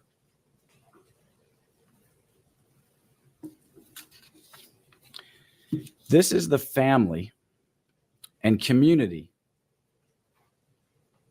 that Travis McMichael felt a duty and responsibility to during the course of events in 2019 and 2020. This is the family and community that made him willing to put himself at risk to help the police detain Ahmaud Arbery. The video that you watched probably 5 times in the state's opening statement doesn't even begin to tell the story in this case. It's like looking through that knot hole in the fence and thinking you see the whole baseball field when you really only see the outfield.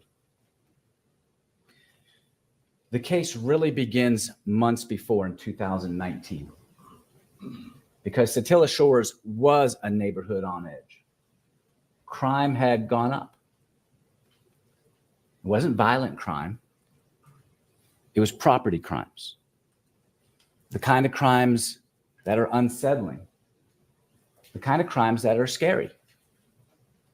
Because you don't know who's coming onto your property, who's in your car ransacking it, who's breaking into your buildings, who's stealing your lawnmowers or your guns. And so the neighborhood was on edge. So much so that behaviors began to change by the neighbors. Kids were not allowed, some kids, to play outside after dark. Residents of Satilla Shores installed home surveillance cameras to catch the thieves that were taking their property. And neighbors in Satilla Shores felt a duty and responsibility to each other to post on the neighborhood pages, Facebook and Nextdoor, about the crime that was happening. And you'll hear about that. The types of posts that you saw on these pages includes, "This is ridiculous.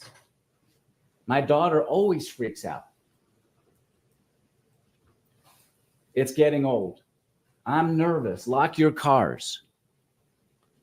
These are actual posts from that neighborhood Facebook page. As a result of this uptick in crime, of people being on edge, people were alert to suspicious behavior. In July of 2019, Travis McMichael and Greg McMichael were alert to suspicious behavior, long before ever encountering Ahmaud Arbery. In July of 2019, Travis McMichael, who was at that point running a little charter boat, taking people out, tourists out on the river in the marshes, was on his boat with some guests when he went under the Fancy Bluffs Bridge that you heard about earlier. There he saw a homeless man who had lots of stuff around him and a tarp. Stuff, the kind of stuff that made Travis look twice and made Travis feel suspicious that maybe this was the guy who was taking the stuff out of our neighborhood. So he dropped off his guests eventually, went home, got in the car with his father, Greg, and they drove to the area under the Fancy Bluffs Bridge. There they saw the man. And what you see up here is the call, basically what's called a CAD report. It's basically a report made of Greg McMichael's 911 call to the Glenn County Police to say, hey, basically, there's a guy under the bridge we think is responsible. Could you please investigate? And the police did.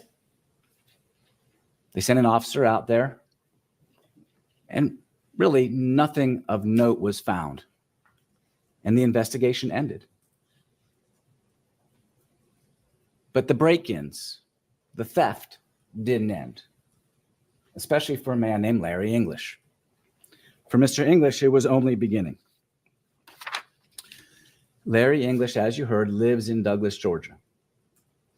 He was so excited to have a weekend home in Satilla Shores on this beautiful little Satilla River.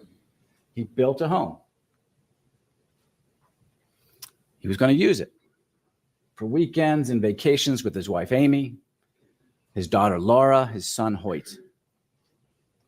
And so it took time, delays and all that with contractors and himself having issues with health.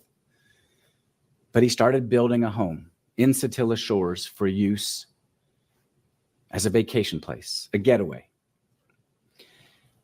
He built a dock. His home is right here, the dock on the river. He had a boat on a hoist at the dock, and he had a large offshore boat in his RV garage. And that garage, and I promise not to touch the screen, is this large garage. But that's where he kept, it's called an RV, a garage, but it's really a boat garage for Mr. English.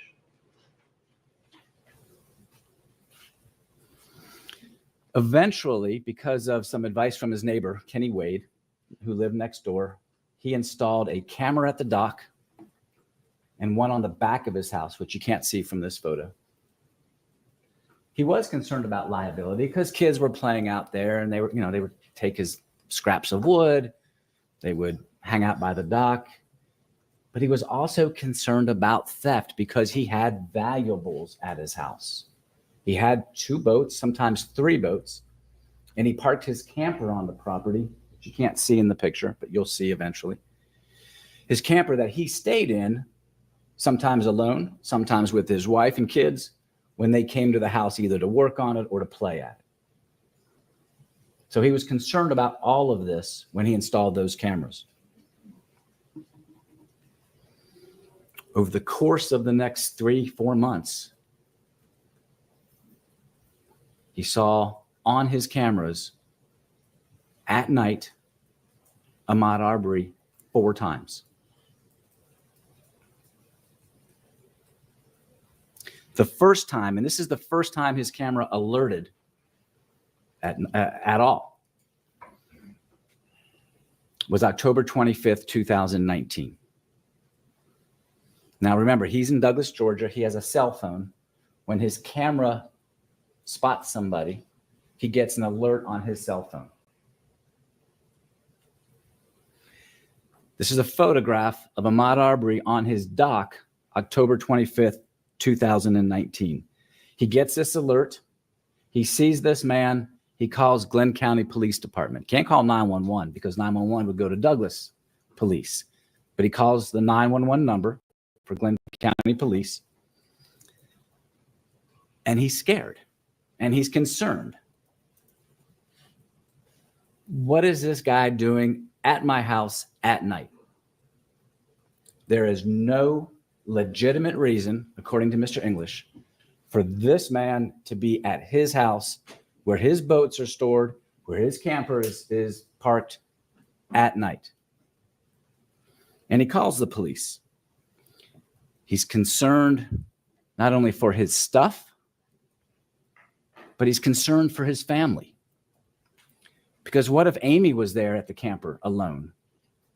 What if his daughter, Laura, was there sleeping there that night? And she walks outside and bumps into this intruder. And he gets scared and he panics and she panics and something really, really awful happens. These are the thoughts that went through Larry English's mind when he sees this intruder in his house on October 25th, 2019. He calls back Glenn County a second time after this initial call. Go back a little bit. Okay. Because he calls the police to tell them that the man who's on the dock, and he describes him as plundering around, describes his tattoos, describes his hair twists. The man who was in his house plundering around has now gone across the street towards his other neighbor's house. He describes it as a, I think, whitish, yellowish house. It's Sue B. Lawrence's house. It's a neighbor he knows. Sue B. is a single mom. She's a mother of 3 boys, the boys who play outside and ride their bikes and steal Larry English's scraps of wood for their skateboard ramp or their fort or whatever they're doing. This is who Mr. English sees and who he's concerned about. And he wants the police to confront this man and tell him, don't come back. He doesn't see him take anything. Remember, he's only got cameras on the back of the house right now. 1 camera, back of the house, and 1 camera at the dock. He wants him removed. By the time police come, and I think it's Officer Rash who responds that first time, Robert Rash. You'll hear from Officer Rash. No sign of Mr. Arbery, the man we later find out is Ahmaud Arbery. No sign. Now, he's okay with curiosity seekers coming to his house. We've all done it. See a house under construction. It looks kind of interesting. Oh, what are the neighbors building? What are they adding on? What's the staircase going to look like? He's okay with all that. He's okay with the kids coming in during the daytime, taking the scraps of wood. It didn't matter to him. What concerned him was there is no reason that's legitimate to be there at night. And that's why he calls the police. Sometime after October 25th, Mr. English is on a ladder in his RV garage, looks in his offshore boat, and realizes his satellite system, his Yeti cooler, and his microphone system are gone, taken out of the boat. He doesn't know who did it. He does know the HVAC guys were in that area installing some of the not pipes, some of the system in there. He also knows the black male from October 25th was in there. And so he's suspicious. But what can he do? The next alert on his phone is November 17th.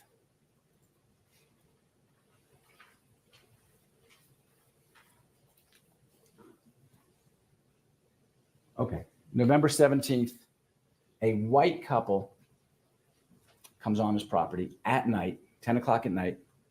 They park out by the porta potty that you saw in the earlier picture. The man has his belt unbuckled. Odd. Comes in the house and he calls 911 and he says, about a week and a half to 2 weeks ago, I had my stuff stolen. This is now November 17th. Week and a half, 2 weeks ago is pretty close to October 25th. I've had my stuff stolen. They're in the same area. They're going around where the boat is in the RV garage. Police send an officer out. Officers go out. The couple's gone. They see nothing. Mr. English is upset and he's frustrated. He has valuables stored at the house. Stuff has been stolen. Now 2 people have been seen on his cameras, 3 people, 2 white people and a black male. And so the next morning, November 18th, he goes and he gets his boat and he hauls it away.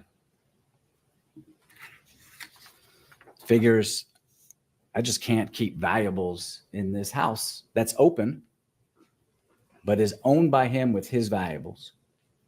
And so he takes the boat away. That very night, November 18th, he sees the same black male he saw on October 25th. The man we now know is Ahmaud Arbery. He's back again. He's seen around the boat, not the big offshore boat, but the other boats. And according to Mr. English, he's plundering around again. He calls Glenn County Police again. Glenn County Police arrive again. And again, Mr. Arbery gets away without being confronted by the police. And Mr. English is frustrated. Of course. He's so frustrated that the very next day, November 19th, these are all out of order. And this is why we don't use technology. All right, November 18th, 2019. This is the night he sees Ahmaud Arbery for the second time. There's somebody back on the property again tonight. Black man, not wearing a shirt, in late November, got tattoos on his arms and a pair of light-colored shorts. He's wandering in the carport, looking in the boat, not the offshore boat, the smaller boat. The same guy that was here about a week and a half, 2 weeks ago. The night before, he's calling police saying, my stuff was stolen a week and a half, 2 weeks before. He kind of looks like he's up to no good. He's on 3 different people's cameras in the neighborhood. This is Larry English's 911 call on November 18th, 2019. November 19th, the very next day, he has an exchange through text message with his 2 doors down neighbor, Diego Perez. Diego Perez is another person who believes it's his duty and responsibility to look out not just for himself, but for his neighbors. And so Diego has this conversation with Larry English. This is a printout from an extraction from Larry English's phone. So, and you'll see this in evidence. And it's out of order, the way it's printed out. So I'm going to kind of walk you through it because the first exchange is from Larry English. He sends Diego Perez clips of the videos from the white couple on the 17th of November and the black male on the 18th of November. And he says to Diego Perez, who he just knows as Diego Satilla Shores, that's how he's in his phone. They're not friends. They're just neighbors, good neighbors. And he says to Diego, have you seen these people in the neighborhood? And Diego says, no, sir. I can't say I've ever seen them in the neighborhood, but I'll keep an eye out. I can respond in mere seconds because he's only 2 doors down. With your permission. Larry English says, you have my permission. And Diego says, I may be able to intercept them or pen them up for the police. I may be able to intercept them or pen them up for the police. Diego Perez is taking it upon himself, if he can, to perform a citizen's arrest. I'm going to hold them until the police come. And Larry English's response to that, thank you. Because seconds count. Diego Perez knows it. Larry English now knows it. Because 3 times he's tried to catch his intruders and 3 times he's failed because the police just get there too late. As Diego Perez artfully put it, when seconds count, the police are minutes away. And so he needs the help of Diego Perez and other neighbors. Officer Rash, who responds to these calls, he canvasses the neighborhood. He's trying to catch this guy. And so he canvasses the neighborhood using stills from the video. Have you seen this guy? Do you know him? Can you help me help Larry English? And no one knows him. He's not jogging in the neighborhood. No one's ever seen him. The only time we see Ahmaud Arbery in Satilla Shores is at night on these cameras. And remember, people have cameras in the neighborhood. If he was in there jogging in the daytime, you would see evidence of that. So November 19th, Diego Perez offers to help. Officer Rash canvasses the neighborhood. He's still a mystery. He is at this point a scary mystery because he's plundering around Larry English's house, and now everybody knows it. Officer Rash has canvassed the neighborhood. Larry English is talking to neighbors like Matt Albenzi, like Subi Lawrence, like his neighbor Diego and his wife, Brooke Perez. It's being posted on Facebook, on the neighborhood Facebook page. Word is out that stuff was stolen from Larry English's house, parked in his RV garage. Now, I want to be clear. In May, after Travis McMichael was arrested, Larry English realizes he doesn't really know when the stuff was stolen. It was back in Douglas. It was in the house on Satilla Drive. But what he was telling people in October, November, December, January, February 2020 is that the stuff was taken out of my boat, parked at my house on Satilla Drive. That's what the neighbors knew from Larry English and Officer Rash. He's back at the house, Ahmaud Arbery, on December 17th. This is now the third time seen on camera at Larry English's house. He's at night. He has no legitimate reason for being there. And remember, although you're seeing him through infrared cameras, it is pitch black in that house. There is no light. There's no lights on. There's no light switch, no light bulbs. It is pitch dark. And on December 17th, Ahmaud Arbery is seen plundering around again in the area where the boats were located in that RV garage. Police are not called that night. There's no 911 call. Larry English can't remember why he didn't call police. He may have been sick and not seen this video until much later. And you saw the clip of the video with Ahmaud Arbery walking outside the house, looking around again, and taking off into the neighborhood. And the question remains, was he out for a jog? 10 o'clock at night, December 17th? Or was he doing something else?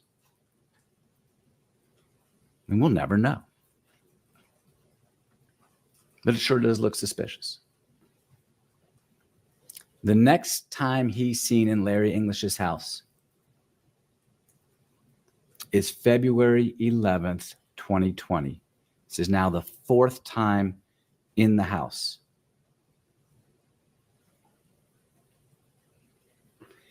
But this time is different. Because this time it's not Larry English who calls the police. It's Travis McMichael. The state got the facts a little bit wrong. So let me correct them. Travis McMichael was going out that night, about 7:30 at night, it's dark, to get gas, fill up his car before the next day. He had to be at work early, so he was just going to fill up his car that night, so he wouldn't have to wake up so early in the morning the next day. On his way up the street, and he's at 236 Hill, this is the exit up here. This is English's house. As he gets up here, he sees a figure dart across the street. And this figure, now he realizes it's a man, is lurking in the shadows 25 to 30 feet from the street, kind of staying in the shadows very furtively, catches Travis's attention. He has no idea who this is. He's never met Ahmaud Arbery. But he sees this guy, and he sees this guy kind of running across the lawn. It's really initially the house next door, kind of a Spanish-style house. He runs across the yard, and he hides behind that red porta potty that you saw in that photograph. Travis is like, this is not good. We know about a guy intruding in Larry English's house. And he stops his car, and he kind of aims his headlights at the porta potty. And knowing there is no legitimate reason for this man to be there, he starts to get out of his car to ask him why he's there. Well, this guy steps out from the porta potty, and he reaches with his left hand, I believe, into his waist, as if reaching for a weapon. It scares the heck out of Travis. He sees this. He's trying to get out, gets in his car, puts it in reverse, stalls because he's so startled, eventually backs up and gets home, where he calls 911, and this is what he says. This is the 911 call. We're not going to play the whole thing because it's too long.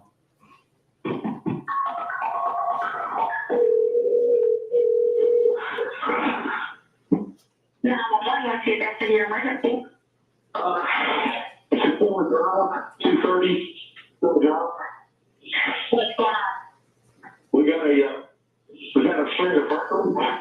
I was working in the neighborhood, and I just called down, running into a house being built, 2 houses down from me. When I turned around, she took off running into the house. Okay. What did you look like? The black male, red shirt, white shorts. And you said the house was being built? It's being built. That was vacant right now. He is in the house.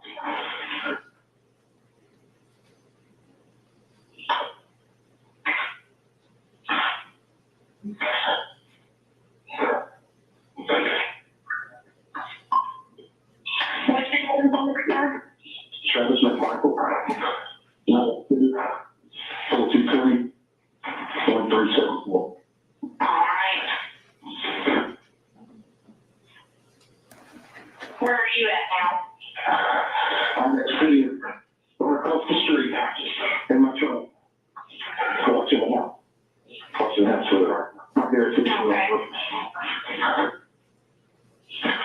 Where are you at? We're at 40. Okay. Are you okay? Yeah, you know what? I just told me, when I turned around,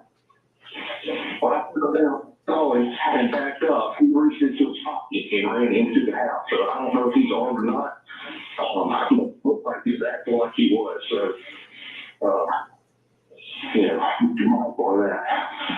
Okay. Which pocket did he reach into? I believe. Okay. He goes on to say later on, it's about 3 or 4 minutes later, so we don't need to waste your time, is we've been having a lot of burglaries and break-ins around here lately. So now here we are, this guy who has seen Travis see him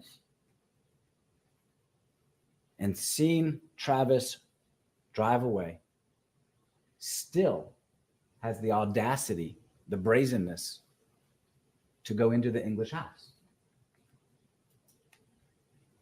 Travis is home calling 911. Greg McMichael overhears and he starts going up to the English house. And he's got his firearm with him. And Travis says, whoa, whoa, whoa, slow down. Turns out Travis ends up going up there with him, and Travis has his firearm. Diego Perez, who by now has been alerted by Larry English with his video clips, he goes out there. He's armed. These neighbors are going to Larry English's house, not because it's fun at 8 o'clock at night in February in Satilla Shores, but because it's their duty and responsibility to each other to protect each other, to do what they can to help the police stop the guy who's plundering around, breaking into Larry English's house. Officer Rash gets called. They are all out. Officer Rash, 2 other officers, Diego Perez, Greg McMichael, Travis McMichael, all out trying to find the guy, Ahmaud Arbery, who's now for the 4th time in Larry English's house. Officer Rash appreciates the help. He never tells Greg McMichael, Travis McMichael, or Diego Perez, hey guys, let the police handle this. We got this. No problem. You guys go home. He never tells them, hey, put those guns away. We don't need guns out here. Don't carry guns around here. He doesn't say that. He doesn't say, no, you guys cannot stop and detain this guy if you catch him. That's a police job, because it is a citizen's job to help the police. And the law authorizes that. He tells Greg McMichael and Travis McMichael that Larry English says nothing was stolen. But these guys know stuff was stolen. Everybody knows it. Larry English has already told everybody. Subi, Matt, Diego, Brooke, Annette Beasley, Ronnie Olson, Rash has been around. We all know it. Stuff has been stolen. So now here we are. Here are facts, not assumptions. Travis McMichael has now seen Ahmaud Arbery face to face for the first time. At Larry English's house, and then in Larry English's house. He's had a firsthand encounter. He knows that Ahmaud Arbery has been lurking around that house for no legitimate reason. Not authorized to be there. He's not working on the house, not doing anything but plundering around the house. He knows stuff has been stolen. It's probably the power. These things have a mind of their own. Just want to make sure. He knows stuff has been stolen because Larry English has told everybody that. He knows this guy has the audacity to go in the house despite knowing people are around and watching him. He knows he's possibly armed because he made that move to his left-hand pocket, waist, He has probable cause to believe a burglary has been committed. What is burglary? Let's go back one slide. Burglary is entering a dwelling, whether occupied or not. The fact that it's open without doors means nothing. It's any dwelling, any building, structure, whether occupied or not, without authority, with the intent to commit a felony or theft. You don't actually, to commit a burglary, have to take anything. It is the intent to take something or to commit another felony that makes it a burglary. Travis McMichael has probable cause, based on his training of what probable cause is, to believe Ahmaud Arbery is a burglar. Probable cause. What does it mean? It is the level of suspicion. Objection. At this point in time, I have an objection at this point in time to this being the law, and the law is going to come from the court. And this has not been, how about I put this, approved on any level by the court. Well, let me make it clear. This is what Travis McMichael understood from his training was the definition of probable cause. Okay. So the Just evidence will clarifying show. where we are. Ladies and gentlemen, as I indicated to you, the court will actually charge you on the law. During the presentation here, the representation is made on what the law is. Again, the court, you will receive that from the court. You will not be receiving that from counsel. So if we could please couch the argument in those terms. Yes, sir. And this is not what I understand probable cause to be. This is what Travis McMichael, from his 10 years in the Coast Guard, understands probable cause to be. The level of suspicion that would cause a reasonable and prudent person to believe that a crime has been committed under the totality of the circumstances. That's it. It's the level of suspicion that you would need under the totality of the circumstances to believe that a crime was committed. That's where Travis McMichael sat as of February 11th, 2020. The next time we see Ahmaud Arbery in Satilla Shores is February 23rd. It's a beautiful day, kind of a warm February day in Brunswick. Travis McMichael, around midday, around 1 o'clock, is on the couch in his living room trying to get Everett to take a nap, 3-year-old son. So he's doing the strategies that parents do. He has Everett every other week. He shares custody with Everett's mom. On this Sunday, he's trying to get Everett to go to sleep. Greg is in the front yard, in the driveway, reupholstering his boat cushions. It is a pleasant, uneventful Sunday morning leading into Sunday afternoon. While they're doing that, Ahmaud Arbery is walking into the neighborhood, not jogging, not running, walking into the neighborhood, walking into Larry English's front yard. Next. Where he stands there, and this is the view from Ronnie Olson's house across the street, where he stands there, looks around, and walks into the house. While he's doing that, Matt Albenzi is in his yard, down Jones. He's down here. He can see directly into Larry English's yard. He is aware of the break-ins into Larry English's house. He is aware of the items stolen from Larry English's boat. He's out splitting logs. A tree had fallen in his yard, so he's breaking up the tree. He sees this guy that looks like the guy from the video clips. In fact, is the guy from the video clips, walking into Larry English's house. He grabs his gun, puts it in his pocket, grabs his cell phone, walks down Jones to an oak tree. There he is, across the street from Larry English's house.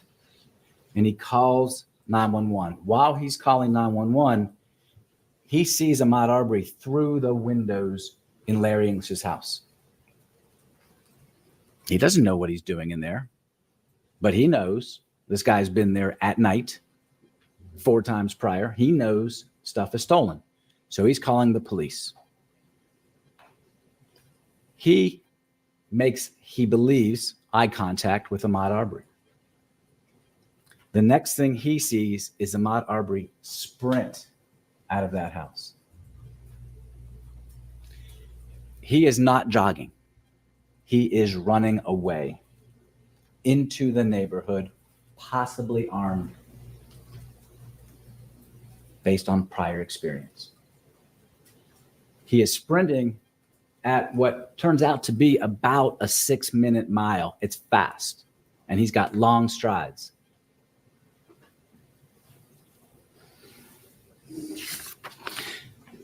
That view is from Diego Perez's surveillance camera. He runs right past Greg McMichael's yard. Greg McMichael sees him. Greg McMichael is aware of the things that have happened that we've talked about. Greg McMichael sees him tearing, hauling ass down the road. And he knows what's up. And he goes inside and he tells Travis, the guy's running down the street. The guy. They know who it is. They're not guessing. It's not some random guy running down the street. It's the guy. And they turn out to be right. It is the guy, the same guy 4 previous times at night. They grab their guns. Now, why did Travis McMichael grab his shotgun? Because 12 days earlier, he confronts this guy trying to help Larry English. And this guy reaches into his pocket like he has a gun. So he grabs his shotgun for self-protection.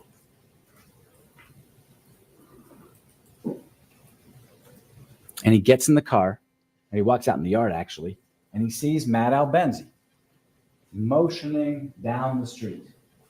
Same direction Ahmaud Arbery was running in. So he gets in the car. His dad gets in the truck. I'm sorry, I say car. It's a truck, Ford F-150, and climbs into the car seat because when seconds count, the police are often minutes away. The police are not going to catch this guy at the speed he's running. So they're going to try to detain him for the police. What happens after that? It's up to the police. So they encounter Ahmaud Arbery on Burford. The first encounter is at 307 Burford. This is what it looks like. You saw the video. Oh, let's go back to there. They're there to detain Ahmaud Arbery for the police. This is what the law allows. A private person may arrest an offender if the offense is committed in his presence or immediate knowledge. And that applies to felonies or misdemeanors. But there's a second sentence the state didn't tell you about. The second sentence is, if the offense is a felony and the offender is escaping or attempting to escape, a private person may arrest him upon reasonable and probable grounds of suspicion. That's why Travis McMichael and Greg McMichael sought to detain Ahmaud Arbery. There was no crime committed in their presence. We're not contending there was a crime committed in their presence, but there was probable cause to believe a felony had been committed and that this man was attempting to escape or flee. That's why citizen's arrest is in this case. There are 3 encounters with Ahmaud Arbery on Burford. The first one is in front of Roddy Bryan's house, William R. Bryan. I shouldn't call him Roddy. I don't know. Mr. Bryan's house. Travis McMichael pulls up alongside Ahmaud Arbery and says, "Stop. Whoa. I want to talk to you. What were you doing back there? What's going on?" And Ahmaud Arbery says 0. He doesn't say, hey, man, I'm just out for a jog. He doesn't say, hey, leave me alone. He doesn't say, back off. He doesn't say, hey, calm. Doesn't say anything. He just looks at Travis and he goes back the other way. Travis backs his truck up. He says, whoa, whoa, whoa, stop. I want to talk to you. Ahmaud Arbery looks at him and bolts. Doesn't say anything. Doesn't say, leave me alone. Doesn't say, hey, good morning, good afternoon. He just bolts. At this time, there is no gun. The shotgun that Travis bought is stuck between his seats. Greg's gun is on his holster. There's no gun being pointed at Mr. Arbery. There's no like, hey, stop at the point of a pistol or a shotgun. There's no gun. Mr. Arbery's not even aware of any gun at that point because no gun has been shown.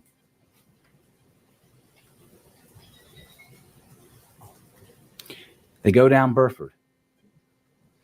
They pull up to him again. And Burford, by the way, Satilla Drive turns kind of, the little jog turns into Burford. And they go down Burford a little ways more. Whoa, stop. We want to talk to you. Stop. We called the police. Police are coming. When Mr. Arbery hears Travis McMichael say, we called the police are coming, he bolts back the other way towards Roddy Bryant's house, back towards Satilla Drive.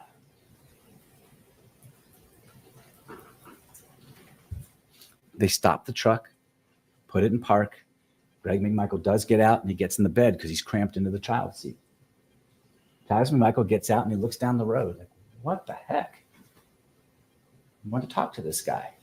It's just been suspected of coming out of English's house. He sees Albenzi moving. We know it's the guy from the night 12 days before. He's back again. And he looks down the street and he sees Ahmaud Arbery trying to get into Roddy Bryant's truck, to Mr. Bryant's truck. He's interacting with the truck. And he doesn't know who that black Silverado truck belongs to. He doesn't know Roddy Bryant. He's never met him. He doesn't know his truck. So he sees this black Silverado and he sees Ahmaud Arbery trying to get in it, and he expects to hear a gunshot because he thinks Ahmaud Arbery is armed, like he pretended to be on the 11th. And he's fearful that this guy, whose name he doesn't know, will try to shoot the owner of the truck and take the truck. And so that scares him. This attacking the truck worries him. His dad says, Travis, go back, go back. He says, no, Dad, just go around. We're going to go around Zellwood. You've heard the name. Goes down Burford. They're down here. They see this interaction back here. They're going to go around Zellwood. They don't, and take a left on Holmes. Now, they don't know where either the black Silverado is or what that has to do with anything or where Ahmaud Arbery is. So going down Holmes is not with the intention of trapping Ahmaud Arbery. It's with the intention of strategically planting yourself so you can kind of help the police see the neighborhood. As they go down Holmes Drive at a slow rate, they see Ahmaud Arbery running in front of the truck. Travis McMichael drives past him, doesn't say anything to Ahmaud Arbery, doesn't shout at him, just kind of drives past him, watching to see what this guy is going to do. Again, no gun, no shotgun, no pistol is brandished, pointed in any way shown to Mr. Arbery. 3 times on Burford, they encountered Mr. Arbery. Now once on Holmes, no gun. They go down to the bottom of Holmes, towards the stop sign, and stop the car. They don't know where Mr. Arbery is at this point because he's around a dog leg. That's the picture of Holmes Drive, looking up it from Travis McMichael's vantage, and you can see where the road kind of dog legs to the right. And past that dog leg, you can't see what's happening. But at that point, Travis McMichael can now strategically see Satilla Drive, his road where his family is located, Burford, and Holmes. So if the police get there, which he thinks they're coming any minute, he can tell them, I don't see him in these directions, he's that way. Or I do see him, and he's in one of these streets. That's why he stops. While he stopped there, gets out of his truck, Greg is still in the bed, and they see Ahmaud Arbery coming at him. And Travis is like, whoa, stop, whoa, whoa, whoa, whoa, stop. And Ahmaud Arbery keeps running at him. Travis keeps yelling, stop, stop, stop. And then he reaches into his car and he sees Ahmaud Arbery flip and go back around the dog leg. Grabs his gun and his cell phone. He says, Dad, when are the police getting here? His dad's, I didn't call 911. Travis dials 911 and gives his dad his phone. And that's why we have a 911 call, because Travis McMichael had his phone and thought to call the police. Where are they?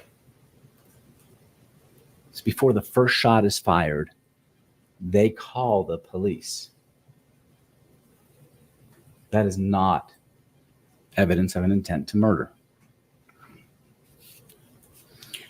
While Travis is out there, now he has his gun for protection because this guy has run at him, has acted bizarrely, has not said a word yet that he could tell. And now Ahmaud Arbery is running back. Travis's training taught him to show a weapon. Not to use a weapon, to show a weapon, because that is a way to de-escalate violence. In the normal situation, you show someone you have a weapon, you get compliance. You don't need to go any further. And so he stands there at the low ready position, not pointing his weapon, and Ahmaud Arbery is running. And he's running at Travis McMichael. Stop, stop, get down, stop. And this guy is not stopping. And Travis knows that this guy is not going to stop. He's not predictable. He's going to be on him in seconds if he doesn't do something. Like, please, please turn. Please go up, Satilla. This is where we are. Ahmaud Arbery had a clear path to Satilla. Travis is down here. He could have cut across there. He doesn't cut across. He's coming at him. And yes, at about 20 yards, he raises the weapon because he knows Ahmaud Arbery can be on him, and he's hoping that by raising the weapon, he will de-escalate the situation. Who's going to attack a guy pointing a shotgun? If he wanted to kill him, that was an open shot. He didn't shoot. He didn't shoot his weapon. He was trying to de-escalate the situation in compliance with his 9 years of training in the Coast Guard, same training police officers get. You see his, let's go back to the one before.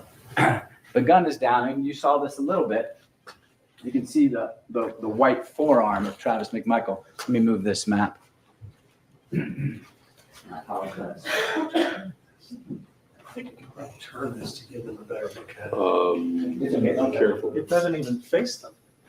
How can we not turn it? It's on wheels. I didn't say don't. Okay. I said be careful, because when we've done that before, we have lost. You'll see this in this Okay, picture. hold on a I'm sorry, second. I'm sorry. Next time I ask you to stop, please stop. No, I thought you should just be careful. No, the point is, let's not keep moving stuff around. If you're going to be doing something, just let everybody know what's going on. Okay. All right.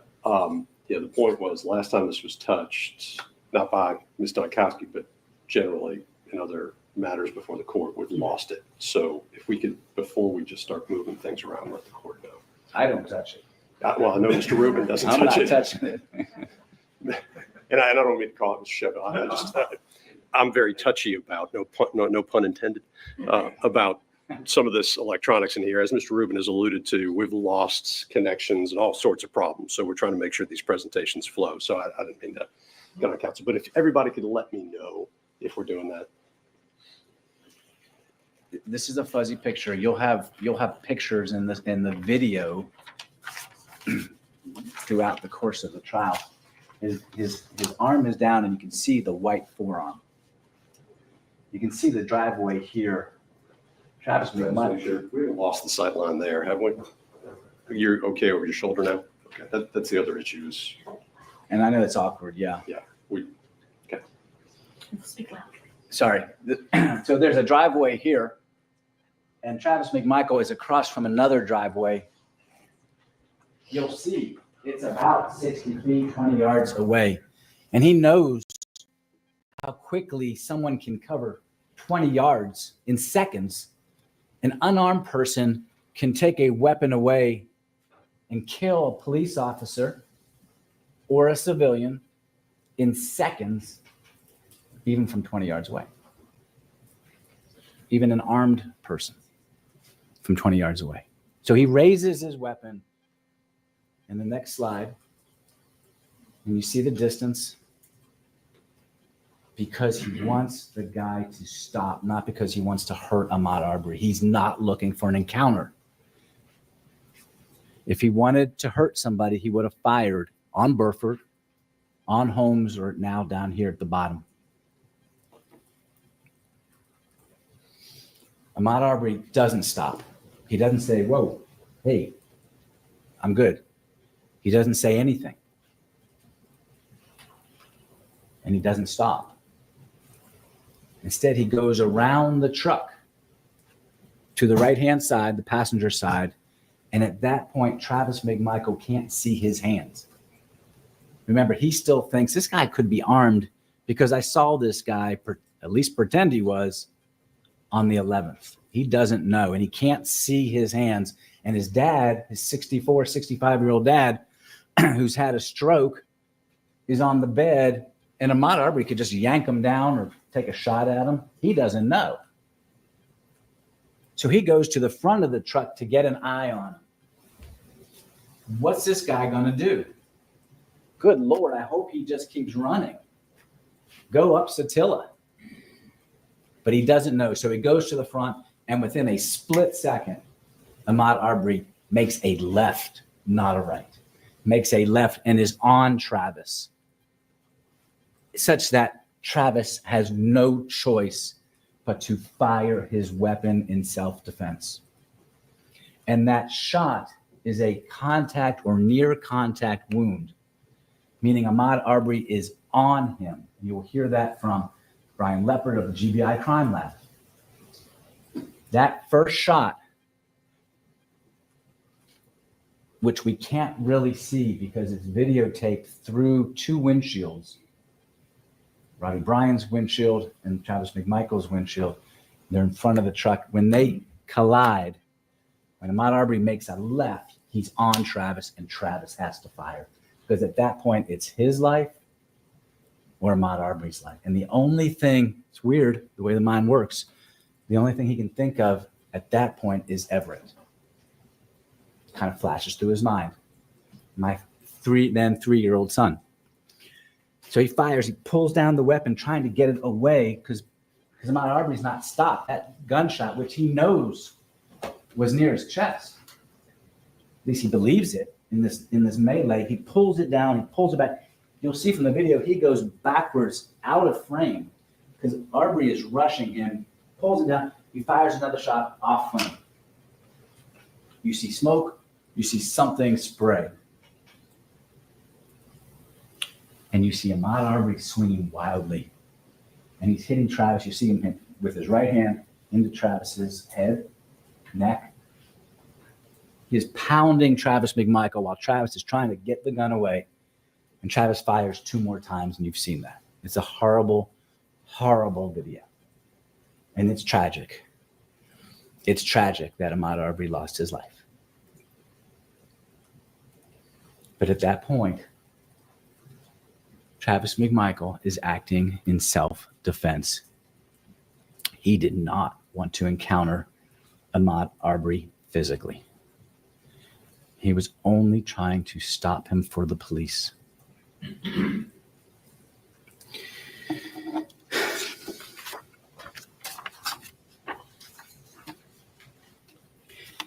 self-defense is defined, and the court will charge you later. Your Honor, I'm objecting again. Mr. Rubin is now giving them the law in self-defense. It is, So we are allowed to give a law and opening statement, just as the state did in its opening statement. We need to be very clear because, again, we haven't gone through a charge conference in this case. So let's be clear about it, that this is not the charge. So I expect you'll be charged on self-defense. And I expect this is what you'll be called, be charged, be told by the judge. A person is justified in using force which is intended or likely to cause death or great bodily harm only if he reasonably believes that such force is necessary to prevent death or great bodily injury to himself or to a third person. At the time the shots are fired, Travis McMichael reasonably believes, because Ahmaud Arbery is on him, aggressively, swinging wildly, grabbing hold of him, grabbing hold of the gun, reasonably believes he is justified in firing his weapon, knowing it's gonna kill him. It's gonna at least hurt him. He knows that. He has no choice, because if this guy gets his gun, he's dead, or his dad's dead. And what's he taught in the Coast Guard at the Maritime Law Enforcement Academy? Never lose your weapon. And that's why he shoots.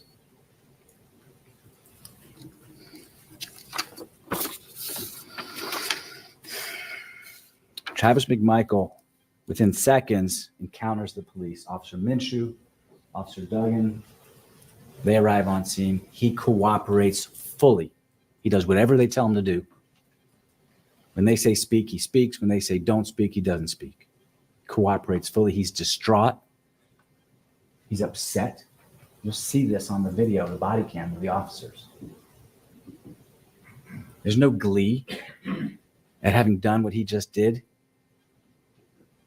It's awful. He's covered in blood, Ahmaud Arbery's blood. And then they take him down to the station, and he cooperates fully with the police and answers every question. When they tell him to write a map of where he went, he tries to write a map of where they went when they encountered each other on Burford and Holmes. And when they ask him to write a statement, he does his best to write out everything he knows to tell the police.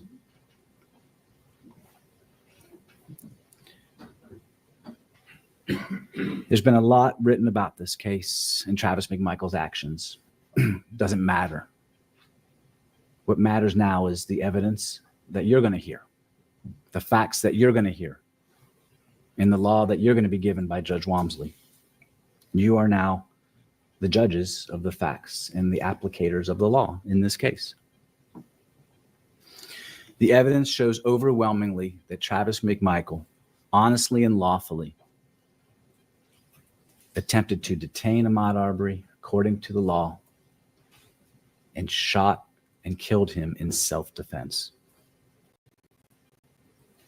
What we're asking you to do is hard, and it may be unpopular, but we're asking you to recognize your responsibility as jurors in being open to the facts and putting aside emotion and listening to the law and applying that and doing your duty. Because we think the only right verdict is not guilty on each and every count in this indictment. Thank you.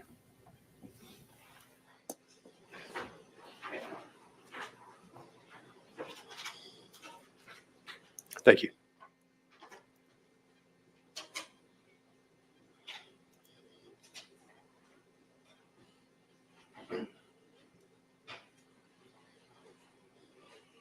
All right. Thank you, counsel. Ladies and gentlemen, we're going to take a 15-minute recess, and then we will come back for the continuing of the opening statements. Thank you.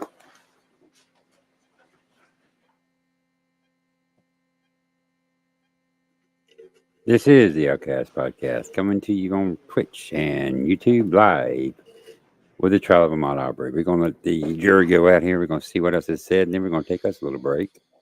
Been going for a few minutes here. Hope everybody's having a great Saturday.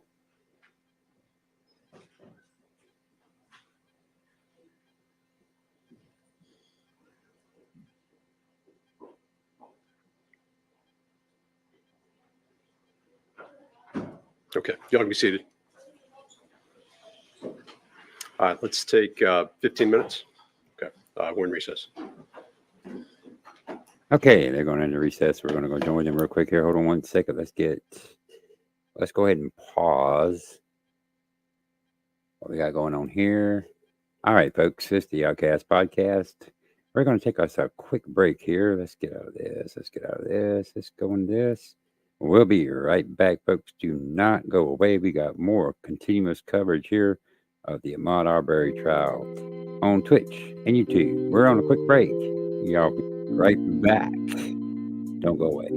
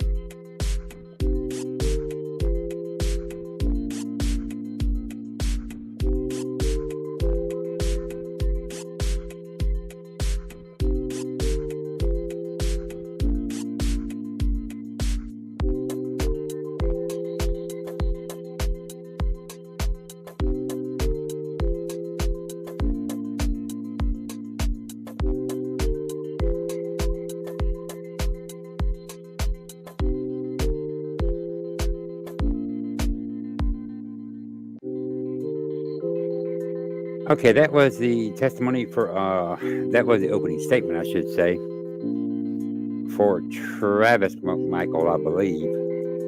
Greg McMichael's testimony will be up next. Well, it's not testimony, but opening statement. Then the opening statement for Roddy Bryan will be after the state finishes up their presenting of evidence. We're getting ready to get back into it here on the Outcast Podcast, coming to you on YouTube and Twitch Live. Please like, share, and subscribe. Help me grow this channel. I'll be putting out some videos later today and tomorrow on the YSL trial. We'll cover the YSL trial starting Monday. They should be back. And we'll be doing that live. I know there's a lot of other creators out there doing it, but we all have our own takes and our own perspectives on everything. So we'll be doing that as well right here on the Outcast Podcast. I got a little bit of echo on here, and I got it set up that way on purpose. I hope everybody's having a great Saturday. It is October the 12th on this recap of the YSL, on the Ahmaud Arbery trial. We'll recap the YSL trial later on today. All right, let's get back into it. We've got a few more hours here. We're cutting through a majority of the BS, but we are getting ready to get back into it here. I'm getting the video ready to go. That way when I bring it back up, we don't have to wait too long for things to get going.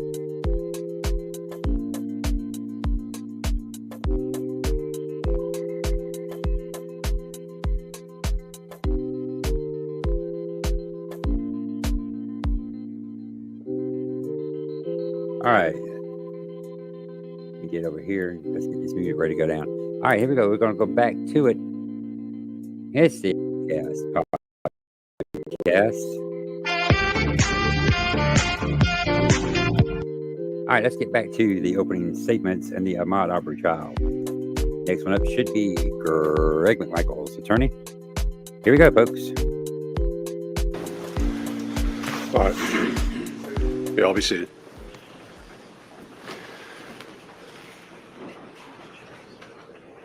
All right, we appear to be missing a few folks.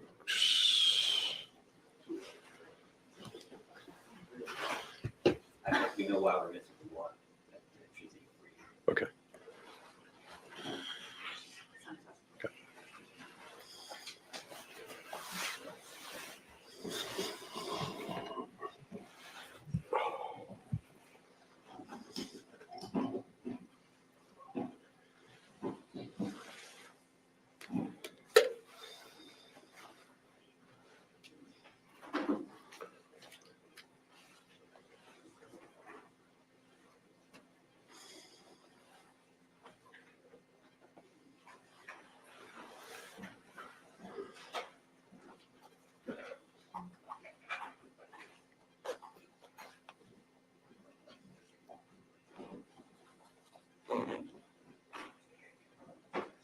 All right, it's been almost 20 minutes. Shall I inquire? We can start without Mr. Sheffield. Okay. Well, I think he needs to hear what the court has to say before we get started. I am pretty flexible on how we operate. With coming back on, I said 15 minutes. Sometimes it's a little bit longer. I'm pretty flexible. A couple things, though. And I wish Mr. Sheffield was here, and I'm only going to single him out just because of what just happened. Early on, there was talk about things like where the boards were located and not moving things, and the jumping up without letting the court know what you're doing and starting to move things around. I don't want to call anybody out on it, but that as far as a courtroom is concerned, to me, that's just not etiquette. I think I've said it before, the great thing about the courtroom is it's a great leveling place. And as long as everybody's sort of sticking by the rules, we create a fair environment. One of the things that throws me off is when somebody just kind of jumps up and I don't know where they're coming from or what they're doing. And maybe that's just me. And I trust that Mr. Sheffield has no ill intent at all. But the deputies have a role here. Things are in places for reasons. Before we start jumping up and moving things around, if we could please maybe take a moment and let the court know what we're doing, particularly in the well, that would be, and particularly in the middle of arguments or while the court is active, that would be greatly appreciated. That is my velvet glove way of saying, please don't jump up in the middle of things and just start moving stuff around on the court. For example, the Mondo board, that stuff's all taped down. I mean, we start moving that thing around. The next thing I know, it's falling onto Mr. Bryan, and all of a sudden we've got a greater issue than just possibly where the Mondo board may be. So please just, if we could adhere to some of that formality, that would be greatly appreciated by the court. Okay. Is there a comment on that? Something for the record. Mr. Sheffield certainly couldn't have appreciated it, but when we moved the Mondo board or Mondo screen during the opening argument of Mr. Rubin, it prevented Mr. Bryan and I from observing the screen. And for the record, I'm awaiting cataract surgery after this trial. I cannot see the screen in the back. I have to be able to see this one. But for the sake of the record, the reason I'm bringing it up is on the record with Mr. Bryan's consent, we are waiving any objection with respect to the obstruction of the exhibits during the presentation of Mr. Rubin's opening. That's not an issue for us on appeal, but in the future, for all parties, our ability to see this screen is critically important to his right to a fair trial. And when we moved it back, did we check the sight lines for the jury? Whoever moved it back? I did, and it was good. Okay, so it's back to where it was. Okay. It's little things that sometimes send things off in an odd spiral. All right. Is counsel for Greg McMichael ready to go? Ready. Okay. All right, I've got all defendants present, represented by counsel. Let's go get the panel.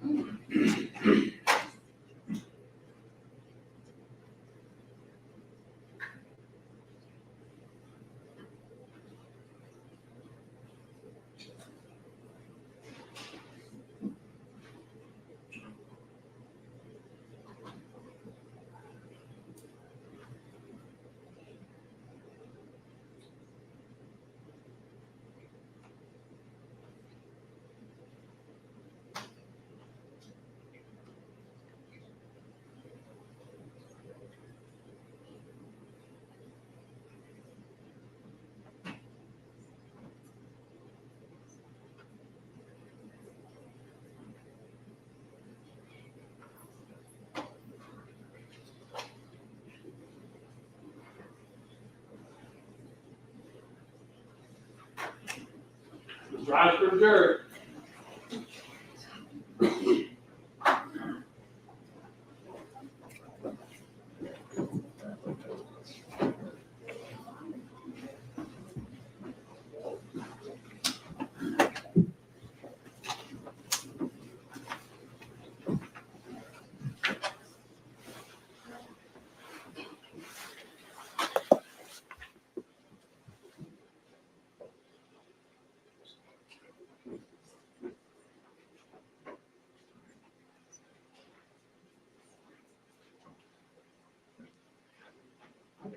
Please be seated.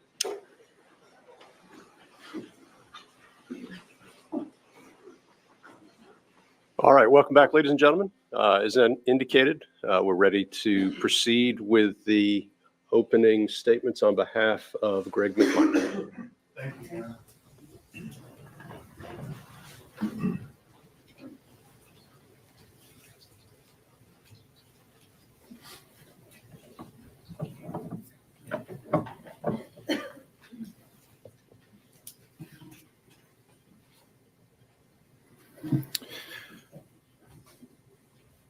Greg McMichael was absolutely sure. He was absolutely certain. And he was absolutely right. The guy he saw was the guy he suspected. On February 23, 2020, Greg McMichael was reupholstering boat cushions on the bed of his truck, parked in his driveway, using it as a workbench, pointed out towards his street in the direction he was looking. A quiet street in a quiet neighborhood. In the midday sun on a pleasant February day in 2020 here in Brunswick, Georgia, when a young man ran past him at a sprint. He was, as Greg described him to police that day, and you've heard it now several times, his words, hauling ass.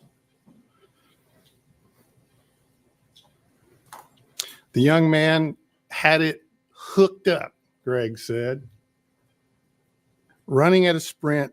As Greg reported to police that same afternoon, he wasn't out for no Sunday jog. That man was the same man whom Greg and others, neighbors, Greg's own son, Travis, had seen in that house just a few doors down from his house on Satilla Drive, the house under construction, where surveillance videos, first one, then a couple, and then several, had video recorded him, as you've seen and heard, not once or twice, but 4 times at night, not in the bright light of day, but in the dark of night. So what did Greg believe he was doing, this man, in the house on those occasions? What did he think he was doing? Well, Larry English, the owner of the house, had described him to police as plundering around. That same man, Larry English, had reported this to 911, to Greg's neighbors, and to the Glenn County police officer, Robert Rash. And it got to Greg McMichael. This same man who had been captured on surveillance video.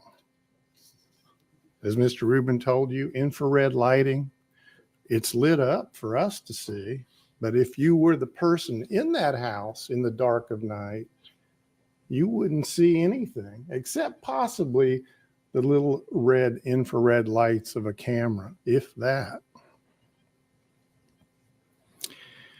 Inside that house where, so Greg had been repeatedly told by Larry English, Diego Perez, Officer Robert Rash, where he had been told that thousands of dollars of electronic equipment had gone missing, stolen, from a boat not visible to any camera. And so when Greg McMichael said later to police he had not seen him take anything, well, the camera wasn't on that boat from which all the items were taken. And this happened in a neighborhood that had experienced break-ins and burglaries and thefts over many months. And you saw some of those Facebook postings the neighbors had put up. This same guy that Officer Rash had canvassed the neighborhood with a screenshot of him from one of those surveillance cameras, asking people, knocking on their doors and asking them, have you seen this man? Do you know this man? Showed the screenshot of him to Greg McMichael. That same guy that Officer Rash told Greg McMichael, nobody in the neighborhood knows him, nor had ever seen him before in that neighborhood. And then in December, Officer Rash sent a text to homeowner Larry English. And this is what he told him. Your neighbor at 229 Satilla Drive, and it's actually 230 Satilla Drive, is Greg McMichael. Greg is retired law enforcement and also a retired investigator from the DA's office. He said, please call him day or night when you get action on your camera. His number is, and he gives him his cell phone number. The same guy in that house that Greg's son Travis saw with his own eyes. At that house, yet again, the night of February 11, 2020, just 12 days before the tragic events that bring us here to this courtroom. And on that occasion, as you've heard already, when Travis saw that same man, he made that furtive movement to his pocket in the dark of night in a situation and circumstance that made Travis think, as you've heard, he might have a gun. And of course, he reported that to his dad, who also thought he may have had a gun that night. A signal to both of these men, that movement, that this man may be armed. So on February 23, 2020, 12 days after that night, when Greg McMichael saw Ahmaud Arbery sprint past him on that sunny Sunday afternoon, not only did Greg recognize him as the same guy, he also believed from the manner of his running, sprinting, and the direction from which he ran, the English house to his left and past him on Satilla Drive deeper into the neighborhood, that, as he told police later that same day, he thought he was running from someone or something, that he was being chased just by the manner in which he was running, sprinting. He thought that he had just been spotted, he told the police, in someone's house, in or around someone, perhaps harming someone. Law enforcement trained and experienced for 30 years. Greg noted specific features that he saw as this running man ran past him that matched precisely the man he'd seen on surveillance video before.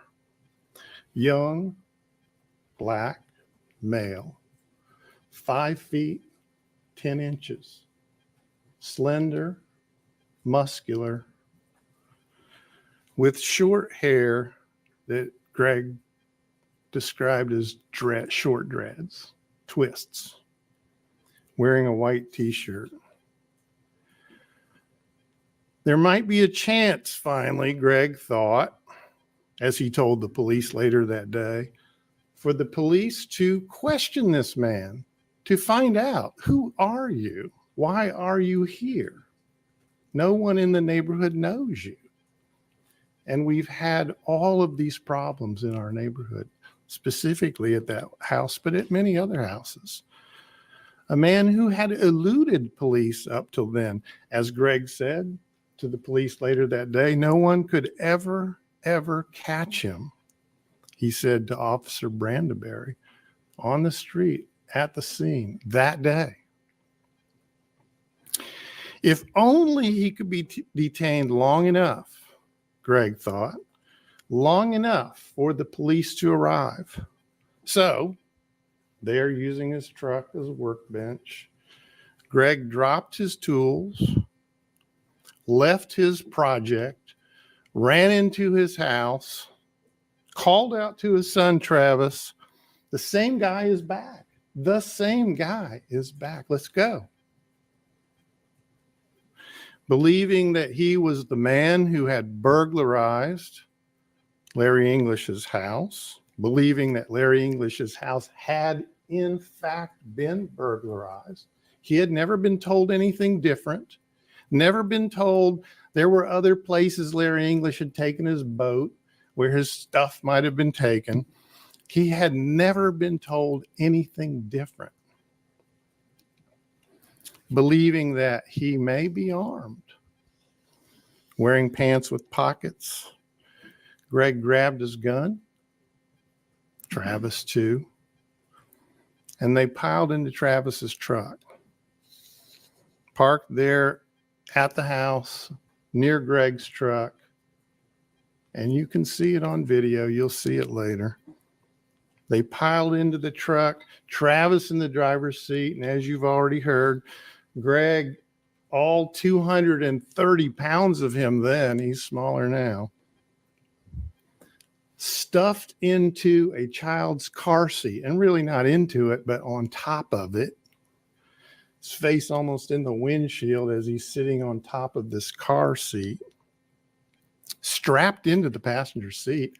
He couldn't just snatch it out and then jump in and sit in the seat. It was locked in. And as they pulled out to the street to turn right to pursue this running man that they suspected to be a burglar, there stood down the street, not very far away, Matt Albenzi. Matt Albenzi, you've heard, and you'll hear from him.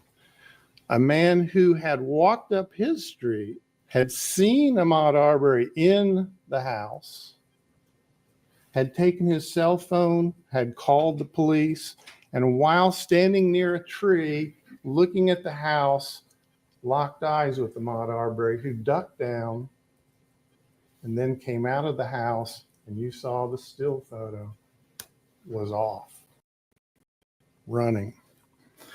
And when Greg and Travis got into Travis's truck, and we all know this, speech occurs not only with the words that come from our mouth, but with the expressions on our face, the hand signals we give, many of which we know speak words. Matt Albenzi, who was walking up the street, went like that to Travis and Greg. There he goes. In fact, he's saying on the 911 call that he's on, there he goes. He's running.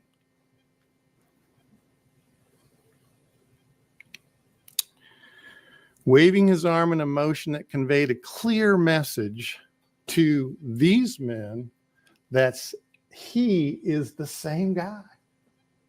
Matt Albenzi had seen and heard about this guy in that house too. There he goes. The same man. In just a few short minutes, they would catch up to Ahmaud Arbery on Burford. And you saw the one still photo from Mr. Bryan's house, the motion detected photo of the truck and Mr. Arbery. They would catch up to him and they would have the conversations Mr. Rubens just replayed for you and that you'll hear in this case. On Burford Road, tell him to stop. I want to talk to you. Tell him the police have been called. And when Ahmaud Arbery turned ultimately from them without saying a word and ran back the way he'd come, Travis stopped his truck. Greg took that opportunity to get himself out of that car seat and climbed the best he could into the bed of the truck where there's a toolbox that he could sit on. And there he sat.